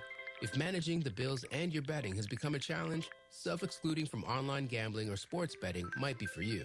Learn more at don'tregretthebet.org. A message from the Michigan Gaming Control Board. Have a gambling problem? Call the National Problem Gambling Helpline at 1-800-GAMBLER. Wolverine fans, it's not a Michigan game day without a Michigan-made beer. Founders Brewing Company, your official craft beer of Michigan athletics, has the perfect beers for your game day traditions. Founders has been brewing up high-quality, highly rated beers like All Day IPA, MI Pilsner, and their Mortal Bloom Hazy IPA right here in Michigan for over 25 years. Whether you're at the game, tailgating, or watching from home, there's nothing like enjoying a Michigan-made beer from Founders Brewing Company. Aw, shucks. The game's on TV, but I can't listen to the call of my favorite team broadcasters. Never fear, Sync My Game is here. Sync My Game? Yes, Sync My Game. If you have a DVR and streaming device, head to syncmygame.com from Learfield. It's never been easier to hear the impassioned voices of your favorite radio crew synced with the TV. Wow, thank you, Mr. Just remember, syncmygame.com. We're back at the Big House for more of Michigan's season opener. Today's game is presented by the leaders and best at Michigan medicine. There's a difference between an answer and a Michigan answer. To find your Michigan answer, visit michigananswers.com. Early on, Bryce Underwood 5 of 6 for 55 yards. Justice Haynes 6 carries for 73 yards and 2 touchdowns. Michigan's leading pass catcher, Samaj Morgan, 2 catches for 18 yards. John, a lot has worked here in the early going. Yeah, and I really like what Chip Lindsey is doing. When you got a young quarterback, you want to control the tempo of the game. First drive, no huddle, and everything is right off the script. And you let him go out there and just make plays, call it as he sees it. The next drive, you come out, you huddle up, and you slow things down. But it's attacking on the edges with the pass game. It's attacking in the middle with the run game and down the middle as well with the pass game. I mean, right now, New Mexico has absolutely no idea where Michigan is going to attack on this play. Frederick Moore and Kendrick Bell in for this offensive play. 1st and 10 Michigan from their own 23-yard line. Bryce Underwood under center, takes the snap, handoff up the middle. It is Justice Haynes, and he battles across the 25-yard line for a gain of a couple. Jackson Eck again on the stop. Fred Moore came in motion there, and there was something wrong with the timing because as soon as Bryce turned around to run a fake, I think Fred was just a little bit slow. It's supposed to be a fake reverse and then hand off to the running back, and it just screwed up the timing in the backfield. 2nd down and 8 for Michigan. Leading 14-0. Bryce Underwood in a shotgun. Haynes continues at the running back position in a pistol formation. Snap. Back to pass as Bryce Underwood's going to fire underneath. Marlon Klein's got it on a crossing route across the 35, out near the 40. Move the chains again for Michigan. A gain of 15. What defenses are finding out right now is you can't put a linebacker on Marlon Klein. Yeah, he's really fast, but Bryce is running it so well that he's getting the ball in these guys' hands, and they're able to do something with it. Now they're going to roll Underwood out to the left. He's going to deliver to Fred Moore at the 50, and he dropped it. That would have been a 1st down, and that was nice throw because Bryce is scrambling a little bit to his left and then is able to square up and deliver a strike to Fred Moore. 1st down yardage just dropped. Yeah, it was one of those balls that where it looks like it was coming low, but it ended up hitting him in the spot where he could have had both of his thumbs together rather than his pinkies together like a low pass. So right. I think Fred Moore just misjudged it. Nathan Afobe in on this series at the right guard spot for Michigan. We heard he would play. 2nd down and 10, Underwood under center. Toss sweep, running right, Justice Haynes. Gets hit in the backfield, drags the guy across the 40 and out to the 41-yard line. That person he took for a ride was Jackson Eck again. Coach's son's having himself a game in the early going. It'll be third down. Yeah, you really put yourself behind the sticks when you go incomplete on first down. And what I liked about that play is we're going to see Brady Norton. He's Nathan Afobe. Whether it's him or Brady Norton, that right guard spot is the more athletic position. We're going to see him get out on the edge a heck of a lot more. Third down and 8 for Michigan. Underwood takes the snap, back to pass, fires far sideline. He's got his man McCulley close to the chains, but I'm not sure if that's going to be good for first down yardage. I think it's going to be about a yard short. Abraham Williams in coverage knocked him out of bounds. Jason, was that one designed to come up a yard short, or should they have run that one just a little bit deeper, knowing where the sticks are? You always want to run a comeback a few yards beyond the first down because you have that opportunity to be short of the first down. That's a scheme thing right there that those two guys have to work out between the two. The route may say 10 yards, but if you need 11, go 13 to get back to 11. Hudson Hollenbach will punt for Michigan. Deep for New Mexico is Darius Brown, and Brown will let it go over his head and into the end zone for a touchback. 51 yards on the punt, and it'll be first and 10 New Mexico on the 20-yard line. Let's go to the update desk and our guy Rob Joyce. Rob? Hey, Doug, a lot to run through in the Big Ten today. Only one game, though, or two games going on right now, both against FCS schools. USC, an early 7-3 lead on Missouri State late first quarter.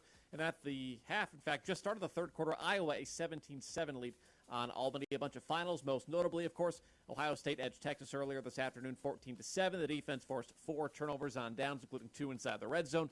Other finals, Penn State cruised past Nevada 46-11. Indiana took care of business against Old Dominion 27-14. Maryland, no issues with Florida Atlantic 39-7 Terps the final. Purdue began the Barry Odom era with a shutout 31-0 victory over Ball State. Oregon pounded FCS Montana State 59-13. Northwestern, the only team to lose. Wildcats went to Tulane, got smoked 23-3, turned it over 5 times. Still to come, 2 11 o'clock kicks. UCLA and Utah at the Rose Bowl, and then Washington hosts Colorado State. A couple of national scores of note. No score early on between LSU and Clemson.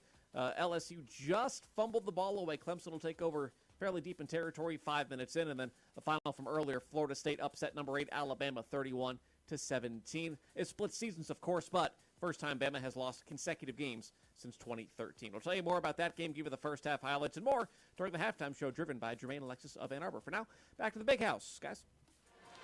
14-0 Michigan here in Ann Arbor. Michigan football sponsored by Blue Cross Blue Shield of Michigan. Whole health includes body and mind, and Blue Cross covers it all from mental health resources to exercise routines. Blue Cross is ready to help. Learn more at bcbsm.com.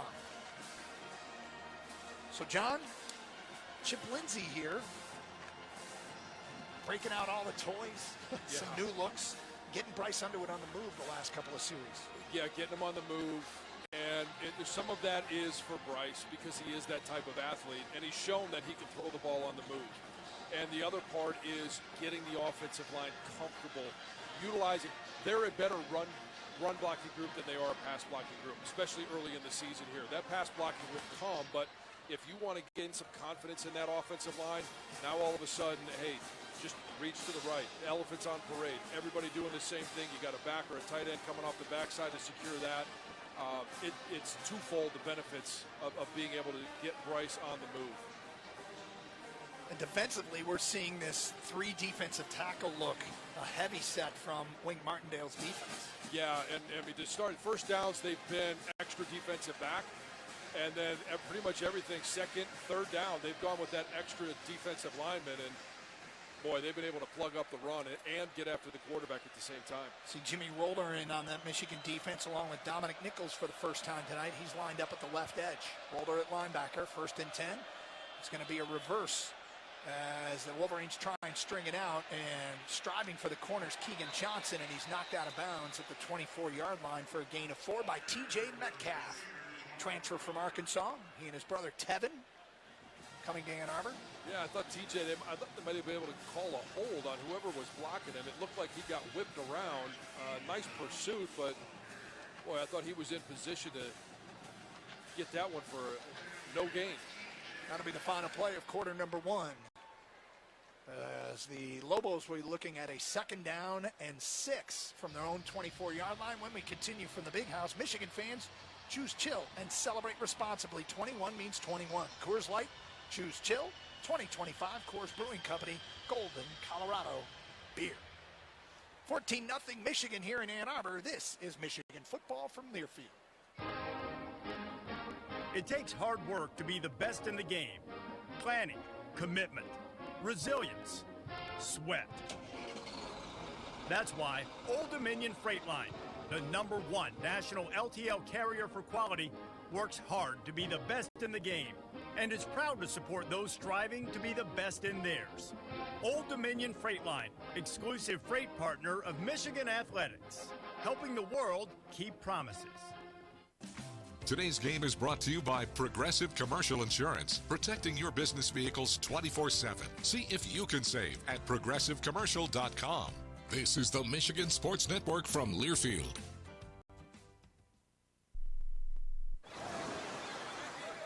Hear that? That's the sound of your life.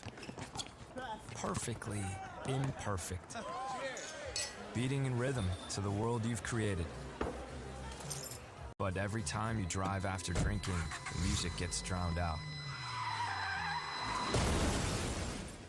Your life sounds pretty great. Don't let a buzz ruin it. Buzz driving is drunk driving. Don't drive buzzed. A message from NHTSA and the Ad Council. When you're high, you feel different. You think different, you talk different, you draw different, you listen to music different, but you probably knew that. Problem is, you also drive different, and not in a good way. That's why driving high is illegal everywhere. So if you're high, just don't drive. Make a plan to get a sober ride. Because if you feel different, you drive different. Brought to you by NHTSA and the Ad Council.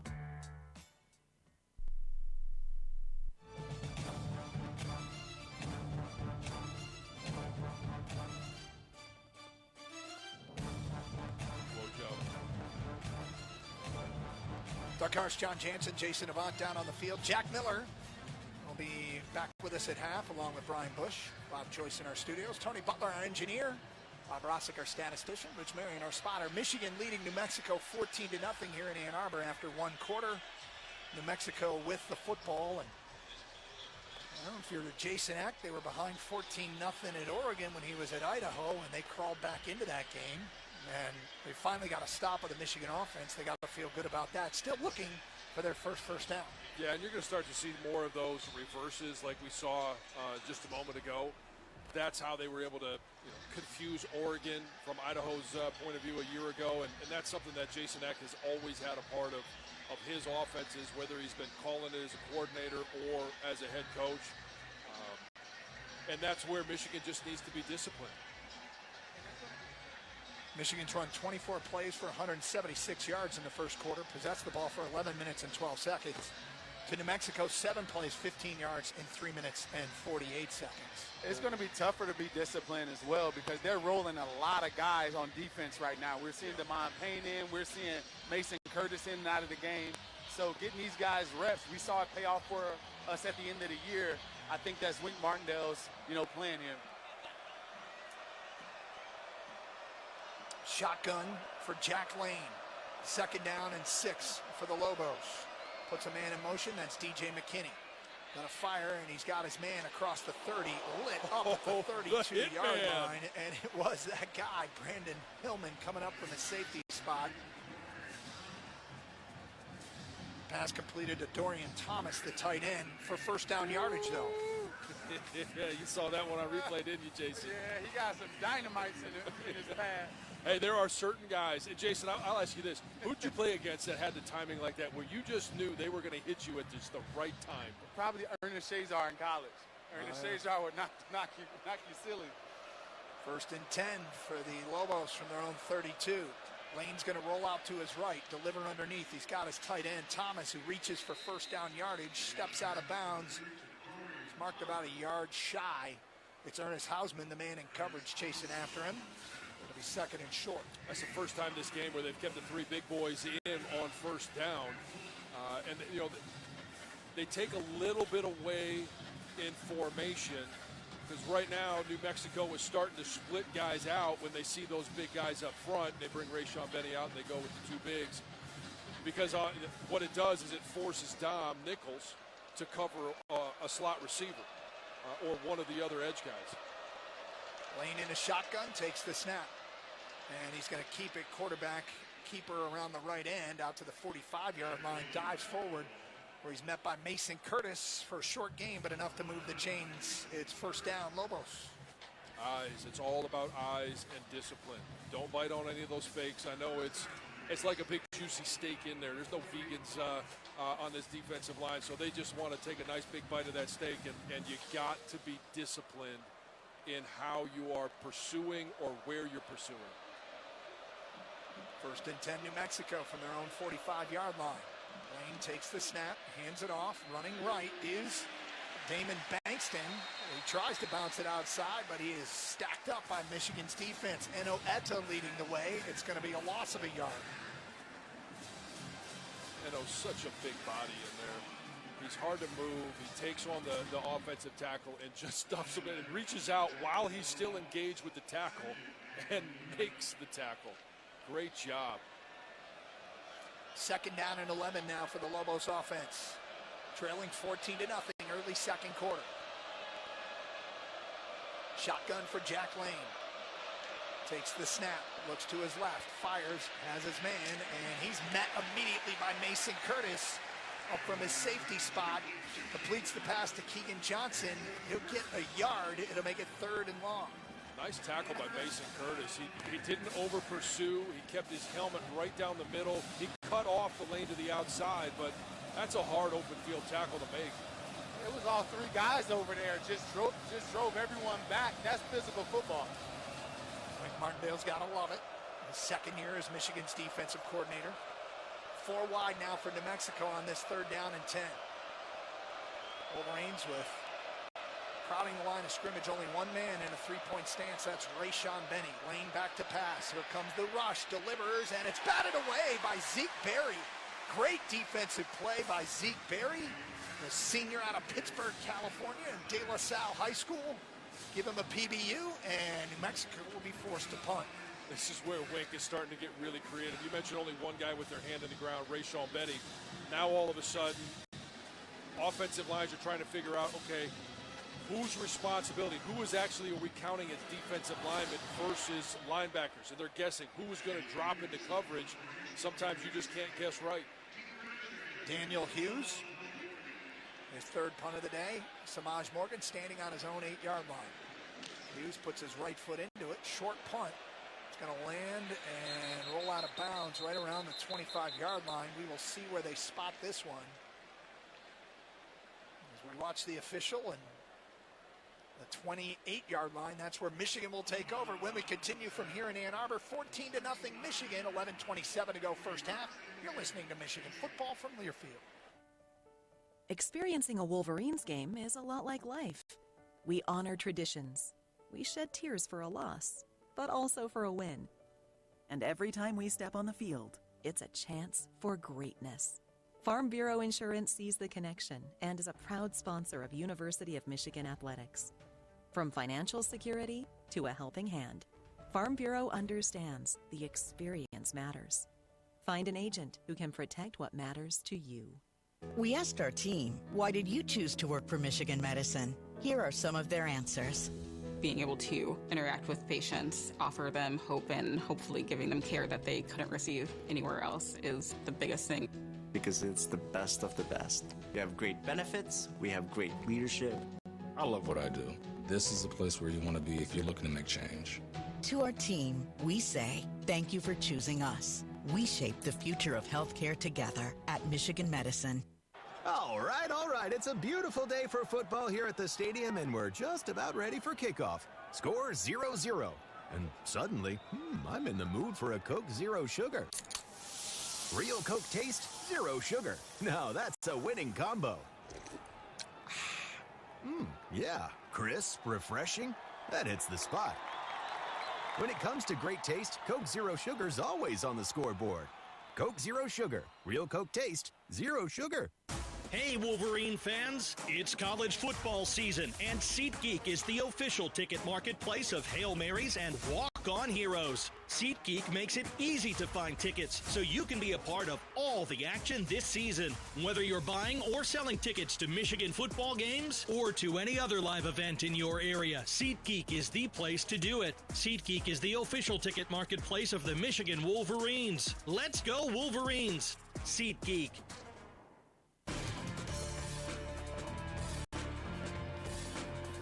Hey, when you're out of town and want to keep up with live college sports, be sure to download the free Varsity Network app, available for both Apple and Android. Listen to College Sports Live with the Varsity Network app. Special hello to Jim Brandstatter, who's listening on the Varsity Network app. And also Kerry Larrabee, good friend down in Florida, listening on the Varsity Network app tonight. Wolverines leading it 14-0. Let's go down to Jason Avant on the field, who's joined by a special guest. I got Will Johnson here. How's it feel to be back in the big house, buddy? Man, it feels great. I miss it. It's incredible seeing here, man. Nothing like it. Bryce Underwood looking at a shotgun snap. Takes it, rolls out to his left. Looking downfield, going to fire to McCulley, and it's broken up back there. Good play by the defensive back coming out. Would have made Will Johnson proud, huh, Jason? Yeah. What's the biggest adjustment between here and being with the Cardinals? I would say the biggest adjustment is just everybody you play against is the best now. You know what I'm saying? Like, from top to the bottom on that team, and you're going against the best of the best, so it's a different level of competition. Yeah. Second down and 10 for Michigan. 3 receivers split wide left, ball in the near hash. Underwood in a shotgun. Takes the snap. Going to fire to Samaj Morgan on a quick hitter. Going to bounce it outside, 30, and knocked out of bounds at the 35-yard, short of the 35-yard line by Austin Browley. Jason? Yeah, you have a lot of teammates here today. Did you guys contact each other and say, hey, we're going to go to the first game? How did this work out while all of you guys are here today? Yeah, we still talk to each other every day, so we know we all had a chance to get back, so whenever we can, we make sure we get back and see each other and make sure we stay tight. Last question I have for you. Mikey Sammer still, has he reached out to you to tell you about the NFL? Yeah, I mean, I still talk to him a lot, too, so I'm definitely, before this next week, going to hit him up and ask, some tips and reminders just to make sure my mind in the right place going into the first week. All the best. Thank you. There is Will Johnson down on the field with our Jason Avant. Shotgun on 3rd down and 6 for Michigan. Underwood back to pass, fires, slant pattern. It's broken up, looking for Marlon Klein. Good defensive play there by New Mexico. Tight in coverage. Yeah, 4th down. The pass to Samaj, one of the things that I really like about what Bryce is doing, when he's got receivers that are running away from him, those are hard to put the ball on them right where they can do something with it. That's a couple of times now to Samaj. He's been able to put the ball where Samaj is now able to turn upfield and do something with it. Not a lot to do with there on 3rd down. D. Rice Brown is deep to field this punt from Hollenbach. He comes up and fields it on a fair catch. No, he didn't fair catch it. He should, as he got drilled at the 28-yard line, and that's where New Mexico will take over. Trailing 14-0 with 10:22 to go in the half. You're listening to Michigan football from Learfield. Attention, Michigan drivers. Are you paying too much for auto insurance? Visit insuringmichigan.com now for a quote in less than 5 minutes that could save you hundreds. Whether you're navigating Ann Arbor streets or cruising through Traverse City, Pioneer State Mutual has the coverage you need, combined with the personal service of a local agent. Don't wait. Head to insuringmichigan.com and see how much you can save. That's insuringmichigan.com, your go-to for auto insurance in Michigan. The excitement, the passion, the tradition. 5, 4, 3, 2, 1. Touchdown, Donovan Edwards. This is Michigan football from Learfield. The Ford Summer Sales Event is on now at your Southeast Michigan Ford dealers. So make it your best summer ever with Ford. Check out the 2025 Ford F-150 Hybrid. Easy Plan customers who trade in their current vehicle can lease an F-150 Hybrid Super Crew 4x4 for $459 a month for 36 months, with only $459 cash due at signing. Payment includes waived security deposit, excludes title, taxes, and license fees. Not all buyers will qualify for low mileage Mileage Ford Credit Red Carpet Lease. Payment includes $1,000 summer sales event RCO cash, $2,250 trade assist, and $150 AXCD BFG open bonus cash. Offer only valid on package 302A.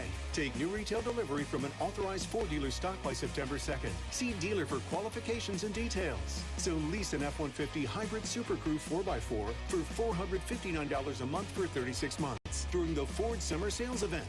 Only at your Southeast Michigan Ford dealers.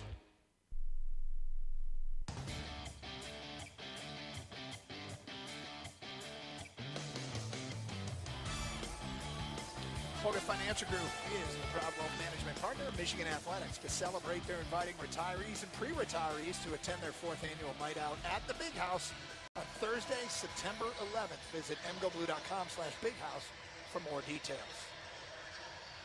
14-0, Michigan on top. It'll be New Mexico football. Their quarterback, Jackson Lane, got hurt in spring ball. Couldn't do anything. But as they ran through spring drills, they had 12-person huddles. He stayed in the huddle, would mimic the play, stay after the practice, walk the field, envisioning things. Was voted a captain of this team. His twin brother stayed at Idaho. He's a captain there. And they have a younger brother, Matt Lane. He's a chemical engineering major at the University of Michigan. Oh, I bet he's here watching his brother. That's cool. Yeah, I mean, it's kind of what I'm hoping that JJ in Minnesota, when he got hurt last year, how much of that was he doing as he prepares for his first full season in the NFL? Empty backfield now for Jack Lane, who takes the snap back to pass. Looking around, pocket collapsing, ball's batted up in the air and intercepted! It's picked off! T.J. Guy put one paw up and pulled it in, the deflected pass, and Michigan with a big turnover will have the football deep in New Mexico territory as Guy was dragged down as soon as he corralled it. Hey, John. Yeah. I don't know if that envisioning stuff is working too well. No, I don't think so. I tell you what, I couldn't be happy for TJ. He's put in a lot of work. This is going to be a big year for him. And start off the season with an interception in game one. That's a hell of a way to kick things off. Was it Damon Payne that batted that football down? There's a lot of big paws up there. Yeah. I think it was. It's the first career interception for TJ, which, he threw it off the back of his offensive lineman's helmet. Oh. Not what he envisioned. Single back is Jordan Marshall. Under center's Bryce Underwood. And they'll go jet sweep to Samaj Morgan, right end, 15-10. Samaj breaks a tackle and spins, knocked out of bounds at the 6. Close to a first down, he might have got it. Well, we've seen Samaj used in that way a lot of times. We've seen wide receiver screens, quick hitters to him. He's a guy, when you get him in open space with blockers out front, he can really do a lot of damage. I love the fact that Max is the one that obviously set that one up by taking the right angle and getting on the outside shoulder of that defensive back. Brady Norton's back in at that right guard spot for this series. Pistol formation now with Jordan Marshall deep. It is a first down, 1st and goal for Michigan from the 5. Underwood takes the snap, inside handoff to Marshall, puts his shoulder down and drives down to about the 2. I wouldn't be surprised if they just keep pounding it right up the middle, however many downs it takes to get in there. It just feels like they kind of want to set the expectation moving forward the rest of this game. There's going to be some more smash mouth football. Jalen Hoffman is in at one of the tight end spots. Hogan Hansen it was a late scratch for this game. Sophomore tight end, outstanding talent. Shotgun for Bryce Underwood. They go inside, handoff to Marshall again. He's met in the hole at the 2 and driven backwards. Might have actually lost a yard.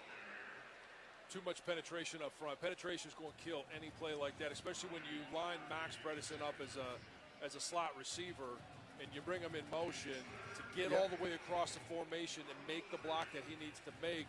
You can't have any penetration on the front side. There was just too much of it on that play.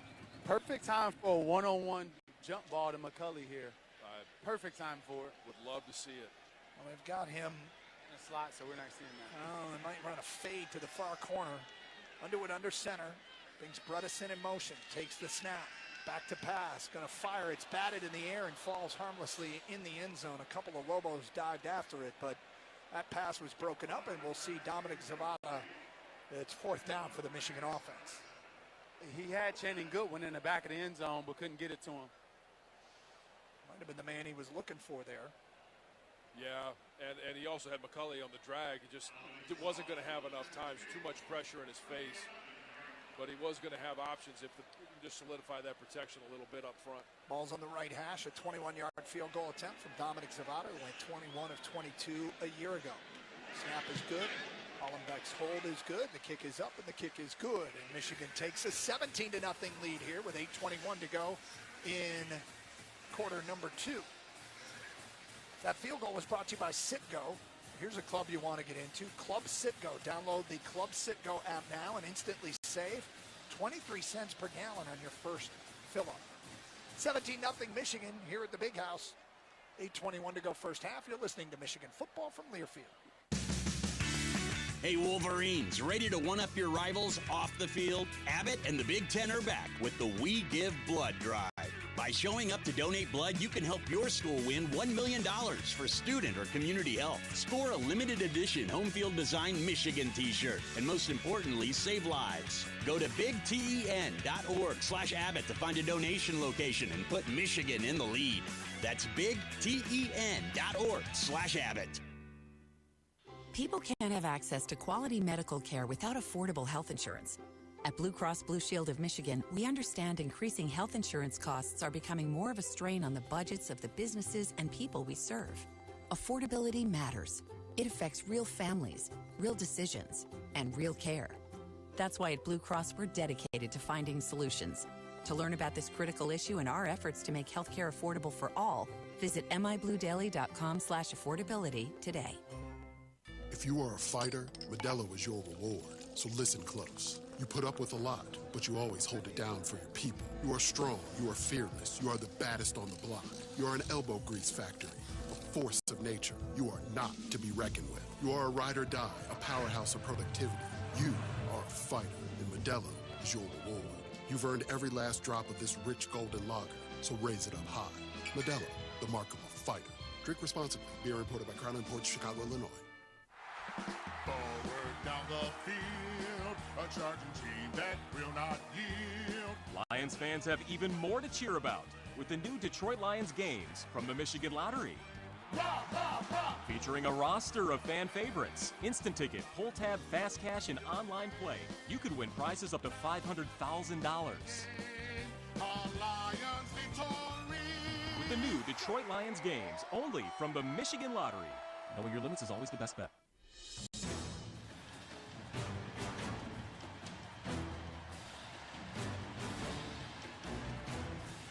Every day is game with the Michigan Lottery. Choose your favorite way to play with the Detroit Lions Instant Game, Fast Cash, Pull Tab, and online games with a chance to win up to $500,000. 17-0 Michigan here at the Big House. Doug Karsh, John Jansen, Jason Avant down on the field. Wolverines converting that turnover into 3 points. Yeah. Hey, Doug, on that play as a young freshman, he has to realize that in that situation when it's a guy in your face, you have to make the decision if it's going to be a dart or a free throw. He chose a dart in that situation, was the wrong answer. If he lobs the free throw up there, you get a touchdown. But that comes with growth and learning. Well, we'll see. As Sharon said prior to the season, he only makes a mistake one time, and that's one of the reasons why they went with him.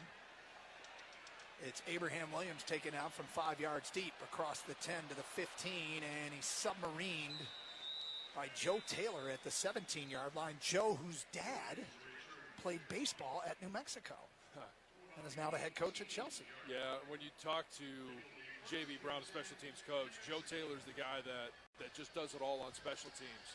When called upon, he could be either the punt returner, kick returner. He's on every single special teams. He's the one that they expect to make a hell of a lot of plays, and especially in some of the kick, punt, or kickoff game. Ball's at the 18-yard line for the Lobos. Going with those three bigs again in the middle. Yeah, you like that look, don't you? Yeah. Snap, Lane's going to roll to his right, lob a free throw over the extended hand of a Wolverine pass rusher and complete the pass out to the 25-yard line across the 30. Jimmy Roller drags down the back. Thomas caught that pass. Sometimes when you go with those 5 defensive linemen, though, I mean, who in the world doesn't like more big guys up front, is you run the risk of, I mentioned it earlier, when they split and went 4 wides, Dom had to go out there and cover a slot receiver. You also have a responsibility in the backfield. Some of those rush ends, when that running back escapes out the backside of the formation, they've got to cover them, and that it puts you at risk.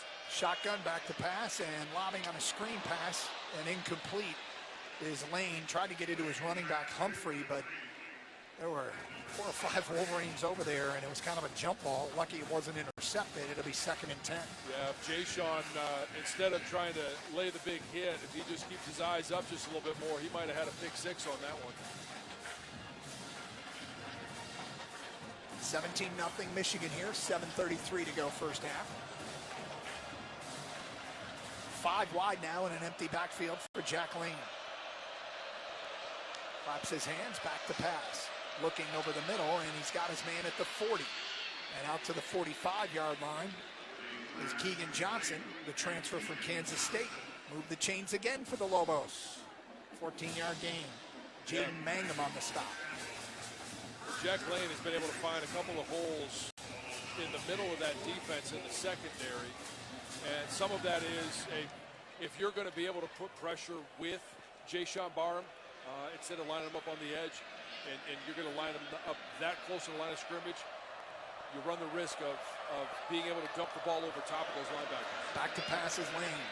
Going to lob it out to his running back at the 40, 45, down the near sideline, and he steps out of bounds just inside Michigan territory to Scott Trey Humphrey.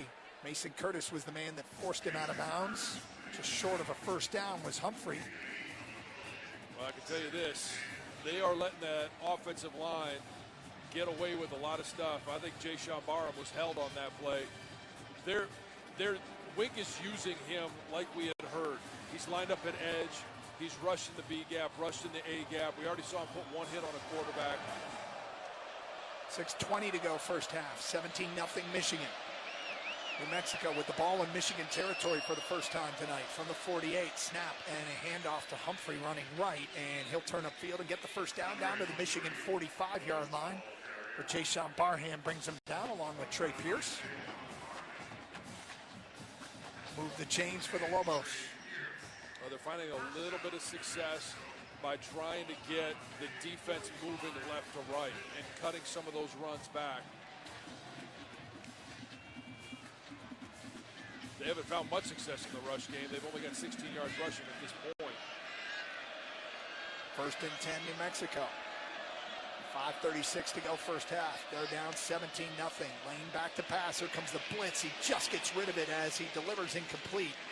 Bounces it to his intended receiver, Zaheel Smith. Somebody was shot out of a cannon. Who was that came on the blitz? I think that was Ernie Hausman. And this is what you're going to see with the talent that they have at the linebacker position, whether it's Ernie or Jay Sean or Jimmy Rolder, Cole Sullivan. Like, they have so much speed at that position. You can line them up on the edge and bring them. You can line them up in the A gaps. You can delay rush. 2nd down and 10 for New Mexico. From the Michigan 45, empty backfield for Jack Lane. Takes the snap, back to pass, going to fire wide receiver screen. Near side's got his man across the 40 and tripped up at the Michigan 38-yard line by Brandon Hillman.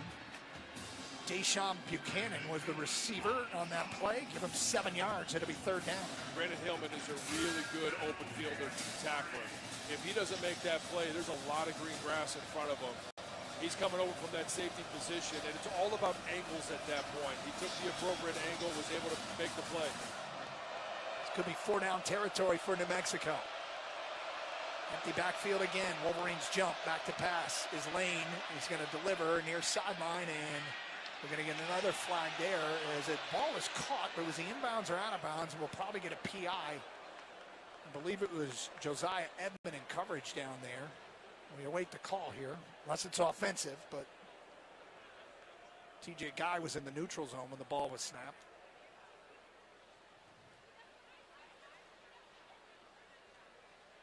Here's the call. There are 2 fouls by the defense.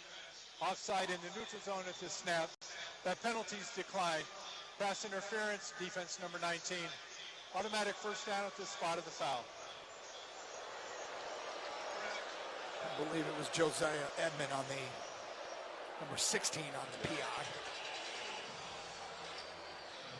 Just a little too physical down the field. I had a question of whether that ball, I don't think he caught it in bounds, if it was even catchable. Ball's now at the Michigan 29-yard line. First and 10 for New Mexico. Lane in a shotgun. Snap, roll out to the right. Gonna fire it back near side to his tight end. 30, 25, 20. Breaks a tackle there. Now he's stacked up at the 18-yard line. Mason Curtis, Dorian Thomas, the receiver. Mason Curtis brought him down. The interesting part of that play is, hey, if you're going to run a screen, sometimes you just want to get beat. The offensive line didn't even come out of their stances, and Michigan thought it was a jailbreak. They were getting after the quarterback, and it was just a setup for the screen. Lane back to pass. Lobs it over the middle. It's caught and drilled immediately as Deshaun Buchanan completed down to the Michigan 13-yard line. It was Ernest Hausman arriving at the football with bad intentions. Gain of 4. Ernie Hausman had a really big bullseye that he saw on Keegan Johnson, and he hit the center of it. 10th play of the drive now for New Mexico. Second down and 5 from the Michigan 13-yard line. Lane takes the snap. Going to hand it off. Running right is Humphrey down to the 10, and he's stacked up there, shy of the first down. And Oeta leading the Michigan tacklers. Well, this drive right now has been just a little bit over 4 minutes. It's the best drive that New Mexico has put together. It's the first time Michigan's backs have really been up against the wall. They've been able to stop up 3rd down and 2. This is where you really want to see what this Michigan defense has. Can they come up with a big stop? 17-0 Michigan. 3:03 to go. First quarter, first half. 3rd down and 2. Lane takes the snap. Quarterback keeper around the right end, diving close to the marker. I don't think he got it. No, I think he's going to be just a little bit shy, about a yard shy. Yep, I'm right on the line there. Yard, maybe a little longer than a yard. It looks like they're going to leave the offense on the field.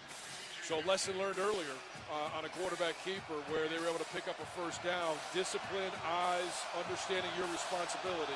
4th down and a yard. James Lobstein is in, and they're going to snap it back to the running back, who's going to throw to the end zone for a touchdown. That's one of those trick plays. That's one of those trick plays they talk about. It was the tight end Dorian Thomas wide open in the end zone. They snapped it through Lobstein's legs. It rolled back to the running back, and then completed a pass for a touchdown. I believe it was Buchanan who threw it. And I don't know if you could get a more friendly bounce. It bounced literally right up to the running back. Wow. They rolled the ball back. Like, how do you, I don't know that I've ever seen that before. How about that? 17-6. Snap is good, hold is good, and the extra point is up and good from the Shelby Township native, Luke Drizwicki, who is the kicker for New Mexico, and it's 17-7 with 2:23 to go here in the first half. 12 plays, 82 yards, 5 minutes and 55 seconds. A well put together drive there by the Lobos. It was a well put together drive, and that was one of those plays where we've heard about the trick plays by Jason Eck. We've seen a couple of reverses. You can kind of expect those. But the ball going between the quarterback's legs and actually rolling back to the running back so that it pops up into his arms. I'm not sure that I would even put that one in the playbook. I don't know. I wonder if it was intended to roll or the center just got a bad snap. Well, I mean, then it was an awful lucky hop. Well, they brought in Lobstein, who was in the quarterback battle right to the end, and Michigan's probably thinking, here's a bigger quarterback, 6'3". It's going to be a quarterback sneak, and he just fell forward. No, they just needed more room for the ball to go between his legs. Let's get a guy with some longer legs in there. Charles Steinkamp will kick off for New Mexico. Andrew Marsh standing on his own goal line, the end zone to our left. 2:23 to go first half. And Marsh will field this one 1 yard deep and bring it out, no hesitation, to the 10, to the 15. He's got a hole, leaps over a man out to the 25-yard line. Did he fumble? The ball's on the ground. New Mexico saying they got it. Ball came out. And New Mexico has the football. The freshman Andrew Marsh put it on the ground, and New Mexico recovers at the 29-yard line. You got to appreciate him wanting to make a play, but as soon as you leave your feet. Are they saying that maybe the ground caused the fumble? Well, no, it was ripped out, but I think they're going to ask if his knee hit the ground before the ball came out. This Close Shave Instant Replay is brought to you by Barbasol Shaving Gel. Why pay more for gels when Barbasol delivers an instant thick lather for a close, comfortable shave? Choose Barbasol quality shave and trusted value. All right, take a look at this replay. I think it's going to be a fumble. Yeah, looking at the replay, I agree. Yeah. That ball was out. Should be a quick review. Let's get this game moving forward. Defense out there. And they just, how long was that last drive? I know it was about 5 minutes long. Yeah. And so, hey, this is where the depth of that defense. You got 6 guys at the defensive tackle position, 4 guys at the edge. You're not going to have to worry about having the same guys out there. Fresh bodies and no drop-off in skill. Same thing with the linebacker position. Go out there, you got to make a stop. After review, the ball came loose prior to the runner being down. It's first down, New Mexico. Yeah. The good thing about that, if you're going to see any silver lining, when you have young guys coming in and make plays, you're going to make mistakes. So when you make mistakes early, the guys learn later down the line, 3rd, 4th, 5th game, when it really matters, those guys become veterans at that point in that time. But I don't blame a young guy for trying to make a play at all. Just has to understand to maintain on the ball, maintain the ball. Misdirection too, John. That's what New Mexico has been doing to us.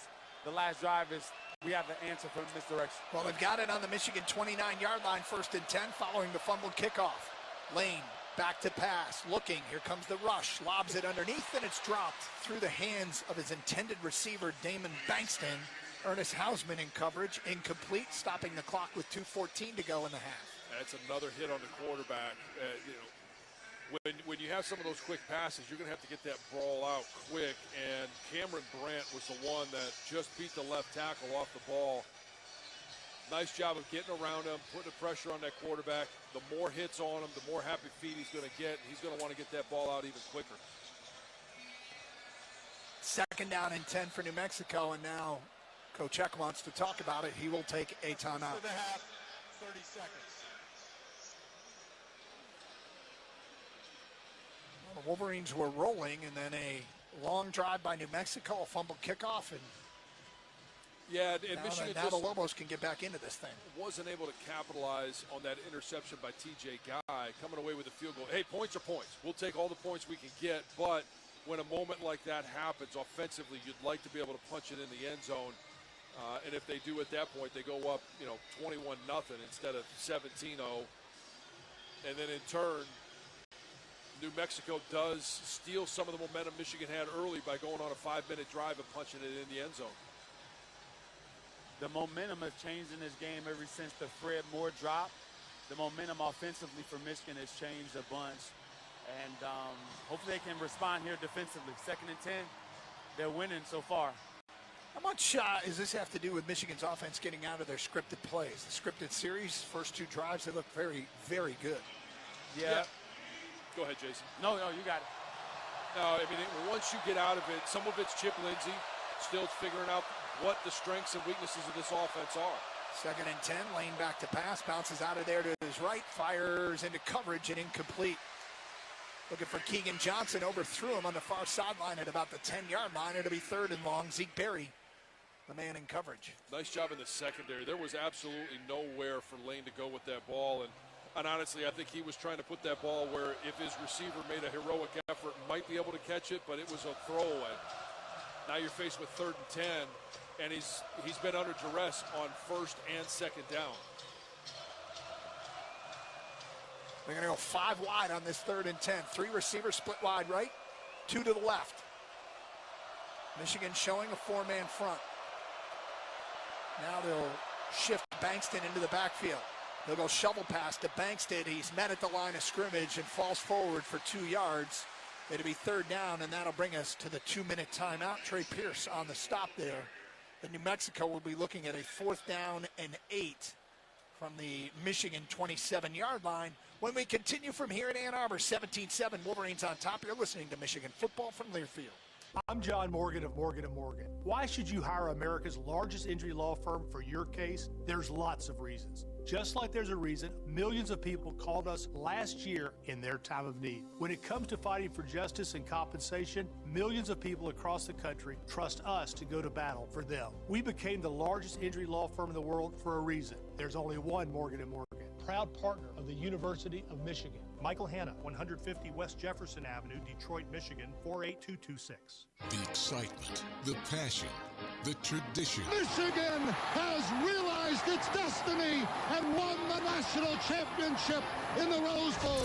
This is Michigan football from Learfield. Just like your favorite sports team, you need a solid defense to protect what's important to you. Whether it's your business, home, or auto, turn to Heartland Insurance Agency and Michigan-based Frankenmuth Insurance to keep you covered. Visit Heartland Insurance Agency today at www.heartlandinsurance.com. That's www.heartlandinsurance.com. Football is back, and so are the big hits at Motor City Casino Soundboard. Feel the adrenaline at Motor City Cage Night, September 13th. Bob with the legendary Hanson, September 18th. Plus, experience improv comedy at its finest with Colin Mockery and Brad Sherwood, September 21st. Only at Motor City Casino Soundboard. Get your tickets at Ticketmaster.com today.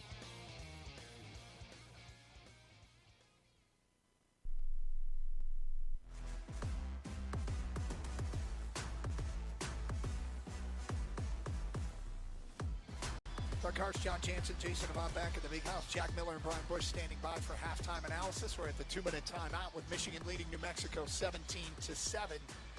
And the Lobos looking at a 4th and 8. And I believe we will see Luke Dreswicki, the kicker, local product out of Shelby Township, Michigan. Went out to New Mexico, and he's out on the field loosening up. And so it looks like Jason Eck will take the points, or attempt to take the points following the Michigan turnover on the kick return. But be aware, special teams are a prime place to pull off a trick play. We've seen one for a touchdown today already. And if there's anything, Jason was trying to talk about some of the benefits of when you fall for a trick play like that, or at least when one works, it does put the antennas up in every situation, and you have a heightened awareness of trick plays moving forward. Dreswicki 2 for 5 from this distance a year ago. This will be a 45-yard attempt. Snap is good, hold is good, the kick is on the way, and the kick is good. So Michigan's lead is down to 7 here, 17-10 in Ann Arbor with 1:56 to go here in half number 1. Let's pause 10 seconds for station identification. This is Michigan football from Learfield.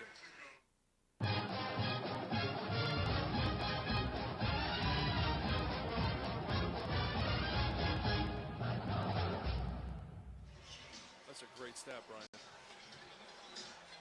25 minutes between offensive snaps for Michigan when they get the football back, providing that they do get a offensive snap in here.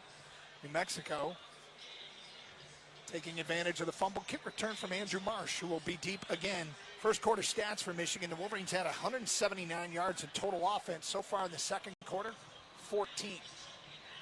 And we're watching Andrew Marsh learn on the job here in the very opening kick return, right? And I talked to JB, like, where are you going to position his feet? He said, well, at the top of the letter, bottom of the letters. He was a little bit unsure whether he should bring it out or not, and just a little bit of a stutter step, it throws off the timing on a return. Obviously, the fumble. I love the fact that they're sticking with him. He can be a game breaker, and so it's you're going to have some learning moments, just like we talk about them with Bryce. You're going to have them with Andrew as well. He's standing inside his own end zone to our left, and he'll field this one up. He'll let it go over his head and out of the back of the end zone, and Michigan will take over following the touchback. Well, we'll get a chance to see Bryce in a 2-minute situation. Having all 3 timeouts, there doesn't have to be a huge sense of urgency, but this will be a no-huddle situation. Get up, get set. Ball be placed on the far hash. Michigan will go 4 wide here on this first play from scrimmage from the 25-yard line. Justice Haynes in the backfield.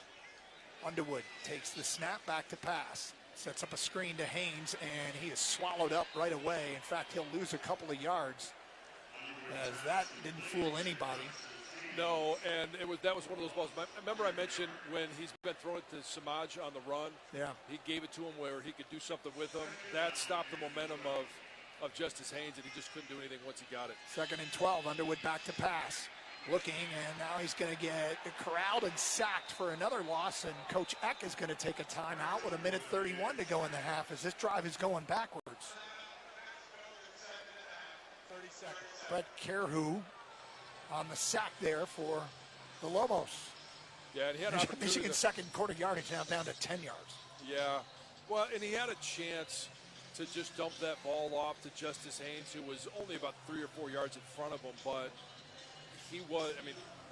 it just would have been a little bit more room between him, where the ball would have headed, and the defensive line. And the good thing about it right there was Bryce Underwood, when he was sacked, did not let the ball go. He didn't have it in a great position, and that's one of the things that I've noticed about Bryce is his hand size, his grip on the ball. He does a really nice job of being able to protect the ball. I'd love to have him, hold it high and tight, but you don't always know when you're going to get hit. But to be able to keep possession of the ball there was the key. 3rd down and 14 for Michigan.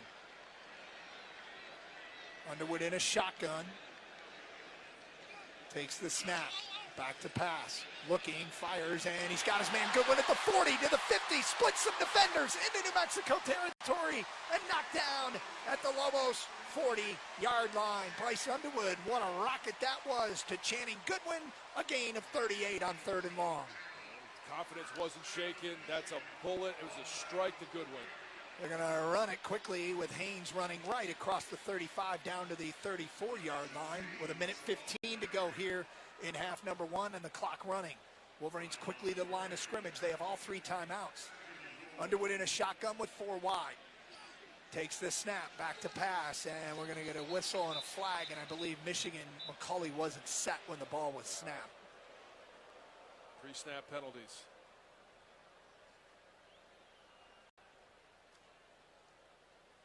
If that's the case, it's just a young quarterback. False start, offense.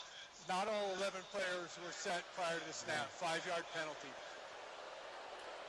It's more on the quarterback, right, Jason? He's got to wait for his receiver to get set. Yeah, you got to wait for your receivers to get set, but guys have to get up. I actually made a mental note early that all the receivers were taking a little bit of time to get set. They were like dilly-dallying around, still moving. They have to realize 2-minute drill. And I believe, did they say that was a Michigan timeout? Sharon Moore is going to go talk to our lead official.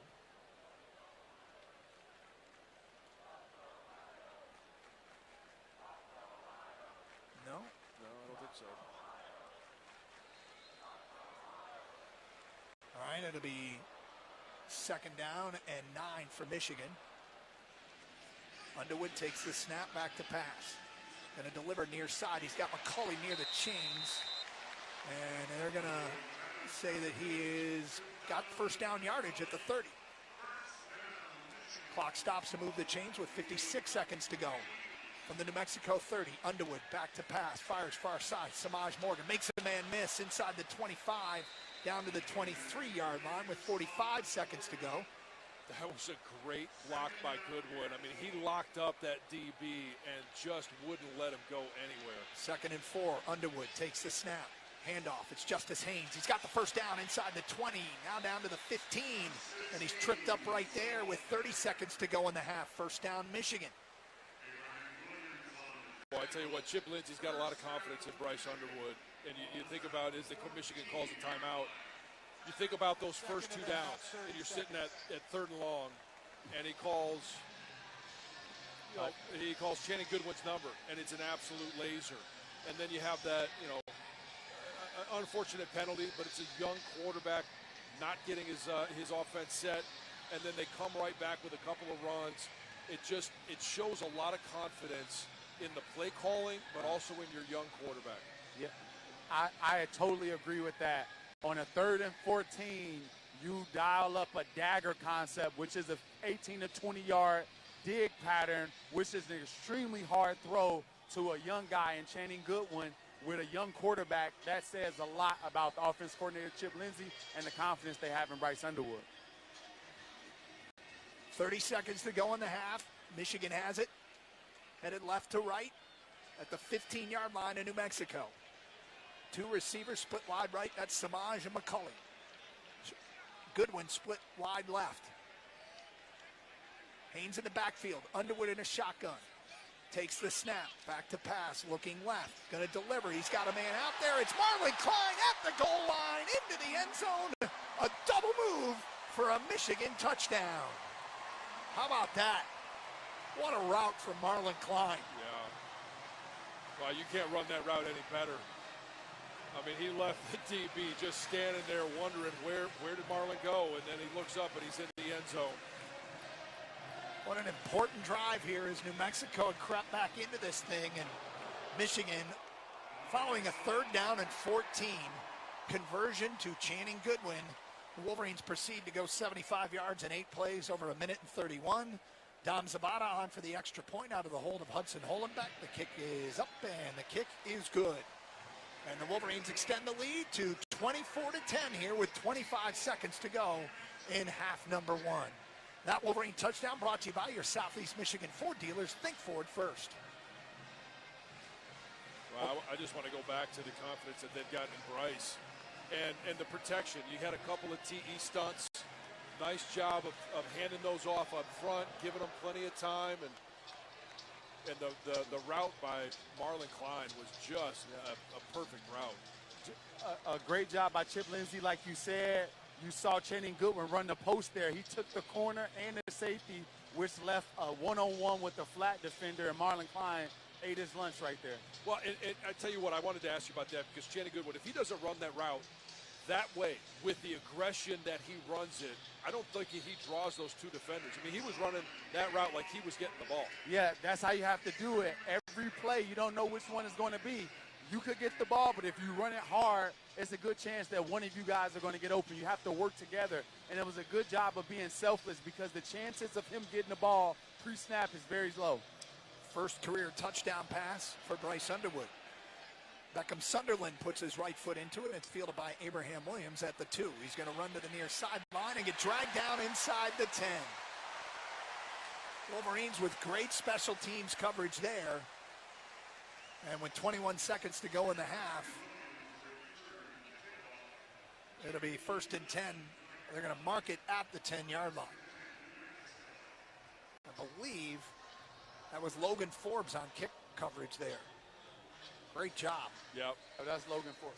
Yeah, and by the way, Jason, on kick return, you don't want to get going east-west. No, not at all, especially with the speed of the Michigan defense or the special teams unit. We saw that. That was an amazing play, open field tackle. Got the whole stadium hype right there by Logan Forbes. Well, with 21 seconds to go, New Mexico is just going to take a knee and head to the locker room. So 24-10 in the first half. Wolverines offensively sputtered a little bit, but you talk about a jump start. That 3rd down conversion to Channing Goodwin is a play we're going to talk about. I think we will, and it's the confidence of Chip Lindsey to call that play. And then can you imagine Bryce, and not only Bryce, but Channing, a young receiver, executing that route, but to be able to throw that ball for the dig route and be on the money after you just got sacked and nothing was going right for you. It's 3rd and long. If you don't complete it, okay, fine, you punt the ball. But that completion, we're going to look back on, like you mentioned, and I think that was a key moment for this Michigan offense. Wolverines lead at 24-10 at the half. Stick with us. Halftime analysis from our guy, Jack Miller. Brian Bush will have scores from around the country as well from Rob Joyce. Back in our studios, Wolverines lead it by 2 touchdowns here in Ann Arbor in the season opener in 2025. You're listening to Michigan Football from Learfield. Hi, I'm Rick Germain for Germain Lexus of Ann Arbor, official partner of Michigan Athletics. Whether you're tailgating or headed to the Big House, Germain Lexus of Ann Arbor has the perfect vehicle for every fan. New or pre-owned, our team has a large inventory of vehicles ready for you today. And a special offer for Wolverine fans, receive a $1,000 discount and 3 years of maintenance on any new Lexus purchase when you mention this ad. Stop by Germain Lexus of Ann Arbor or get started at lexusofannarbor.com. Today's game is brought to you by Barbasol Shaving Cream. Feeling great starts with a great shave, and a great shave starts with Barbasol's thick and rich moisturizing lather. Start your day off right with Barbasol. This is the Michigan Sports Network from Learfield. Fogut Financial Group is the proud wealth management partner of Michigan Athletics. To celebrate, we're inviting those already retired or nearing retirement to attend our 4th annual Night Out at the Big House on Thursday, September 11th. Learn strategies for managing the risks of retirement and enjoy complimentary dinner and drinks, door prizes, and get exclusive access to tour Michigan Stadium. Just go to mgoblue.com/bighouse to sign up. That's mgoblue.com/bighouse. Limited seats are available. Introducing Celsius, the energy you need for Michigan football. Pop open a can of Celsius and experience a refreshing taste made with proven ingredients, 0 sugar, and essential vitamins, helping you keep up with every play and celebration. Whether you're in the Big House or cheering from your couch, Celsius keeps you energized for every quarter. Find Celsius at a retailer near you or at Celsius.com. Celsius. Live fit. Go.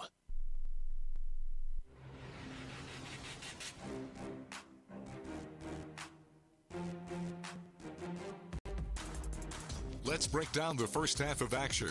Welcome to the Halftime Show, driven by Germain Lexus of Ann Arbor, proud partner of University of Michigan Athletics. Online at lexusofannarbor.com. Analysis, highlights, and stats are on the way. Now, here's your host, Rob Joyce. Halftime for the Big House. Michigan leads New Mexico 24-10 as we look back at the first 30 minutes with the highlights.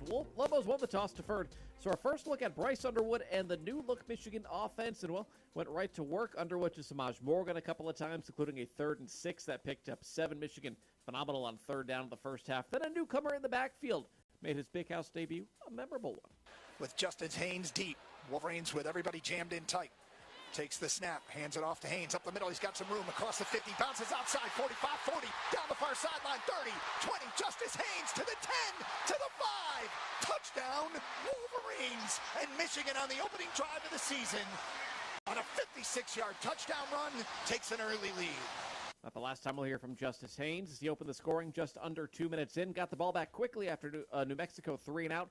A 3rd and short conversion by Michigan, 25 yards to Marlon Klein. 1 play later, work it into the red zone. Then a 13-play drive is capped once again by the Alabama transfer. Bredesen stepped out of bounds at the 5, 3rd down and 3. Shotgun, snap. It's running left. Breaking a tackle is Justice Haynes to the end zone. Touchdown, Wolverines.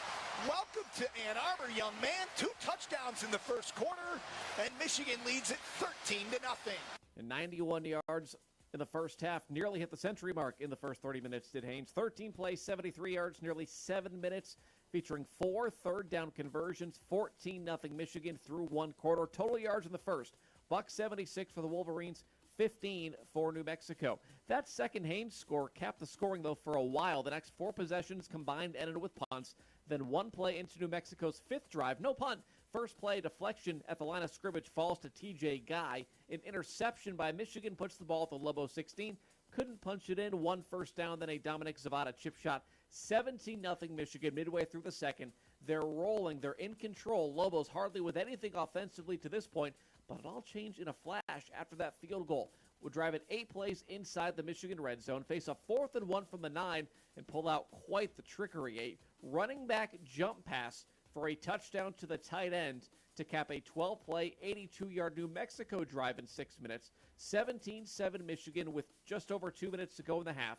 Then the Wolverines fumble the ensuing kickoff, recovered by the Lobos at the 29. Defense would stand tall, force only a field goal. So in a flash, it's 17-0 to 17-10. 1:56 to go. All three timeouts for the offense started by going backwards. Then on 3rd and 14, Underwood finds Channing Goodwin for 38 yards, and that flipped the script on the rest of the drive. Gains of 9 and 7 shortly thereafter puts it inside the red zone with 30 seconds left, and then the first of hopefully many touchdowns from the arm of the freshman signal caller. Haynes in the backfield, Underwood in a shotgun. Takes the snap, back to pass, looking left, going to deliver. He's got a man out there. It's Marlon Klein at the goal line, into the end zone. A double move for a Michigan touchdown. How about that? What a route from Marlon Klein. A massive swing of the game. 75 yards by the Michigan offense in 8 plays. It took 91 seconds. It left New Mexico with very little time. All they could do was kneel down. And it's 24-10 Wolverines at the break as Underwood. 12-17, 144 yards passing, and that touchdown in his first half of collegiate football. Tonight's halftime show driven by Jermaine Lexus of Ann Arbor, proud partner of University of Michigan Athletics, online at lexusofannarbor.com. We'll take a timeout, come back, tell you what else is going on a busy week one. Lots of Big Ten, couple of notable top 25 games. We'll tell you about that and more after this as you listen to Michigan football from Learfield. A smooth, close Barbasol shave in the morning lifts your confidence. That rich, creamy lather will catapult you to greatness. Nothing can stop you today. Well, except that traffic jam. Barbasol, it's a can of can-do. If you can plan barbecues and weddings, you can plan to protect yourself from a natural disaster. Sign up for local alerts, prepare an emergency kit, and make a family communications plan. Get started at ready.gov/plan. Brought to you by FEMA and the Ad Council. The excitement, the passion, the tradition. Is that intercepted? Holy cow! Jordan Lewis! This is Michigan football from Learfield. If you're 55 or older and into that whole saving money thing, T-Mobile has an exclusive phone and internet bundle just for you. Right now, get 2 unlimited phone lines plus 5G home internet for just $30 each per month with autopay, plus taxes and fees. And with 5G home internet, setup is easy with just 1 cord and no technician needed, which is great if you're also into that whole keeping it simple thing. Switch now and experience the best mobile network in the U.S. Visit your local store to start saving. T-Mobile, it's better over here. Based on analysis by Ookla Speed Test Intelligence data Q4 2024 to Q1 2025. Ookla trademarks used under license. Unlimited on our network. Customers on voice plan may notice speeds lower than other customers and further reduction if using more than 50 gigs a month due to data prioritization. Video streams and SD on this plan. Home internet pricing after $20 in monthly bill credit plus $5 per line without autopay. Debit or bank account required. See 5G device coverage and access details at tmobile.com.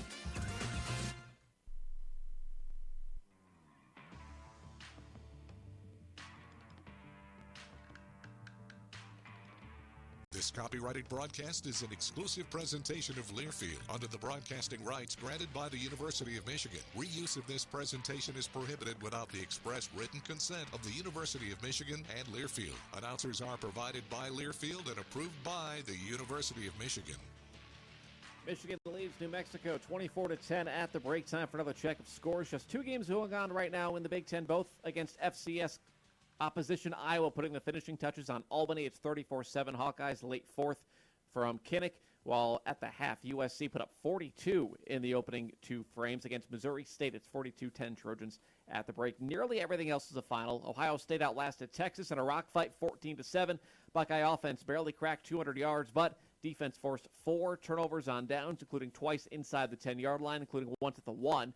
Other finals, Penn State cruised past Nevada 46-11. Indiana handled Old Dominion 27-14. Maryland cruised past Florida Atlantic 39-7.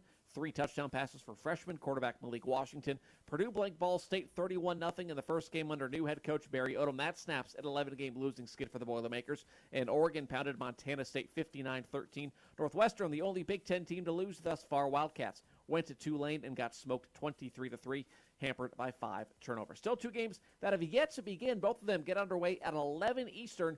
Washington puts its 20-game home win streak on the line against Colorado State. And then UCLA faces an old Pac-12 foe in Utah at the Rose Bowl. So that's the day in the Big Ten. Time now to look nationally at the top 25, brought to you by Pioneer State Mutual Insurance. Going on right now, the big one is in South Carolina. Number 4, Clemson, 9th-ranked LSU. About to go into halftime. Clemson leads 10-3. LSU trying to go into the end zone. They have 4th and 2 from just outside the 10, so likely a field goal. So it looks like Clemson will go for it, though. Garrett Nussmeier's trying to go for it. We'll see what they do. But right now it's a 10-3 Clemson lead. Elsewhere, number 19, Texas A&M leads UTSA 21-17, early third College Station. 21st-ranked Ole Miss with a 23-7 lead on Georgia State late first half. Everyone else in the top 25 playing FCS opposition, handling business, except for Kansas State, leads North Dakota 24-21 midway through the third in Manhattan. Some finals from earlier. The big one, Florida State, 2-10 a year ago, upset number 8 Alabama 31-17. That top 25 scoreboard brought to you by Pioneer State Mutual Insurance, a Michigan tradition since 1908. Again, 30 minutes complete. Michigan 24, New Mexico 10. Brian, Jason, and Jack break down the first half next as you listen to Michigan football from Learfield. From the biggest of the big games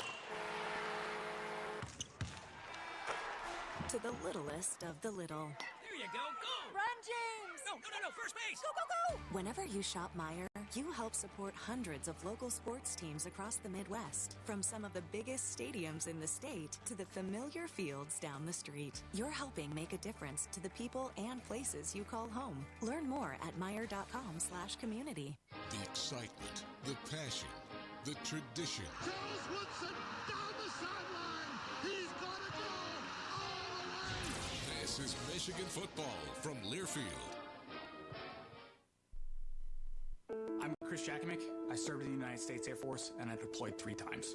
Being a veteran, it's interwoven into your DNA. It's really the absence of the connection and the purpose that can really... When you graduate, they graduate. Finish your high school diploma for you and for them.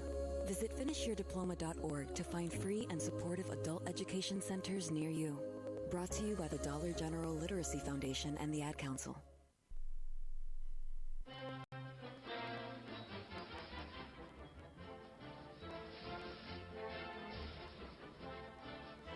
(24-10), Michigan with the lead on New Mexico. We are at halftime, and today's halftime show is driven by Jermaine Lexus of Ann Arbor, proud partner of University of Michigan Athletics, LexusofAnnArbor.com. Brian Bush, Jack Miller back high atop Michigan Stadium. Jason Avant rejoins us down on the field. Jack, let's start with that last portion of the first half. Michigan drives 8 plays, 75 yards, $131, and Bryce Underwood 5 of 5, that huge 39-yard dart to Channing Goodwin before finding Marlon Klein for the touchdown. What'd you like about that closing drive? Pretty calm and poised. It was pretty representative of how he's played this entire first half so far. The arm talent is there. If there was ever any doubt, I think that's been gone. His ability to that quick release and get the ball exactly where it needs to be is impressive. He seems very in command of the offense. I think Chip Lindsey's done an incredible job skinning down the playbook, making it simple for him. The offensive line has played really well. The running game's been going at the right times. So they just look in sync. The timing looks really, really good for week 1 with a freshman quarterback. Jason, your thoughts on that drive and Bryce overall? Overall, he puts the ball in great position. There's velocity on the throws.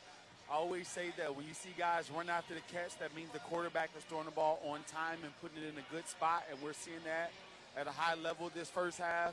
And talk about what Chip Lindsey trusts him with, a 3rd and 14, and you call a dagger concept, which is an inside, go route with an outside dagger, 18 to 20-yard in route. That's an NFL type of a throw and trust as well. So they think highly of him, and I've seen a lot of quarterbacks come through here, and I haven't seen a freshman quarterback play this well in my lifetime. So it's a great thing to see.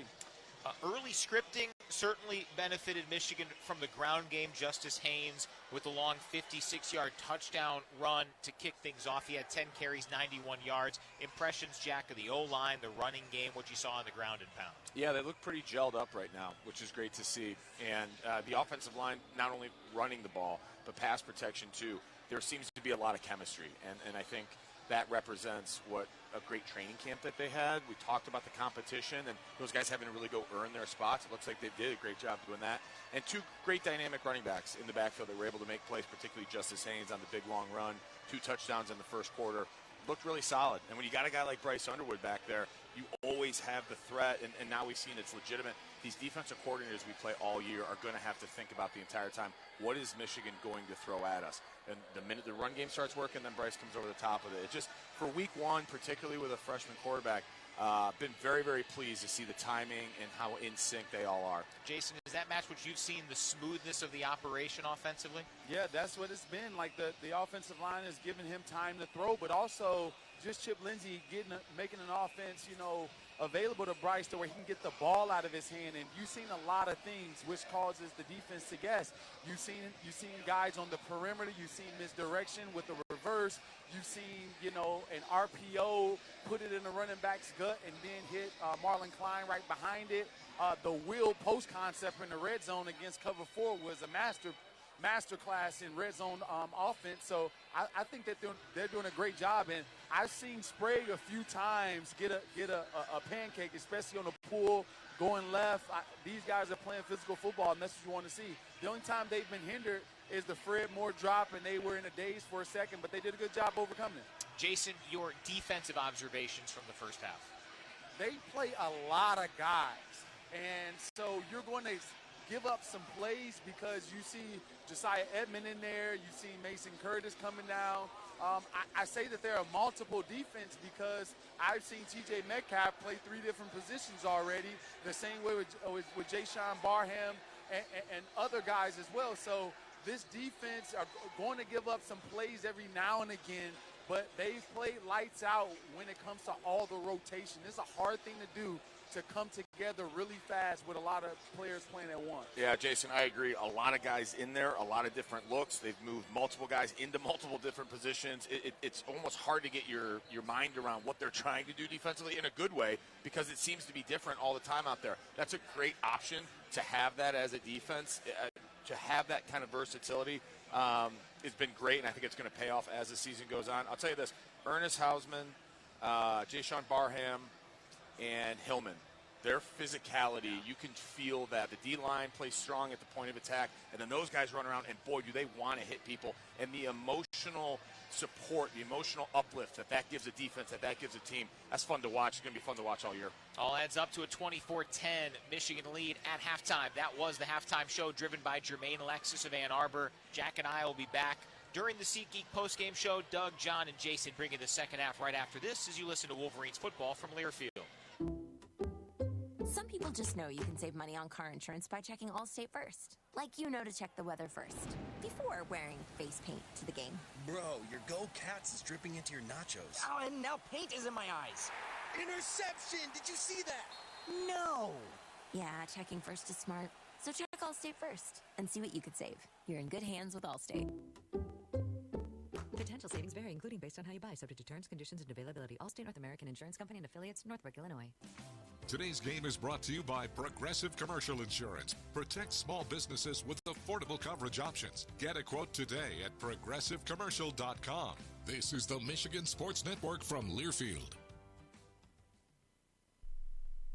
The Ford Summer Sales Event is on now at your Southeast Michigan Ford dealers. So make it your best summer ever with Ford. Check out the 2025 Ford F-150 Hybrid. Easy Plan customers who trade in their current vehicle can lease an F-150 Hybrid Super Crew 4x4 for $459 a month for 36 months, with only $459 cash due at signing. Payment includes waived security deposit, excludes title, taxes, and license fees. Not all buyers will qualify for low-mileage Ford Credit Red Carpet Lease. Payment includes $1,000 Summer Sales Event RCO cash, $2,250 Trade Assist, and $150 AXCD BFG Open Bonus Cash. Offer only valid on Package 302A. Take new retail delivery from an authorized Ford dealer stock by September 2nd. See dealer for qualifications and details. So lease an F-150 Hybrid Super Crew 4x4 for $459 a month for 36 months during the Ford Summer Sales Event. Only at your Southeast Michigan Ford dealers.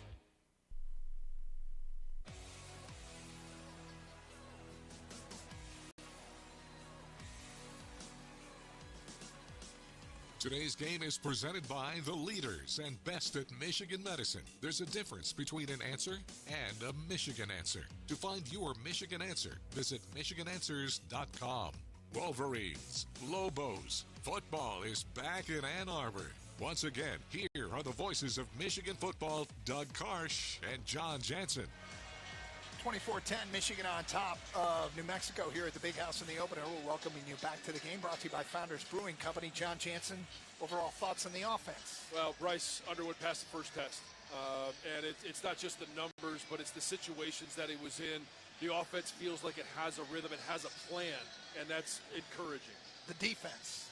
The defense, we've talked about it, the different looks that they're giving, the 4 down, the 3 down. On the interception, it was 1 down with Rayshon Benny, and TJ Guy comes away with an interception. It's the multiple looks that Wink is putting out there. That welcome back was brought to you by Founders Brewing Company. It's not a Michigan game day without a Michigan-made beer. Founders Brewing Company, proud sponsor of Michigan Athletics. Welcome to Craft. Let's go down to Jason Avant on the field. Sherrone Moore speaking to his team at halftime. What did he emphasize, Jason? Yeah, for the offense, sustained blocks. O-line knocked them back off the ball. They will take some chances, and we can hit some big plays. For the defense, be assignment-based. Watch the misdirections and screens across the field. Make the tackles. Don't worry about the big hit. Let's be assignment pure. Wrap them up. They're slippery, and let's dominate the second half. Second half is underway as Beckham Sunderland kicks it towards the north end zone, and it lands 6 yards deep over the head of Abraham Williams. It'll be a touchback, and it'll be New Mexico ball to start this second half. They were creeping back into it, and the biggest play of the game so far, that 3rd and 14 conversion to Channing Goodwin. Absolute strike, and not an easy route to throw, as Jason talked to us in the first half, but the confidence of Chip Lindsey to call it and put Bryce Underwood in that situation. I mean, if things go awry, it's easy to throw an interception on that pass as much as it is a completion, and now all of a sudden, hey, you're looking at a completely different mindset going into halftime. So great call, great execution. The fact that they were able to go down and score a touchdown really changed things going into halftime. Wolverine showing a 3-man front here as Lane takes the snap from center, hands it off to his running back Humphrey. He's got some running room across the 35 out near the 40, where he is dragged down by Mason Curtis in the Michigan secondary. Ball at the 41-yard line. Good run there for Humphrey. Yeah, when you go with that look up front, you're going to need your linebackers to make some big plays, and just good blocking by New Mexico on that one. 1st and 10 Lobos at the Michigan checked at their own 41-yard line.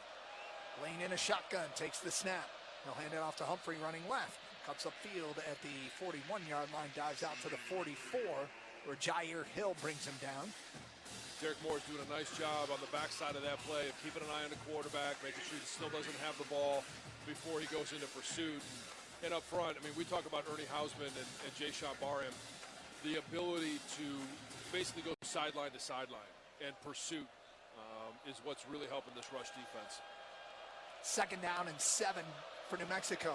Empty backfield, 5 wide for Lane. Takes the snap. And we get a whistle and a flag. And it looks like the Lobos jumped. False start. Offense, number 51. 5-yard penalty. 2nd down. Back up the Lobos inside the 40-yard line down to the 39.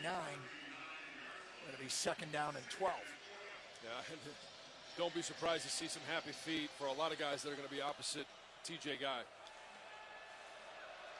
Lined up at that right rush edge spot for Michigan. Back to pass is Lane. Here comes the rush, gets it off. It's tipped and incomplete. Jay-Sean Barham in coverage. He was looking for Humphrey out of the backfield. And Derek Moore was in Lane's face as he delivered. He's taken some hits. Yeah. I don't believe Michigan has a sack, though, in this game, do they? No, but nice pressure and a nice TE stunt. Trey Pierce did a nice job of driving upfield through the outside arm of that right guard, getting into the tackle. And when you do that and you possess that guard, now all of a sudden Derek Moore can come around and put a hit on the quarterback. Shotgun for Lane on 3rd and 12. Takes the snap, back to pass. Stepping up, fires over the middle. He's got his man right at the sticks. No, the ball comes out. Michigan picks it up. They're going to say incomplete. And it was Dorian Thomas right at the 50-yard line. He got hit and the ball came out. And it'll be 4th and 12 for New Mexico. Question is, should that have been a play-on situation? Did he possess that ball long enough?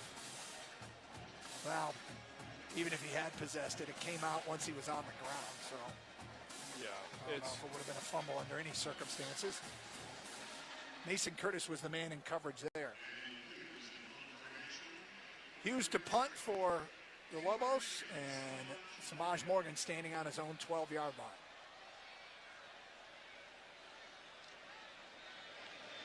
Hughes puts his right foot into it. Samaj ranges over and will let it bounce. Tell everybody to get away. It'll roll inside the 20, inside the 10, and New Mexico will down it at about the 6-yard line. And a 54-yard punt there. More opportunity to rack up some yards on the offense. I guess. You got to catch all of those. Yeah, that's another 20 yards they got of field position there when Samaj couldn't field it. 24-10, Michigan on top, 13:06 to go third quarter. This is Michigan football from Learfield. Champions Circle is the leading Michigan athletics fan engagement community. We connect fans with once-in-a-lifetime experiences, produce public and private events, offer club memberships, and operate an online retail store that features exclusive apparel, trading cards, autographs, and other memorabilia. To become a member or learn more about how you can engage with your favorite Michigan student athletes, visit championscircleUofM.com. Champions Circle, proud sponsor of University of Michigan Athletics. Aw, shucks. The game's on TV, but I can't listen to the call of my favorite team broadcasters. Never fear. Sync My Game is here. Sync My Game? Yes, Sync My Game. If you have a DVR and streaming device, head to syncmygame.com from Learfield. It's never been easier to hear the impassioned voices of your favorite radio crew synced with the TV. Wow, thank you, Mr. Just remember, syncmygame.com. Michigan fans, choose chill. Coors Light is cold lagered, cold filtered, and cold packaged for a smoother finish. It's got that crisp, refreshing taste that makes those moments when you choose to rise above the noise and choose chill even better. Coors Light is a proud sponsor of Michigan Athletics, so crack one open and take a sip. Coors Light, choose chill. Celebrate responsibly. 2025 Coors Brewing Company, Golden, Colorado. Beer. Win with UMCU. Score a financial touchdown with the University of Michigan Credit Union's Go Blue checking account and get your exclusive Block M debit card for the extra point. UMCU's Go Blue checking account comes with no minimum balance, no hidden fees, and with the Block M debit card, you can show off your maize and blue wherever you go. Join today, Michigan fans. Visit umcu.org. That's umcu.org. UMCU is insured by NCUA.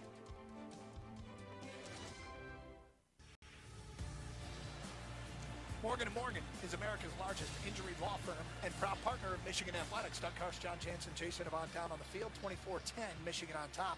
Wolverines with the football for the first time here in the second half. Inside their own 10-yard line at the 6. And I imagine that they'd like to get the run game going here in this second half. They had some big runs in this game, but probably want to get a little bit more consistency out of the run game. We'll see what type of adjustments they made at halftime. Well, Nathan Afobe's in at right guard here as he's gone back and forth with Brady Norton. Bryce in a shotgun, takes the snap, and he'll throw it out of his own end zone and he'll lob it for his man. He's got Marlon Klein down the near sideline, across the 30 and out to the 33-yard line. What touch on that throw. Move the chains, and Michigan is out of the shadows of their own goalpost after that 28-yard gain. That is, hey, I don't care what the look is. I'm throwing it to a spot. You trust me, I trust you. Go get it. And what a great touch on the ball. Handoff up the middle to Justice Haynes as he spins twice and gets dragged down at the 36. Flag on the play. Looks like Michigan on a false start. Jason, you like that touch from Bryce Underwood? Yeah, I like that.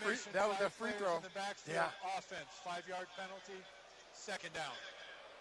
Yeah, you call, what is it, a free throw or a... Yeah, darter free throw. Darter free throw. That was a free throw. Yeah, that was nice right there. That was some arm talent. And the concentration by Marlon Klein to be able to haul that ball in. I mean, he had to reach out for it, and there was some hands in his field of view. Yeah, it looks like he's ready to play this season. That position goes from a big Idaho Sasquatch to a German soccer player. It's second down. Yeah, German soccer player with a southern accent. Yeah, right. Came over and played in Natchitoches, Georgia, Reuben Gap High School.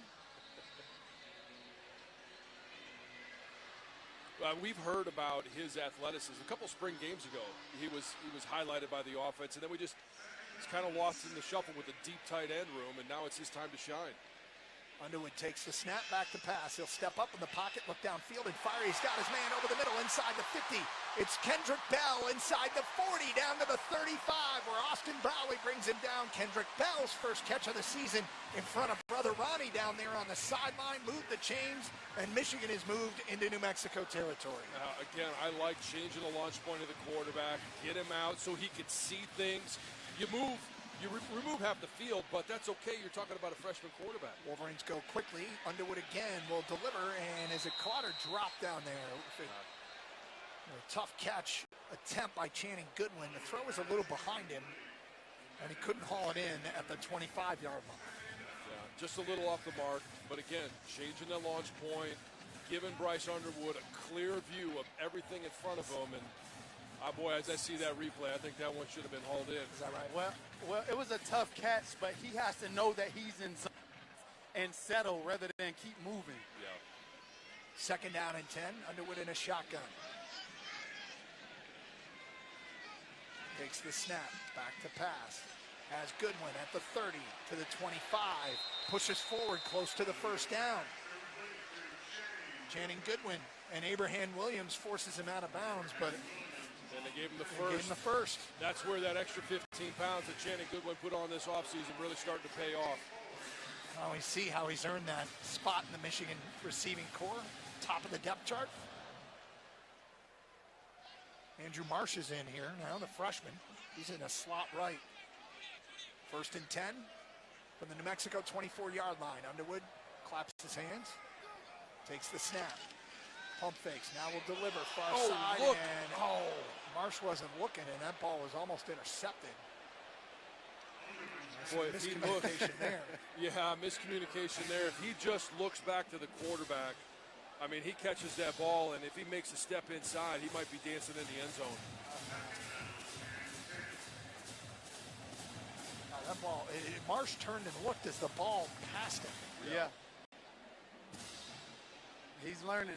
Yeah, well, learning on the job. Yeah, Samaj, it was one of those, hey, can we just dump it down to Samaj? And, I mean, that was the right decision by Bryce. Everybody jammed in tight on this second and 10. They'll hand it off to Justice Haynes. Up the middle, he's got good yardage, putting his head down and plowing down to the 21-yard line. It'll be third down. Yeah, just going back to that incompletion, that's where you really start to keep defenses on their heels. The number one option is Samaj Morgan coming out of the backfield as he came in motion. Number 2 and number 3 are down the field, but if you have a quarterback that can read a defense and see it and then make that throw, now defenses are going to be on their heels. Third down and 6 for Michigan. They got to get the ball inside the 15-yard line.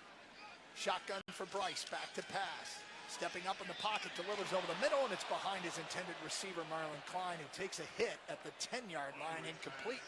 And we'll see Dominic Zavada again. You know, Doug, one of the things that we talked about in the first half as we were discussing our evaluation of it was Bryce Underwood never really put the ball at risk. That's a pass there where I believe, I mean, not only did he put his receiver at risk and Marlon Klein for a big hit, but there was a lot of congestion in there. I think that ball would have been best going somewhere else in that route tree. Dominic Zavada, a 39-yard field goal attempt. Snap is clean. Hollenbeck's hold is good, and the kick is up, and the kick is good. Zavada went 7 for 7 from that distance a year ago. He converts here to give Michigan a 27-10 lead here with 10:19 to go, third quarter. Pretty good drive after starting on their own 6-yard line, 9 plays, 73 yards, over 2 minutes and 47 seconds. And the Wolverines lead by 17 here at the Big House. You're listening to Michigan football from Learfield. Hey, Wolverine fans, it's college football season, and SeatGeek is the official ticket marketplace of Hail Marys and walk-on heroes. SeatGeek makes it easy to find tickets so you can be a part of all the action this season. Whether you're buying or selling tickets to Michigan football games or to any other live event in your area, SeatGeek is the place to do it. SeatGeek is the official ticket marketplace of the Michigan Wolverines. Let's go, Wolverines! SeatGeek. The excitement, the passion, the tradition. Players toward the end zone. Touchdown! Mario Manningham got it on the post, and Michigan will win. This is Michigan football from Learfield.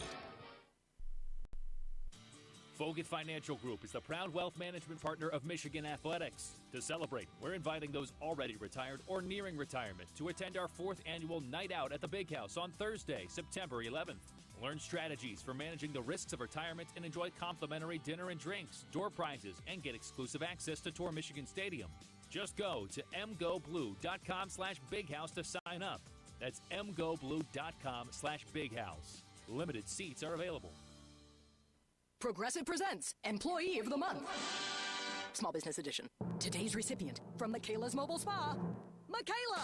Michaela got a quick business insurance quote from Progressive and chose from over 30 customizable coverages. Sure, it helps she's her only employee and does literally everything. But while others would rest on their laurels, Michaela was hard at work saving big. So take that, hypothetical other employee who doesn't exist. Be your own Michaela. See if you could save in as little as 8 minutes at ProgressiveCommercial.com. Progressive Casualty Insurance Company and Affiliates. Coverage is not available in all states or for all vehicles and coverage selections.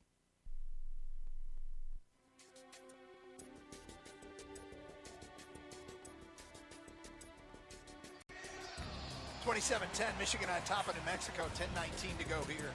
In the third quarter, Jason Avant, during halftime, was away in the press box, and I was listening to you say that is the best you've seen a freshman quarterback ever throw the football in Michigan? Yeah. Did I hear that correctly? Well, yeah. I got Chad Henne on line one. Yeah, there. Chad Henne's going to get mad at me. We're close to each other, too, so he can come to my house and beat me up if you want it. But, yeah, Chad played really well. But as far as just day one, that's what I was referring to. Day one, I haven't seen it. Well, Underwood's looked pretty good here. Well, he's made good decisions. The balls have been accurate. They've been on the money with, that third down pass in the 2-minute drill, hitting Goodwin again.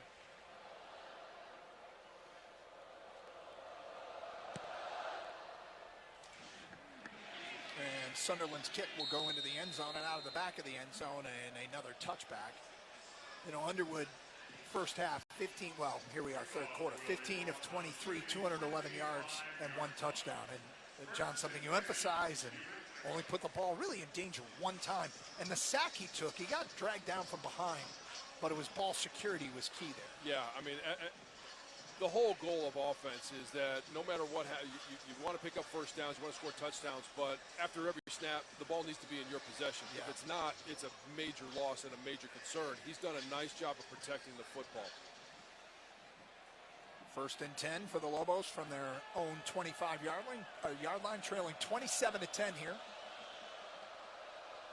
Jack Lane in a shotgun, takes the snap, going to deliver. He's got his man in the slot at the 30, and out near the 34 is Zael Smith, a freshman from Portland, Oregon. Yeah, you see Ernie Hausman ripping at the ball there. There's been a huge emphasis this fall camp to create more turnovers. And we saw that interception by TJ Guy, and interceptions is certainly one of them, but when a ball is completed or if you're running the ball, first guy's got to wrap him up, make the tackle. Second, third, all those other guys that get there, you're punching, you're tugging, you're trying to get that ball out any way you possibly can, and it's a great example by Ernie on that one. Second down and 1, Lane's back to pass. Here comes the rush, and down he goes. It gets drilled by Jayshawn Barham, who picks it up, scoops it, and scores it. Jayshawn Barham with the sack, the fumble, and does all the work himself as he'll take it in for a Michigan touchdown. I hope that stands. Well, I think that ball was clearly coming out. Was it out? I think it was. What a play. He did all the work himself. Yeah. I don't know if the team over me or just me. The ruling of a touchdown is under review. Now we're going to see if the ball did not come out before Lane hit the ground. That's the only question, right? Yeah, I thought he hit the ground, but I'm not sure. Well, Jayshawn's being given the turnover buffs on the sideline. We'll see if they'll take him away. But that was a blitz from the right side. Well, you got TJ and Jayshawn lined up. Ooh, that's going to be close. The ball was in Lane's right hand I think when he gets hit, and it might not have dislodged until he hit the ground. And looking at the replay, yeah, I think this is unfortunately not going to stand.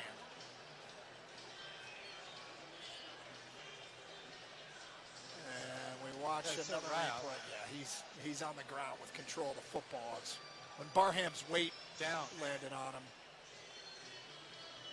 ball came out.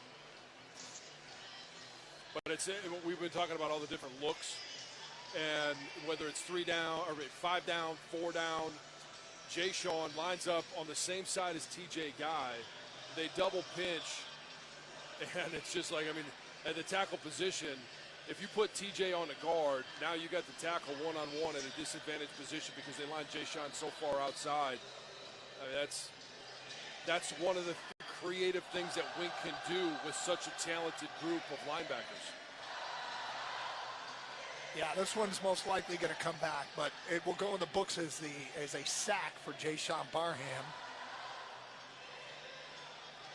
And Lane took a serious hit. During this review, he's over there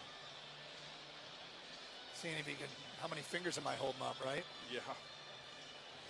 Give him some smelling salts. The backup is James Lobstein, who was in this quarterback battle right until the end, a transfer from Suffolk County Community College.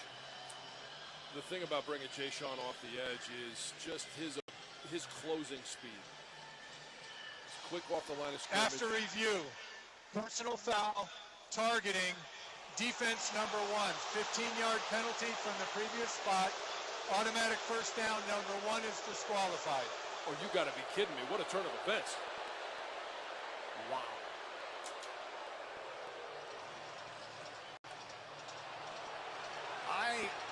I got to tell you, it looked to me like you have to be the crown of the helmet, right? Yeah. Wasn't that his face mask? It was his face mask, not the crown of his helmet. Yeah, but it's also a helmet-to-helmet contact. Well, that takes 7 points off the board, and it takes Jay Sean Barham off the field, not only for tonight, but for the first half next week against Oklahoma. Yeah. I think it's any forcible contact over the head and neck, no? Or maybe that's the NFL. And this is a 15-yard penalty that will take the ball out to the 49-yard line. Wow. That looks like face mask to helmet. And Michigan will be contacting the Big Ten about this one. 1st and 10 for New Mexico from the 49-yard line. Handoff. It is up the middle and going nowhere. The running back Humphrey. Maybe give him a yard. Scottrey Humphrey. Wow. Wow, that's a huge turn of event. I didn't even think that was what they were looking at. Lane did stay in the game, by the way. So now, this goes to the depth of that linebacker position. Jay Sean's out. All of a sudden, hey, Cole Sullivan, Jimmy Rolder, got to step up and play. It's Rolder in there now. 2nd down and 9 for New Mexico. Shotgun back to pass is Lane. Here comes Hausman on a blitz, hits him as he releases it, throws it up for grabs. It's tipped and incomplete. However, there were 2 receivers down there and 4 defensive backs. And that was a true definition of a jump ball. I think Lane just wanted to get rid of it before he got drilled by blitzing Ernest Hausman. Yeah, I mean, Ernie was coming from depth, too, and I'm going to sound like a broken record probably all year long, but the speed of this linebacking group, I don't know that you're going to find a group of linebackers across the country that are faster or deeper than this group is. 3rd down and 9 for New Mexico. The ball is on the 50-yard line. Michigan leading 27-10, 8:43 to go here, 3rd quarter. Jack Lane, quarterback, back to pass. He's going to roll out to his right, looking downfield. He'll fire and diving attempt by the receiver, and they're going to say yes. It's caught at the 30 for a 1st down by Michael Buckley. TJ Metcalf was the man in coverage there. Gain of 20 yards on 3rd and long. New Mexico quickly goes to the line of scrimmage. I I think they don't want Michigan to take a look at this one. I think it's a catch. I don't think they need to take a look at it. Handoff up the middle. Humphrey, he's buried as he gets across the 30 down to the 28-yard line for a gain of 2. Jair Hill leading the Michigan tacklers. Jair's done a good job this fall of that transition between, hey, when the run play is, when the pass play is, reading the quarterback's eyes, reading the flow of the offense to be able to make that decision. Do I come up and support the run? 2nd down and 7 for New Mexico from the Michigan 27-yard line. Empty backfield for Lane. 3 receivers split to the right, 2 to the left. Takes the snap. Quick pass. Complete and dropped immediately by Jimmy Rolder is DJ McKinney, who got a yard, maybe 2. It'll be 3rd down for the Lobos. Well, the defense is going to have to regroup. That's a huge loss, and it's a huge turn of events. Losing Jay Sean, not having the sack, not having the fumble or the touchdown, but you got to regroup. This is where your leaders got to step up and really start to make a stand. New Mexico's converted a 3rd down and 10 on this drive. Now they're looking at 3rd down and 6 at the Michigan 26-yard line. Trailing by 17. Back to pass is Lane. Sets up a screen, and this one's going to get the 1st down across the 20, and battling inside the 15 is the tight end Dorian Thomas before Ernest Hausman brings him down. A well-designed play, a lot of running room there for Thomas. Move the chains again, and another 3rd down conversion for New Mexico.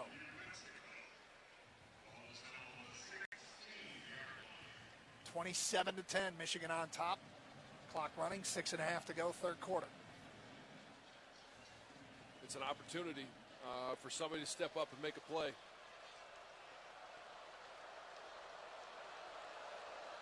Lane in a shotgun. Humphrey in the backfield next to him. 1st and 10, takes the snap.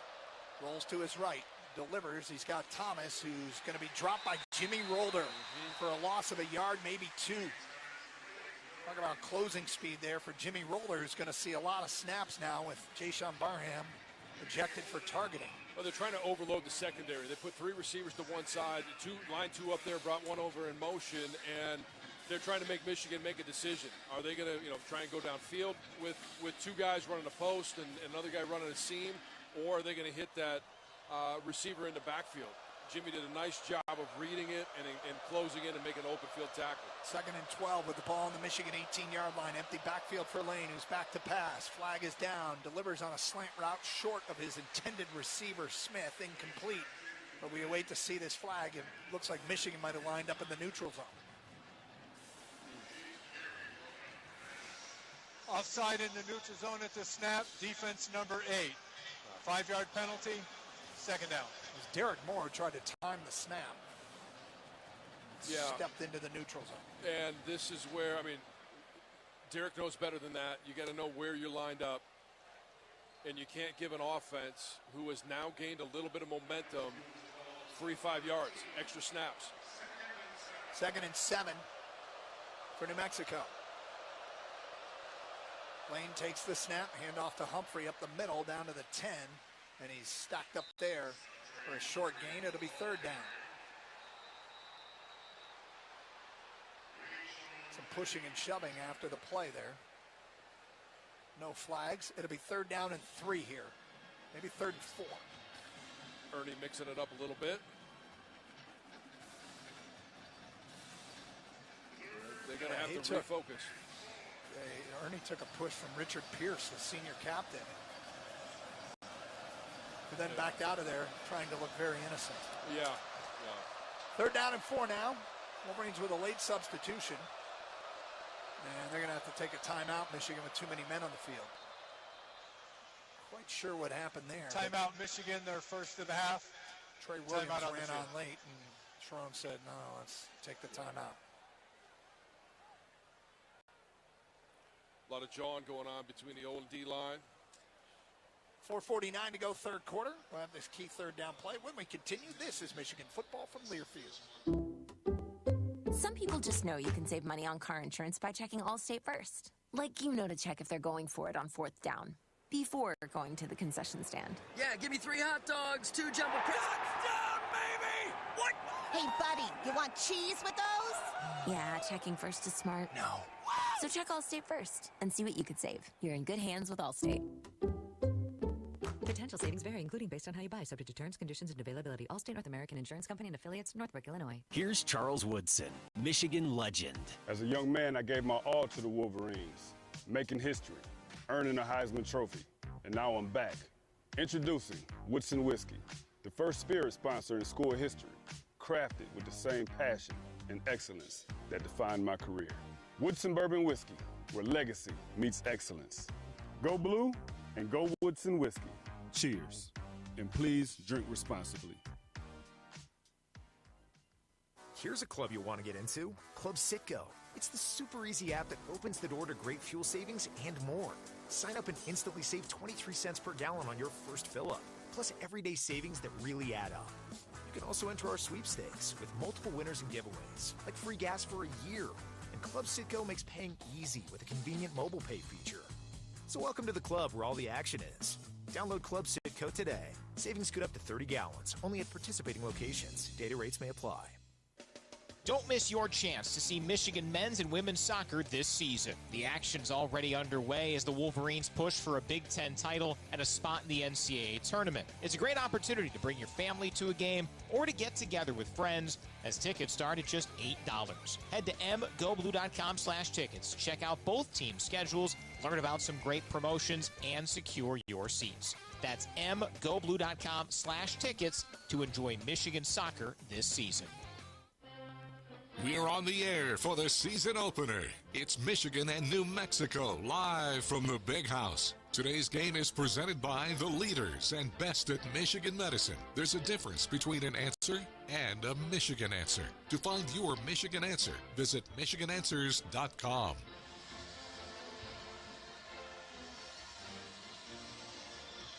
Let's pause 10 seconds for station identification. This is Michigan football from Learfield.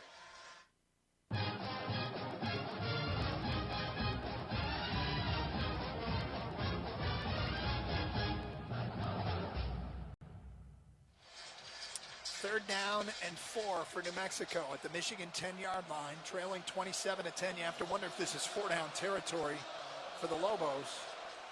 Coming out of the timeout, it's a pistol formation, laying in a shotgun, going to roll to his right, looking, and delivers to his receiver, who's got it at the 5 and forward for the first down is their running back, Deshaun Buchanan, out of the backfield. First and goal, New Mexico at the Michigan 5-yard line. Fresh set of downs to the 5. Michigan's going to have to bow up down here. And they've gone with the big group again. Oh, they're going to take out Trey Pierce. Mason Curtis comes into the secondary. First and goal from the 5. They got Lobstein in at quarterback here. He'll clap his hands, take the snap, go quarterback draw up the middle, get it down to the 2, and reach forward to the 1, and that's where he is stopped. Ernest Hausman on the stop for Michigan. Second and goal from the 1. Clock running, 3:45 to go, third quarter. Yeah, and down here, it really all becomes about pad level. Didn't like the pad level on that first down play there for the Michigan defense. Too much push, and that's not something with these guys up front, whether it's Trey Williams, Rayshon Benny, Trey Pierce, Damon Payne, all of these guys are built to be able to stop the run. Lobstein continues at quarterback. Pistol formation, takes the snap, goes QB run, gets hit in the backfield, and he'll go nowhere. Penetration there. He'll lose a yard, maybe 2, back to the 3-yard line.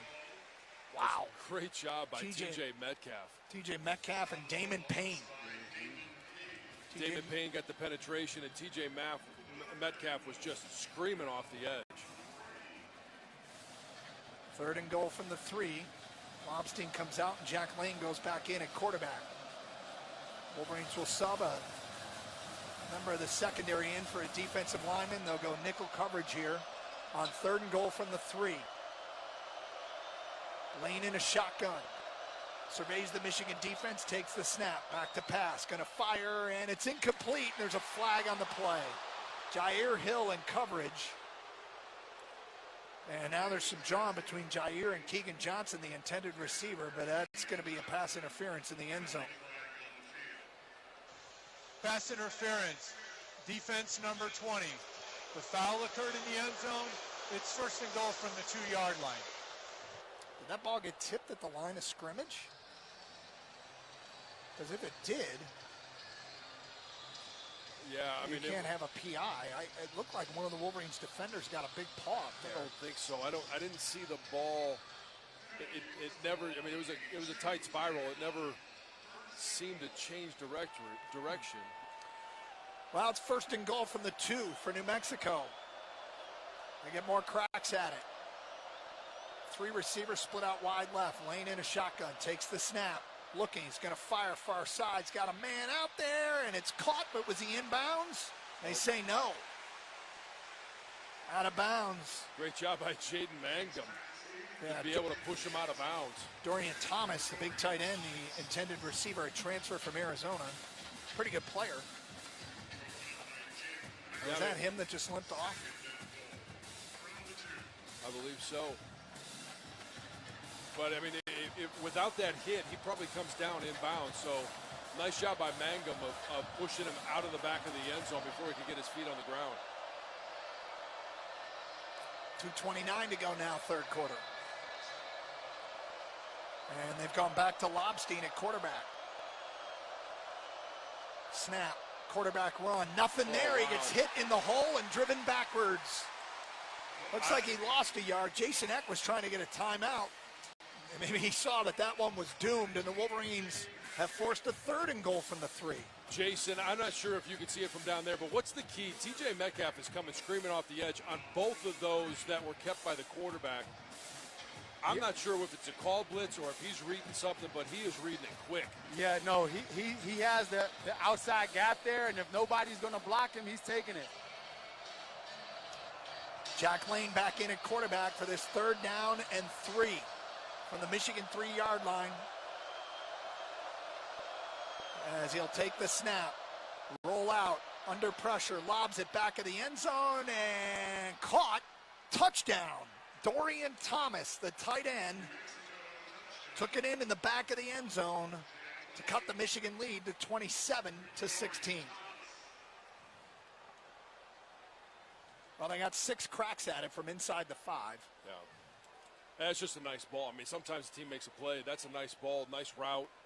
And there's nothing that Michigan could have done in the secondary.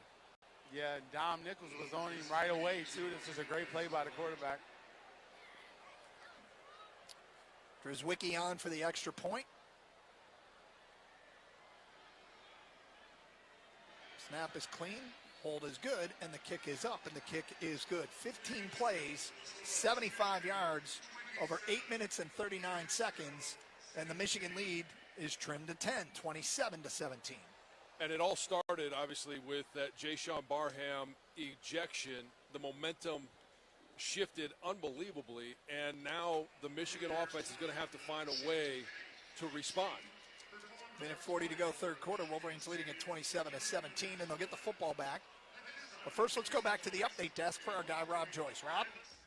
Hey, Doug, obviously a busy week 1 in the Big Ten. Going on right now, though, just one game, USC handling its business against FCS Missouri State.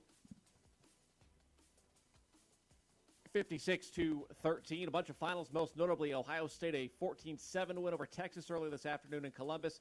Other finals saw Penn State cruise past Nevada 46-11. Indiana defeated Old Dominion 27-14. Maryland East passed Florida Atlantic 39-7. Purdue snapped an 11-game losing streak, 31-0 blanking of Ball State. Northwestern, the only team to lose thus far in the Big Ten, 23-3 at the hands of Tulane. Then a couple of easy wins over FCS foes. Oregon 59-13 over Montana State. Iowa 34-7 victors over Albany. Creeping closer to our final 2 games of the night, top of the hour. UCLA and Utah meet at the Rose Bowl. Washington hosts Colorado. Again, both of those kick at 11. One notable national score, 9 minutes to go in the third quarter. Clemson and LSU tied at 10 as LSU just tied things up after missing a couple of chances in the first half. Florida State, the notable victory earlier today, upsetting Alabama 31-17. That's your check of scores. We'll recap the entire day in college football. I'll get to the highlights of our game and get post-game reaction all on the SeatGeek post-game show. For now, back to the Big House, guys. Alan Karch, John Jansen, Jason Avant down on the field. Brian Bush, who pregame, halftime, and post. Regarding the Jason Barham hit, we were having you do a little research on the possibility of appealing that call. Yeah, because obviously the big storyline would be, as it stands right now, Jason Barham would be suspended for the first half of next week's game at Oklahoma. Back in 2022, the NCAA added a process for appealing those first half suspensions a week later. The conference would have to submit that request on behalf of Michigan to the NCAA's National Coordinator of Officials. That individual would review the play, and if it is, quote, obvious that a player was incorrectly penalized for targeting, the call would be overturned and the player would be cleared to play in the first half of the next game. Trying to do a quick search as to how common that is. It's, according to an Athletic article late last season, it has worked for a team about a handful of times, they said. More common at the FCS level or lower because replay isn't as common. So an uphill climb, but certainly worth Michigan and the Big Ten trying with such a big game next week. Interesting. Well, we will be following that storyline. Of course, they won't have Jason for the rest of this game, and there's still work to be done. Yep. And now it's up to the offense to respond. The lead is 10, and Andrew Marsh is back to field this kickoff at the 5. Across the 10 to the 15, hesitates across the 20, takes a big hit at the 21-yard line, and he is dropped right there. And we get some pushing and shoving. A Michigan player is over there in the New Mexico bench. And they'll fish him out of there, and Bryce Underwood and the offense will take over again. Yeah, and I'll be interested to see how Chip Lindsey starts this drive out. Are they going to try and chip away and try and establish the run again? Or are they going to allow Bryce to do what he's done in the last, since that 2-minute drill? He's been very good and very accurate throwing the ball, and if not for, Andrew Marsh not looking back, we could be talking about a different situation right now. Jordan Marshall in the backfield next to Bryce Underwood. We're on this 1st and 10, takes the snap. We'll hand it off to Marshall, running right. He bounces outside, 25-30. Flag is down, and he's knocked out of bounds at the 34-yard line. But this is in the neighborhood of holding. Holding. Offense, number 54. 10-yard penalty. First down. Just got his hands outside. Got caught with his hand in the cookie jar. Anytime you're front side, you don't have to be perfect, but if you get your hand outside the framework of the body or outside the numbers, chances are you're going to get called. So it's 1st down and 20 now. The ball backed up to the 11-yard line. Underwood in a shotgun. Takes the snap. He'll roll out to his left and fire. Channing Goodwin threw his hands at the 18-yard line and incomplete. And he took a big hit. Yeah, ball was just a little bit high. Had to go up for it. Took a shot in the ribs. Hopefully it's just the air knocked out of him. He'll come out of the game, and Fred Moore will go in. 2nd down and 20 for Michigan. Now the protection for this Michigan offensive line has been pretty solid throughout the course of the game. They've done a nice job of handing off TE stunts, and this is generally where it's happened on 2nd down. Underwood takes a snap, back to pass, sets up a screen play to Marlon Klein across the 15, out near the 20, and he gets most of the penalty yardage back, but it'll be 3rd and long. Jason, knowing what you've known from the offense right now, where are you looking to go with this ball down the field? Based on before, if they're going to be aggressive, you're going to see some type of over the middle, either like a deep cross or dagger type of concept. We'll see how much they trust him in this situation. 3rd down and 13. Underwood in a shotgun. Takes the snap, back to pass. Steps up in the pocket, avoids the rush, gets it out to his emergency valve, and that is Jordan Marshall out of the backfield, and he will be dropped well short of 1st down yardage at about the 24-yard line. So the holding penalty costly, and Michigan will go 3 and out. Good decision there by Bryce. It was a good decision. It was nice to be able to escape the pocket, extend the play, get the ball out of his hands, not put the ball at risk. The problem is the protection broke down, and you know that they're going to be bringing pressure on 3rd down. And it felt like the offensive line just didn't have their eyes in the right place. Hudson Holland back on to punt. As he'll put his left foot into it and get off a good one. It's Darius Brown signaling for a fair catch, and he'll make it at the 40-yard line. And now there's more pushing and shoving after the play. Yeah, boy, I didn't expect this game to get this chippy, but it is. Now it comes down to control. Well, there's just 10 seconds left here in the third quarter, and the Wolverines leading this one 27-17. And New Mexico won't go away. That's the same thing they did last year against Oregon. Well, it wasn't New Mexico, but it was a Jason Eck coach team in Idaho. Yep. They just refused to go away. And the Wolverines now having to continue without one of their defensive leaders in Jay-Sean Barham. But Jimmy Rolder, healthy for the first time in a long time. They'll get a lot of critical snaps here. Late in the third quarter, New Mexico's got it. 1st and 10 from their own 40. Handoff running left is Humphrey, and he's dropped in the backfield immediately. In fact, he will lose 3 yards. Derek Moore, or check that, Cameron Brandt, number 9, not number 8, was the man. Credit him with a TFL. And it'll be 2nd down and 13 as third quarter turns to 4th here in Ann Arbor. Listen to all things college sports, including live games and talk on Sirius XM College Sports Radio, channel 84, and streaming on the Sirius XM app. 27-17, we'll have fourth quarter action when we continue. You're listening to Michigan football from Learfield. Multi-Platinum Fury.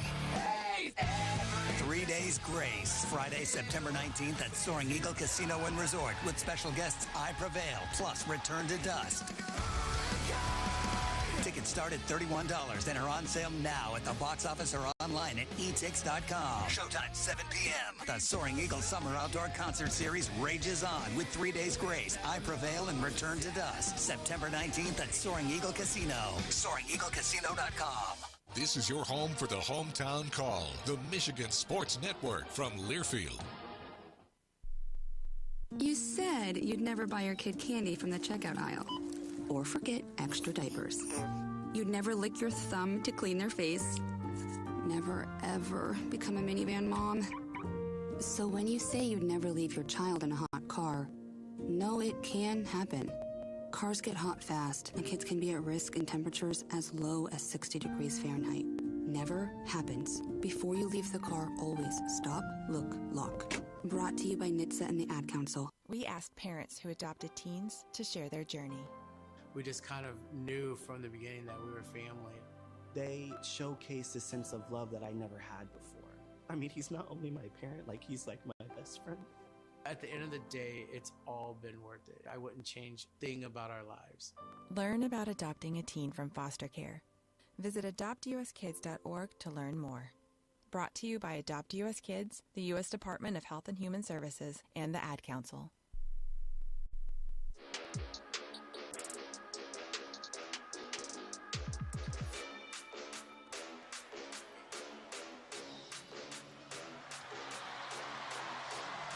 Doug Hartz, John Jansen, Jason Avant back at the Big House. Michigan leading New Mexico 27-17. As we're about to get the fourth quarter underway. Through 3 quarters, Michigan with 358 yards of total offense to 180 for New Mexico. And the Wolverines freshman quarterback Bryce Underwood, 17 of 26 for 223 yards and a touchdown. The 223 yards passing by Bryce Underwood in his debut eclipses the record for a freshman starter in their debut, held by Tate Forcier, threw for 179 yards in his first start. Bryce is well past that. Bryce has done really well. And here's the thing about the defense. Wink keeps switching things up. And what I mean by that is, and we talked about this TJ Metcalf coming off the edge down there in the goal line. New Mexico eventually scored. But Cameron Brandt crashing down. And when you go nickel personnel, you have to be able to still stop the run off of some of those looks. You need a TJ Metcalf. Last year it was Zeke Berry. I know he has that skill set. Before that it was Mikey Sammerstill. Guys that can still play a linebacker position and fill those responsibilities. And right now TJ is doing that. 2nd down and 13 for New Mexico. From their own 38-yard line. They trail by 10 here. First play of quarter number 4. And they'll go empty set with Jack Lane in a shotgun. Surveys the Michigan defense, takes the snap, back to pass, delivers over the middle, it's batted in the air, and Lane comes down with it and gets what he can, which is back to the line of scrimmage and out to the 40. That ball was deflected, and he hauled it in traffic. Was able to get a couple of yards out of it. So he gets a pass and a completion out of it, He and sure a does. reception. Yep. Can't tell, maybe it was Eno Etta that got the PBU. Yeah, and so what they're doing right now is they're finally starting to get some pressure on Jack Lane by only rushing 4.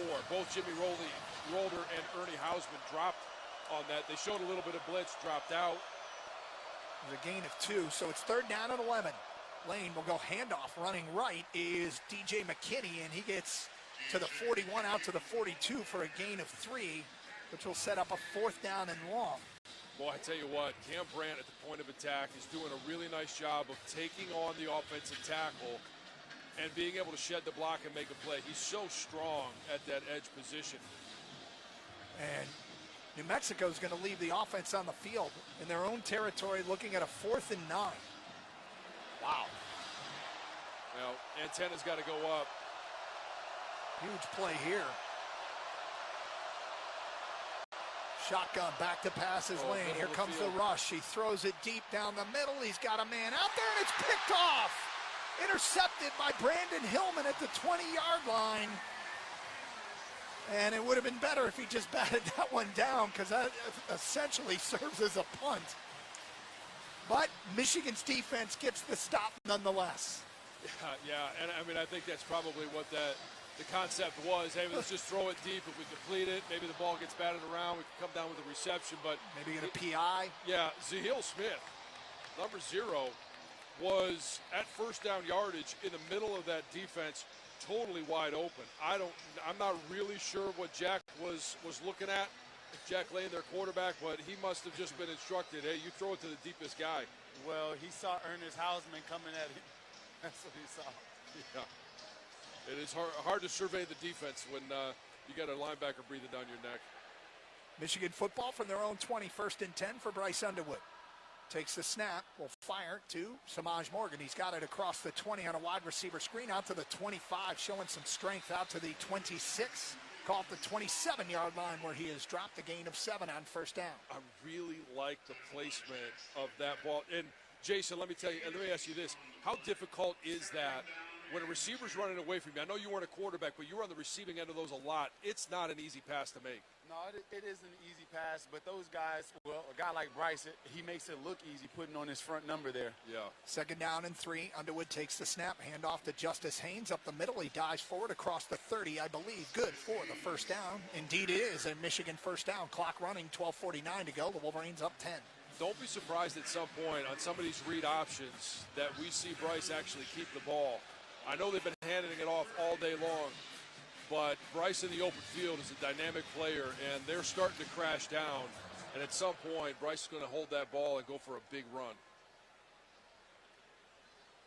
Now they've got a full house backfield with both Marshall and Haynes in there. They'll put Haynes in motion. Snap, hand off to Marshall across the 30, out to the 33-yard line, where he is stacked up for a short gain on 1st down. I'd take 3 yards on 1st down on a play like that. Keep the defense honest.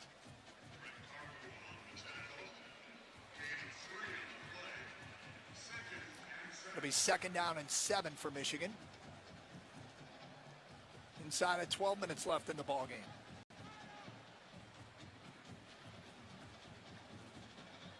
Well, we talk about the response, and so far the response for this Michigan offense has been, hey, we're going to run the ball right down your throat. We got to find a way to continue to move the chains.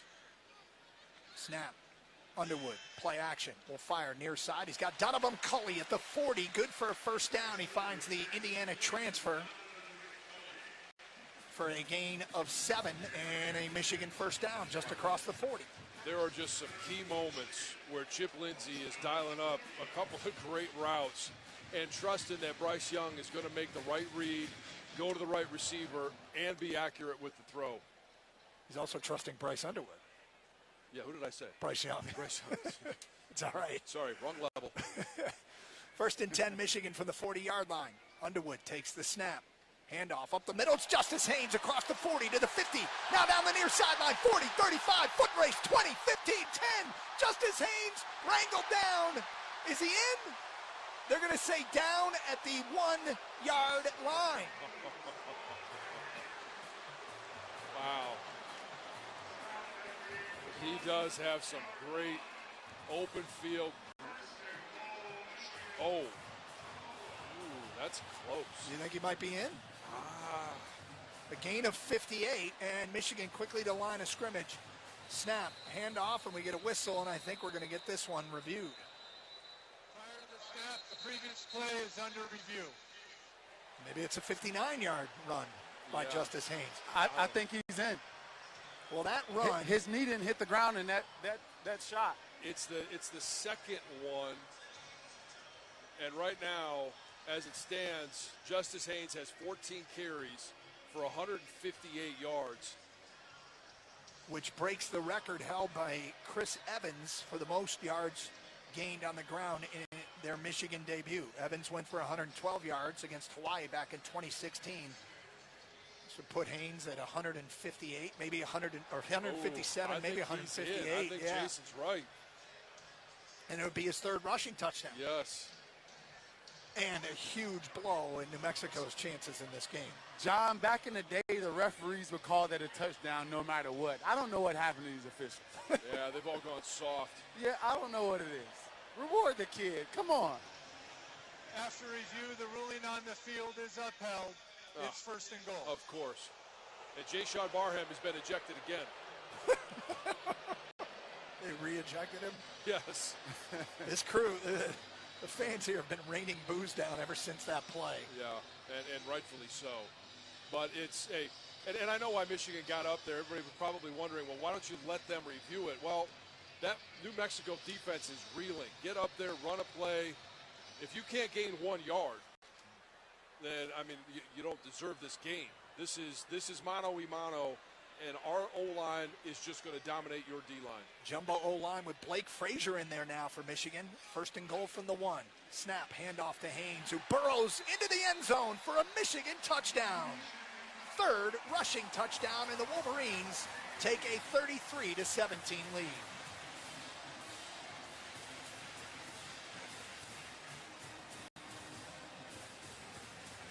And I don't know if Jerome Moore, I don't know where that one came from, but I got to imagine Jerome Moore may have suggested to Chip Lindsey, hey, let's run this one right down their throats. Wow, and that he actually ended up riding right behind Blake Frazier into the end zone. So your old teammate Steve, his boy did well there. He did. Good pad level. And I'll give Steve a call a little bit later, and we'll analyze his performance on that play. Extra point, Dominic Zabata is on. Clean snap, clean hold, kick is up, and the kick is good. 6 plays, 80 yards. Over 3 minutes and 16 seconds, that 1-yard Justice Haynes touchdown run brought to you by your Southeast Michigan Ford dealers. Think Ford first. Wolverines leading at 34-17 here in the 2025 season opener from the Big House. We will continue. This is Michigan football from Learfield. Nothing says home like Aunt Millie's. Whether it's in your cupboard, at your local Meijer, or even at the Big House. From pregame breakfast, tailgate sliders, or postgame victory food, Aunt Millie's is baking memories from their family to yours. Pick up all your Aunt Millie's favorites at your local store, or grab a hot dog or hamburger at the Big House to see what we're all about. Aunt Millie's, closer to home. Any true Wolverine knows you're a Wolverine for life. At Greenleaf Trust, we believe in that same lifelong commitment. With a 99% client retention rate, our relationships span generations, just like your loyalty to the Maize and Blue. We specialize in goals-based wealth management, trust administration, and retirement plan services for today and generations to come. Because staying true isn't just a Michigan tradition, it's our tradition too. Learn more at greenleaftrust.com and go blue. Michigan fans, Choose Chill. Coors Light is cold lagered, cold filtered, and cold packaged for a smoother finish. It's got that crisp, refreshing taste that makes those moments when you choose to rise above the noise and choose chill even better. Coors Light is a proud sponsor of Michigan Athletics, so crack one open and take a sip. Coors Light. Choose chill. Celebrate responsibly. 2025 Coors Brewing Company, Golden, Colorado. Beer. Grand Traverse Resort and Spa presents the 30-second radio hour. Looks like I found my true north. Your true north is in the water hazard? It's not where my shots fly, Bob. It's how my spirit soars when I'm up here. Discover your true north moment on the 3 championship courses of Grand Traverse Resort and Spa. Bob, lend me a ball? No. Grand Traverse Resort and Spa. No truer north.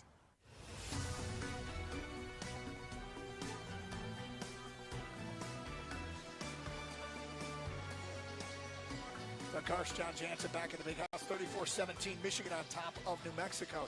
10-14 to go here in the fourth quarter. Justice Haynes now 3 touchdown runs and 159 yards rushing. That's a nice pickup for the Wolverine It program. really is. Do you think he's glad to get out of Alabama where they lost today to Florida State? Yeah, I think so. There's going to be a lot of questions down in Tuscaloosa. And I'm sure they've already started. When Kalen DeBoer took that job, I was like, you went from being the king of the Pacific Northwest to have to follow the man. Saban, That's a tall task, and you can leverage Alabama against Washington, get a lifetime contract out of it. He just played for a national championship, but there's going to be some hand-wringing. Fans in the SEC don't overreact, do they? I don't know. And I haven't taken a look at that LSU Clemson score recently, but with everything that's been going on, but the issue that they're having right now is the buyouts.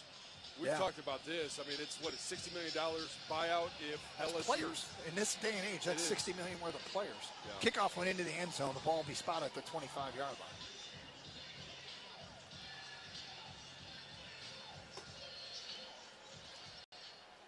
$10-14 to go. The Wolverines up 17 here in Ann Arbor. 4-man front, laying in a shotgun with an empty backfield. Takes the snap. Inside handoff to Damon Bankston, who's across the 25 out to the 28-yard line.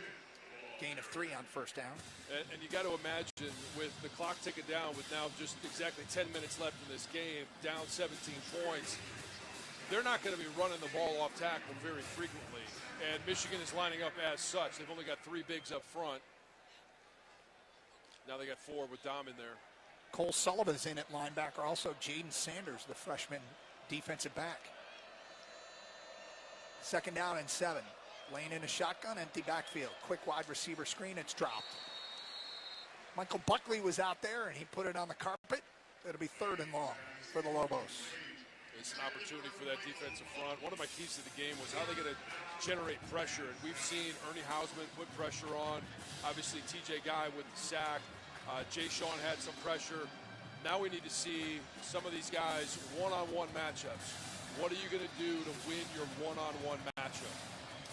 Also, Nate Marshall's in there, the true freshman edge rusher. Oak Park, Illinois. Back to passes lane on this 3rd and long. Wide receiver screen again across the 30. Out to the 35 is Keegan Johnson, and he's dragged down with first down yardage at the 37-yard line by Jaden Sanders. You got to find a way to gang tackle. And when you drop it 7 into coverage and only rushing 4, should be plenty of defensive backs that can come to your aid. 4-man front for Michigan. 1st and 10, Lane back to pass. Going to fire it to his tight end, Thomas, who's knocked out of bounds right in front of the Michigan bench at the 43-yard line by Brandon Hillman. Gain of 6 on first down.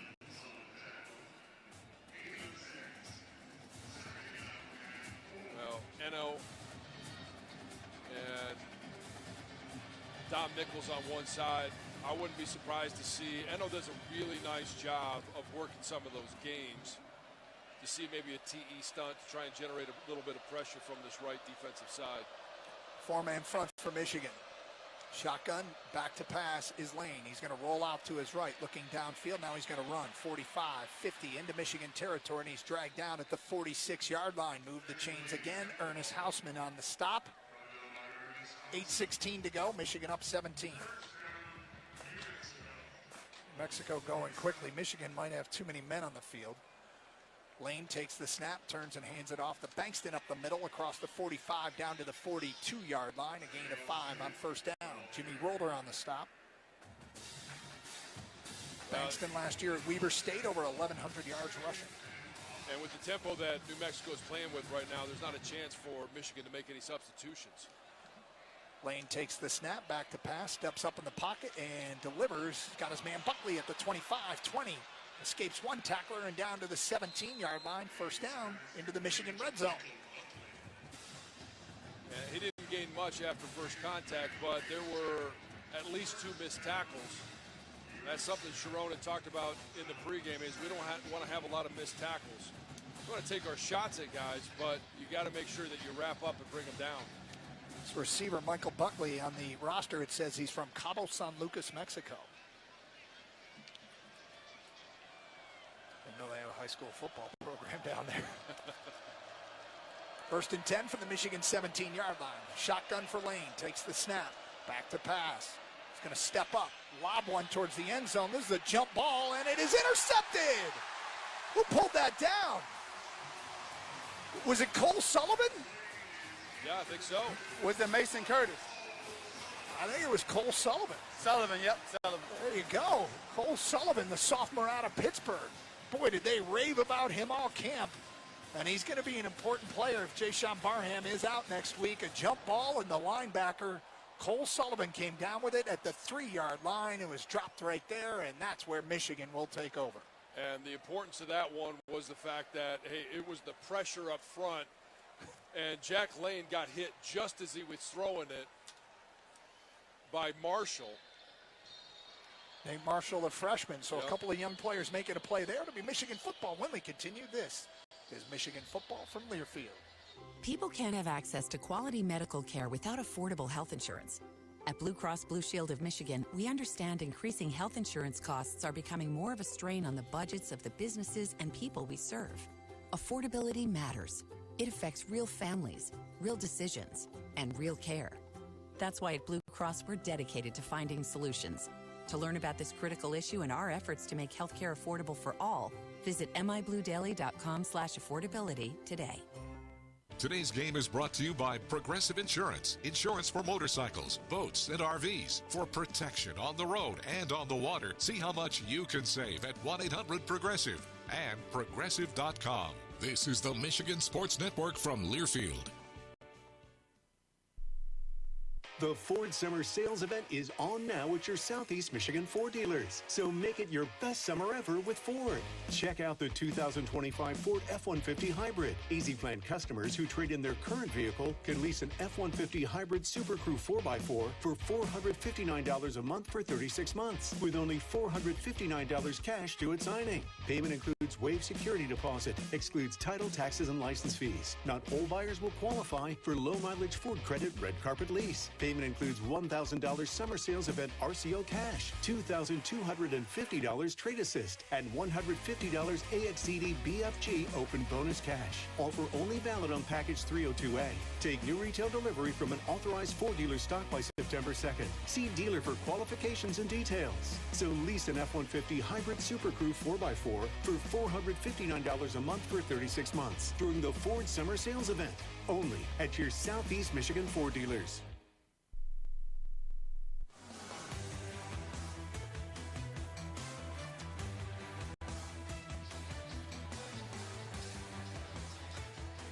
Kohl's has the back-to-school styles that'll spoil them at prices that'll spoil you, from jeans and tees to sneakers and more, which means you can do it all without overdoing your budget when you shop at Kohl's and Kohl's.com. All right, John, you ready for tonight's attendance? Yes. Tonight's home attendance presented by Aunt Millie's. Today's attendance, 110,648, the 324th consecutive crowd of more than 100,000 fans at Michigan Stadium. That's another great home attendance presented by Aunt Millie's. Nothing says home like Aunt Millie's, whether it's pregame breakfast, tailgate sliders, or postgame comfort food. Aunt Millie's is baking memories from their family to yours. You can pick up all your Aunt Millie's favorites at your local Meijer Aunt Millie's closer to home. Yes. Missed a play there. Wolverines get 3 yards. Yeah, and it was Jordan Marshall right up the middle. And the best part about that is they were using the snap count, trying to get free 5 out of New Mexico. It didn't happen. Everybody held their water. And now all they wanted was a little bit of room so that they can work the offense a little bit more. Got out to the 6-yard line. 2nd down and 7 for Michigan. Underwood in a shotgun. Takes the snap. He'll hand it off to Marshall, who will dive forward close to the 7-yard line. Gain of 1. It'll set up 3rd down. 6:11 to go in the ball game. Michigan up 34-17.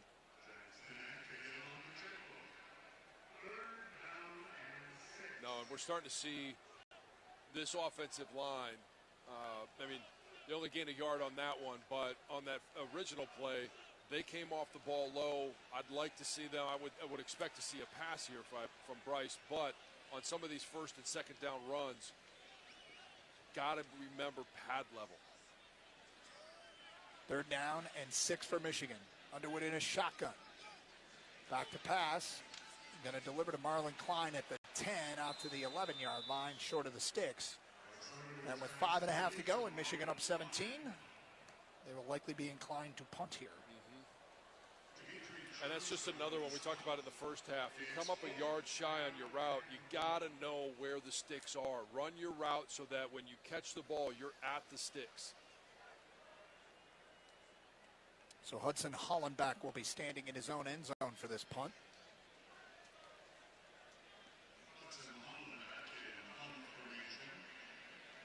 Good snap. Michael Buckley is deep. Standing on his own 45-yard line. Buckley makes a fair catch back at the 44-yard line, and that's where New Mexico will take over with 4:53 to go in the ball game after a 45-yard Hudson Hollenbach punt. We got a timeout here, getting late here in Ann Arbor. Michigan up 17. This is Michigan football from Learfield. All right. It's a beautiful day for football here at the stadium, and we're just about ready for kickoff. Score 0-0. And suddenly, I'm in the mood for a Coke Zero Sugar.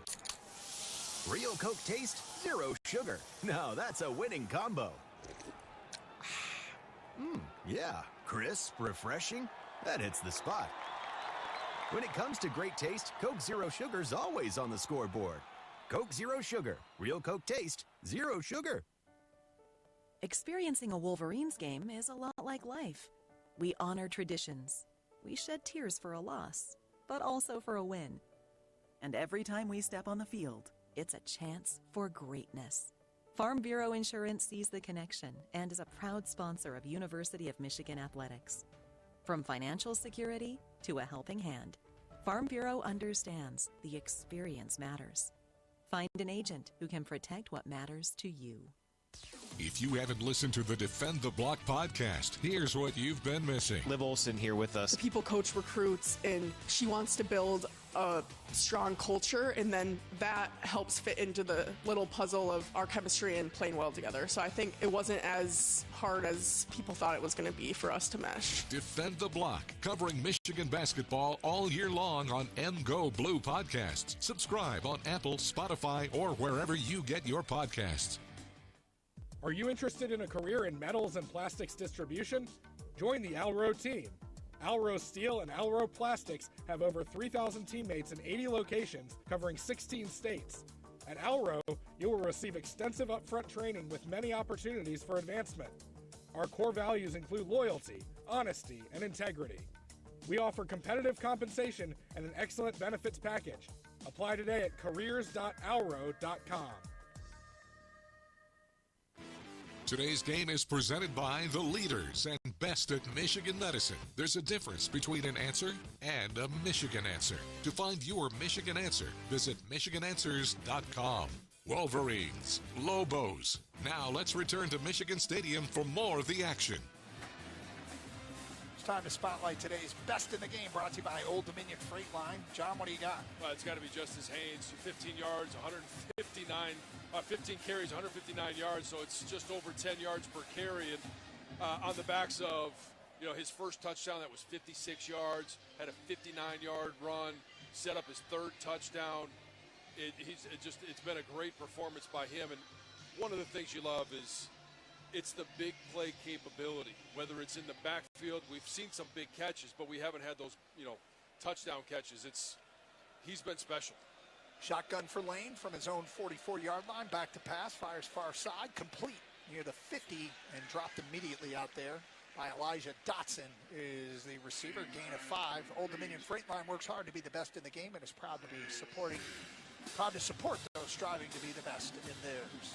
Second down and 5 as New Mexico goes quickly. Lane back to pass, hit as he throws, and it's incomplete. It's Nate Marshall again. How about that? Freshman Nate Marshall, his mom was a 3-time All-American basketball player at DePaul. I love the fact that he's got a plan when he gets to the line of scrimmage. That time it was clear that he was going to come inside, set the offensive tackle up, second step, comes inside, attacks his inside arm, and just drives right through it to the quarterback. Some young defenders out there. A freshman, Jaden Sanders, Elijah Dotson, a freshman from Belleville. Snap, handoff up the middle, and buried right at the point of attack is Deshaun Buchanan, and it's Cole Sullivan leading the Michigan tacklers, a gain of 1. It's 4th down and 4. Point of attack, it was Nate Marshall standing up that tackle, allowing Cole Sullivan the opportunity to come in and make a play. It's some of those runs where if you can just absorb some of those blocks, occupy those offensive linemen, linebackers are going to be able to make a lot of plays. 4 minutes to go in the ball game. 4th and 4, Michigan up 34-17. Ball's at midfield. Empty backfield for Lane, who takes the snap, rolls to his right. Here comes the rush. He's in trouble, and down he goes. It's Cole Sullivan again. And on 4th down, the sack will turn the ball over to the Wolverines with 3:46 left in the game. Saw a lot of progress, and we're seeing it here on the field this fall. As soon as they started camp, you started to hear the whispers from some of the offensive linemen, but the coaches as well. Hey, keep an eye on Cole Sullivan. He really exploded on the scene this fall. And the Wolverines take over now. Blake Frazier's been in there at right tackle. I don't know if anything happened to Andrew Sprague or if they're just giving I think there was some run. There was some great competition at both tackle spots, and Blake Frazier was backing up both when camp ended. Snap, handoff, and buried in the backfield is Justice Haynes. Does all he can to get a yard out of it. I did see the trainers talking to Andrew Sprague. Didn't go into the tent, but they were talking to him, so I don't know if that has something to do with him not being in there. Yeah, it may just be a precaution. A little dinged up. Make sure he's ready and willing to fight next week. Clock running, 3:20 to go in the ball game. 2nd down and 10 for Michigan. Underwood takes the snap.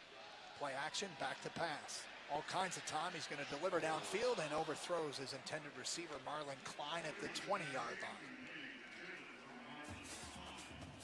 That's been a good connection today. And, I mean, we all know, we talk about it all the time, one of the best friends of a quarterback could be a tight end that has the range of a Marlon Klein. Not just the speed, but the wingspan and the catch radius of Marlon Klein. Klein comes out. Zach Marshall goes in for the Michigan offense on a 3rd down and 10. Andrew Marsh, the freshman's in there. Kendrick Bell as well. 3:11 to go in the ball game. 3rd and 10 for Michigan. Underwood takes the snap. Back to pass. Rolls out to his right. Now he's going to deliver underneath. He's got Haynes. Makes a man miss. Can he get the first down? Breaks a tackle and gets close to the first down at the 35-yard line. He'll be 2 yards short. That was one heck of a run after catch because it didn't look like there was any room. He got another 3-4 yards out of it. No, and as soon as he caught it, I'm like, oh, well, first of all, great catch in traffic, and then the ability to evade about 3 or 4 different tacklers, run another guy over. And it looks like the Wolverines are going to go for it. Marlon Klein comes back into the game. Zach Marshall checks out. 4th down and 2. Clock running, 2:32 to go. And they may just let this one tick down and take a timeout and talk about it. Play clock's at 6. They're not set up. I don't see them running a play. And indeed, Sharon Moore takes a timeout with 1 on the play clock and 2:16 to go in the ball game. Might dial up Dom Zavada. Well, this is in his range. His range is kind of the whole field now. Right, he had a 70-yarder in practice the other day. They came out here. He had a little bit of wind, but he was good from 70. I know. It was hilarious. I was standing there when JB was at the podium, and they asked that question. We always ask that question, right? What's the range of Dom Zavada? And he said, well, you know, we feel real comfortable, 50, 55. And somebody asked, well, I heard he hit a 70-yarder. And then they followed up with, well, what was the weather at that time? And he said, well, he had a little breeze. But I mean, I would be shocked if they don't go that route unless it looks like they're going to put the offense back out there and just go for it. Well, this would be a 52-yard field goal, but a first down here essentially ends the game, which is already almost over. 34-17, Michigan on top. 4th and 2. Wolverines will go for it. Shotgun for Bryce. He's got Justice Haynes to his right. Takes the snap. They're going to roll him out to the right, looking. And there's nobody there, and Bryce in trouble, and he breaks one tackle and then is ridden to the ground and is sacked with 2:09 to go. And all we care about here is that Bryce gets up and is okay. Yeah. Indeed he is. Well, I mean, I understand the benefit of getting that first down and in the game. I mean, New Mexico still does have 3 timeouts, so I don't know. You would have had to get one more first down versus just, hey, let your guy go out there, put a little advertisement out there for that Lou Groza award.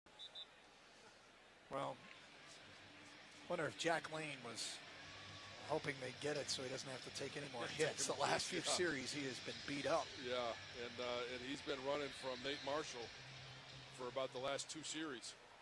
I like this kid. He's going to be a problem in the Mountain West for people. Lane in a shotgun, back to pass. Quick hitter. He's got Keegan Johnson right in front of the Michigan bench, and he's dropped immediately for no gain. That brings us to the 2-minute timeout.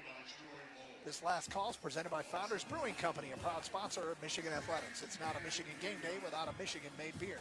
Founders Brewing Company, welcome to Craft. Wolverines up 34-17. We'll have our conclusion when we continue. This is Michigan football from Learfield. It takes hard work to be the best in the game. Planning, commitment, resilience, sweat. That's why Old Dominion Freight Line, the #1 national LTL carrier for quality, works hard to be the best in the game and is proud to support those striving to be the best in theirs. Old Dominion Freight Line, exclusive freight partner of Michigan Athletics, helping the world keep promises. From the biggest of the big games to the littlest of the little. There you go, go! Run, James! No, first base! Go, go, go! Whenever you shop Meijer, you help support hundreds of local sports teams across the Midwest. From some of the biggest stadiums in the state to the familiar fields down the street. You're helping make a difference to the people and places you call home. Learn more at Meijer.com/community. Win with UMCU. Score a financial touchdown with the University of Michigan Credit Union's Go Blue checking account and get your exclusive Block M debit card for the extra point. UMCU's Go Blue checking account comes with no minimum balance, no hidden fees, and with the Block M debit card, you can show off your maize and blue wherever you go. Join today, Michigan fans. Visit umcu.org. That's umcu.org. UMCU is insured by NCUA. Gambling can be fun. Here we go. Kind of like skydiving. The thrill, the excitement. But be careful, or gambling will start to feel like skydiving without a parachute. For tips that will help keep you out of harm's way, go to don'tregretthebet.org. A message from the Michigan Gaming Control Board. Have a gambling problem? Call the National Problem Gambling Helpline at 1-800-GAMBLER.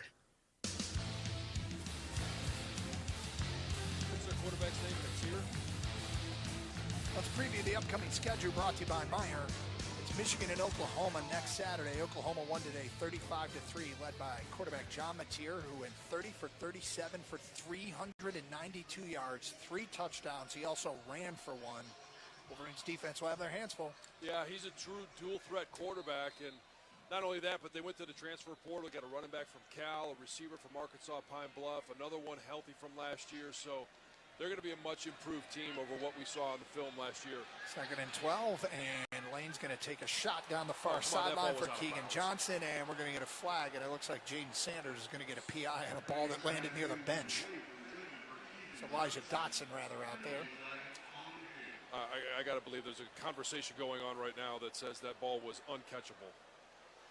That preview of the upcoming schedule is brought to you by Meyer. Defense number 22, 15-yard penalty, automatic first down. Meyer's the presenting sponsor of the 2025 Michigan football season and proud supporter of hundreds of local sports teams across the Midwest. That's a pretty loose definition of catchable. Now, the other thing about that Oklahoma team is defense. They were a good defense last year. Freshman All-American at corner, a couple of linebackers that are terrific players. So it's going to be a fun game as we prepare for it. Lane back to pass, and he's buried. Dominic Nichols just ate him alive. Blindside hit. Lane didn't see him coming. That's his second time with a free runner to the quarterback. Good job by Wink Martindale. Look at these young players. You had Cole Sullivan with a sack. You had Nate Marshall with a sack, and now Dominic Nichols with a sack. Yeah, and Nate Marshall was really the one that forced that interception by Cole Sullivan.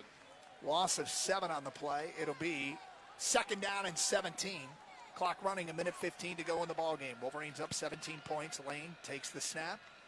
Got a handoff, running right as Bankston gets the edge, 50 into Michigan territory, steps out of bounds at the 46-yard line, stopping the clock with 1:07 to go. Well, Doug, I know that we'll get a chance to talk about it post-game, but while we're still in it, what'd you think of Bryce Underwood? I can see what the excitement's about. Yeah. Thank you, Vince Lombardi. Yeah, he's pretty good. Yeah. It's some pretty impressive throws. I keep going back to that 3rd and 12, right. 3rd and 14 rather in the first half. Late in the first half, New Mexico's using timeouts. Looks like they're trying to get the ball back, and they trust him to even make the throw he made to Channing Goodwin. 3rd down and 7.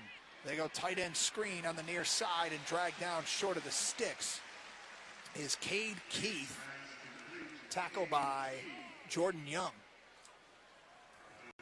Another one of those freshmen in here. Monroe,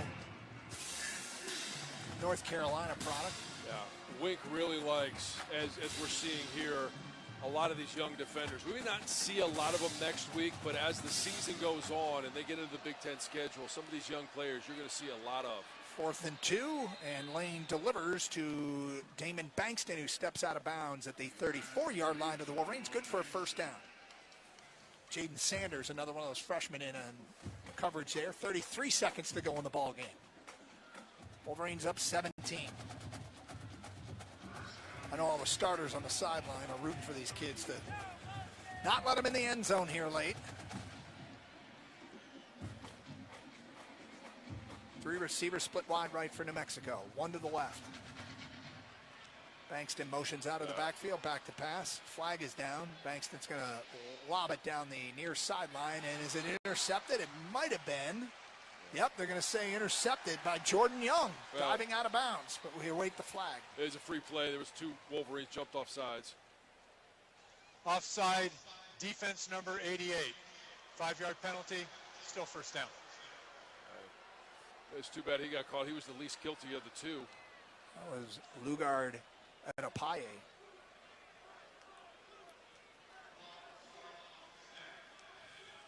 So give him 5 yards down to the Michigan 29-yard line. 1st and 5 with 28 seconds to go in the ball game. Lane in a shotgun. Claps his hands, takes the snap. Sets up a wide receiver screen, and stepping out of bounds is Cade Keith at the Michigan 28-yard line, and gain of 1. stopping the clock with 24 seconds to go. I suppose you'll give up that all day. Yeah, I mean, if they're just going to dink a dunk here, I mean, it's 17 points. They're not going to make up that difference now. They're just trying to see if they can put the ball in the end zone one more time. 2nd down and 4 at the Michigan 28. New Mexico huddles. Breaks the huddle, and Lane in a shotgun, looking at a 4-man front. Back to pass. Quick fires. He's got Keegan Johnson, who steps out of bounds with first down yardage at the Michigan 23-yard line, stopping the clock with 21 seconds to go. Well, I tell you what, Nate Marshall is just terrorizing that right tackle right now. He didn't get a hit on a quarterback, but he was literally laying on top of the right tackle as he was on his back.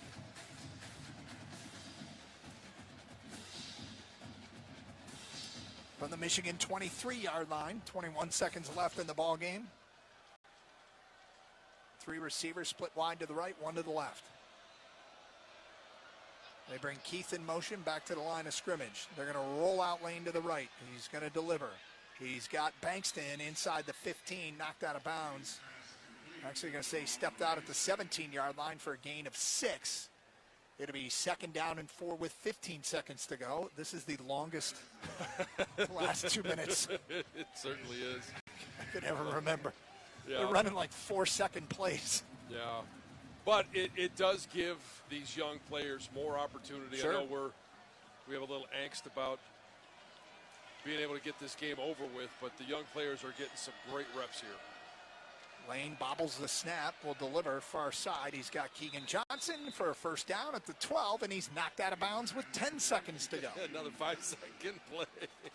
Well, the way this is going, 10 seconds, they can get off 3 plays. 5, maybe 6 plays. Yeah.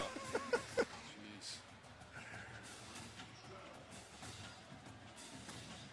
Ball's at the Michigan 12, 1st and 10. Well, and just looking at this defense, I know we're going to have to wait and find out if the Big Ten is going to be able to appeal the Jay Sean Barham injection for the first half next week. But I tell you, the way that Cole Sullivan played, Ernie's played, we saw Jimmy Rolder in there. Lane back to pass. Underneath, he's got Bankston at the 10. Down to the 5. The Wolverines stack him up there, and Eck uses a timeout with 3 seconds left. I don't think the fans appreciate that timeout. I don't think they do either. I don't know. Can we join in? We allowed to do that? No, what we're allowed to do is pause 10 seconds for station identification. This is Michigan football from Learfield.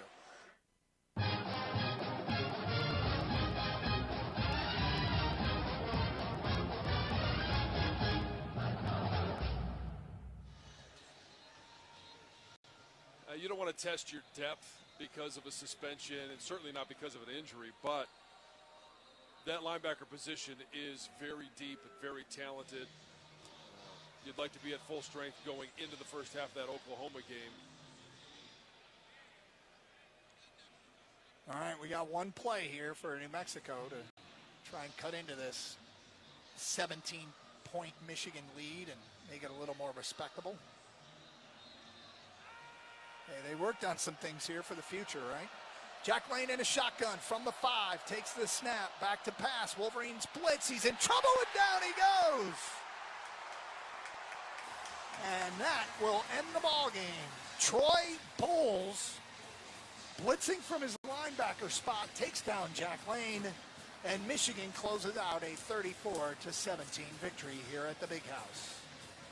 Wolverines 1-0 on the season, winning this 2025 season opener in the debut of highly touted freshman quarterback Bryce Underwood, who finishes 21 of 31 for 251 yards and a touchdown.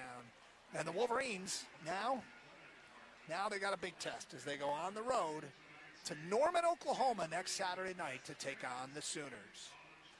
Our post-game coverage to come as we will go into the Michigan locker room and hear from the head coach of the Wolverines, Sharon Moore. Also, Jason Avant will be up there talking to members of this Michigan team following this 17-point season opening win.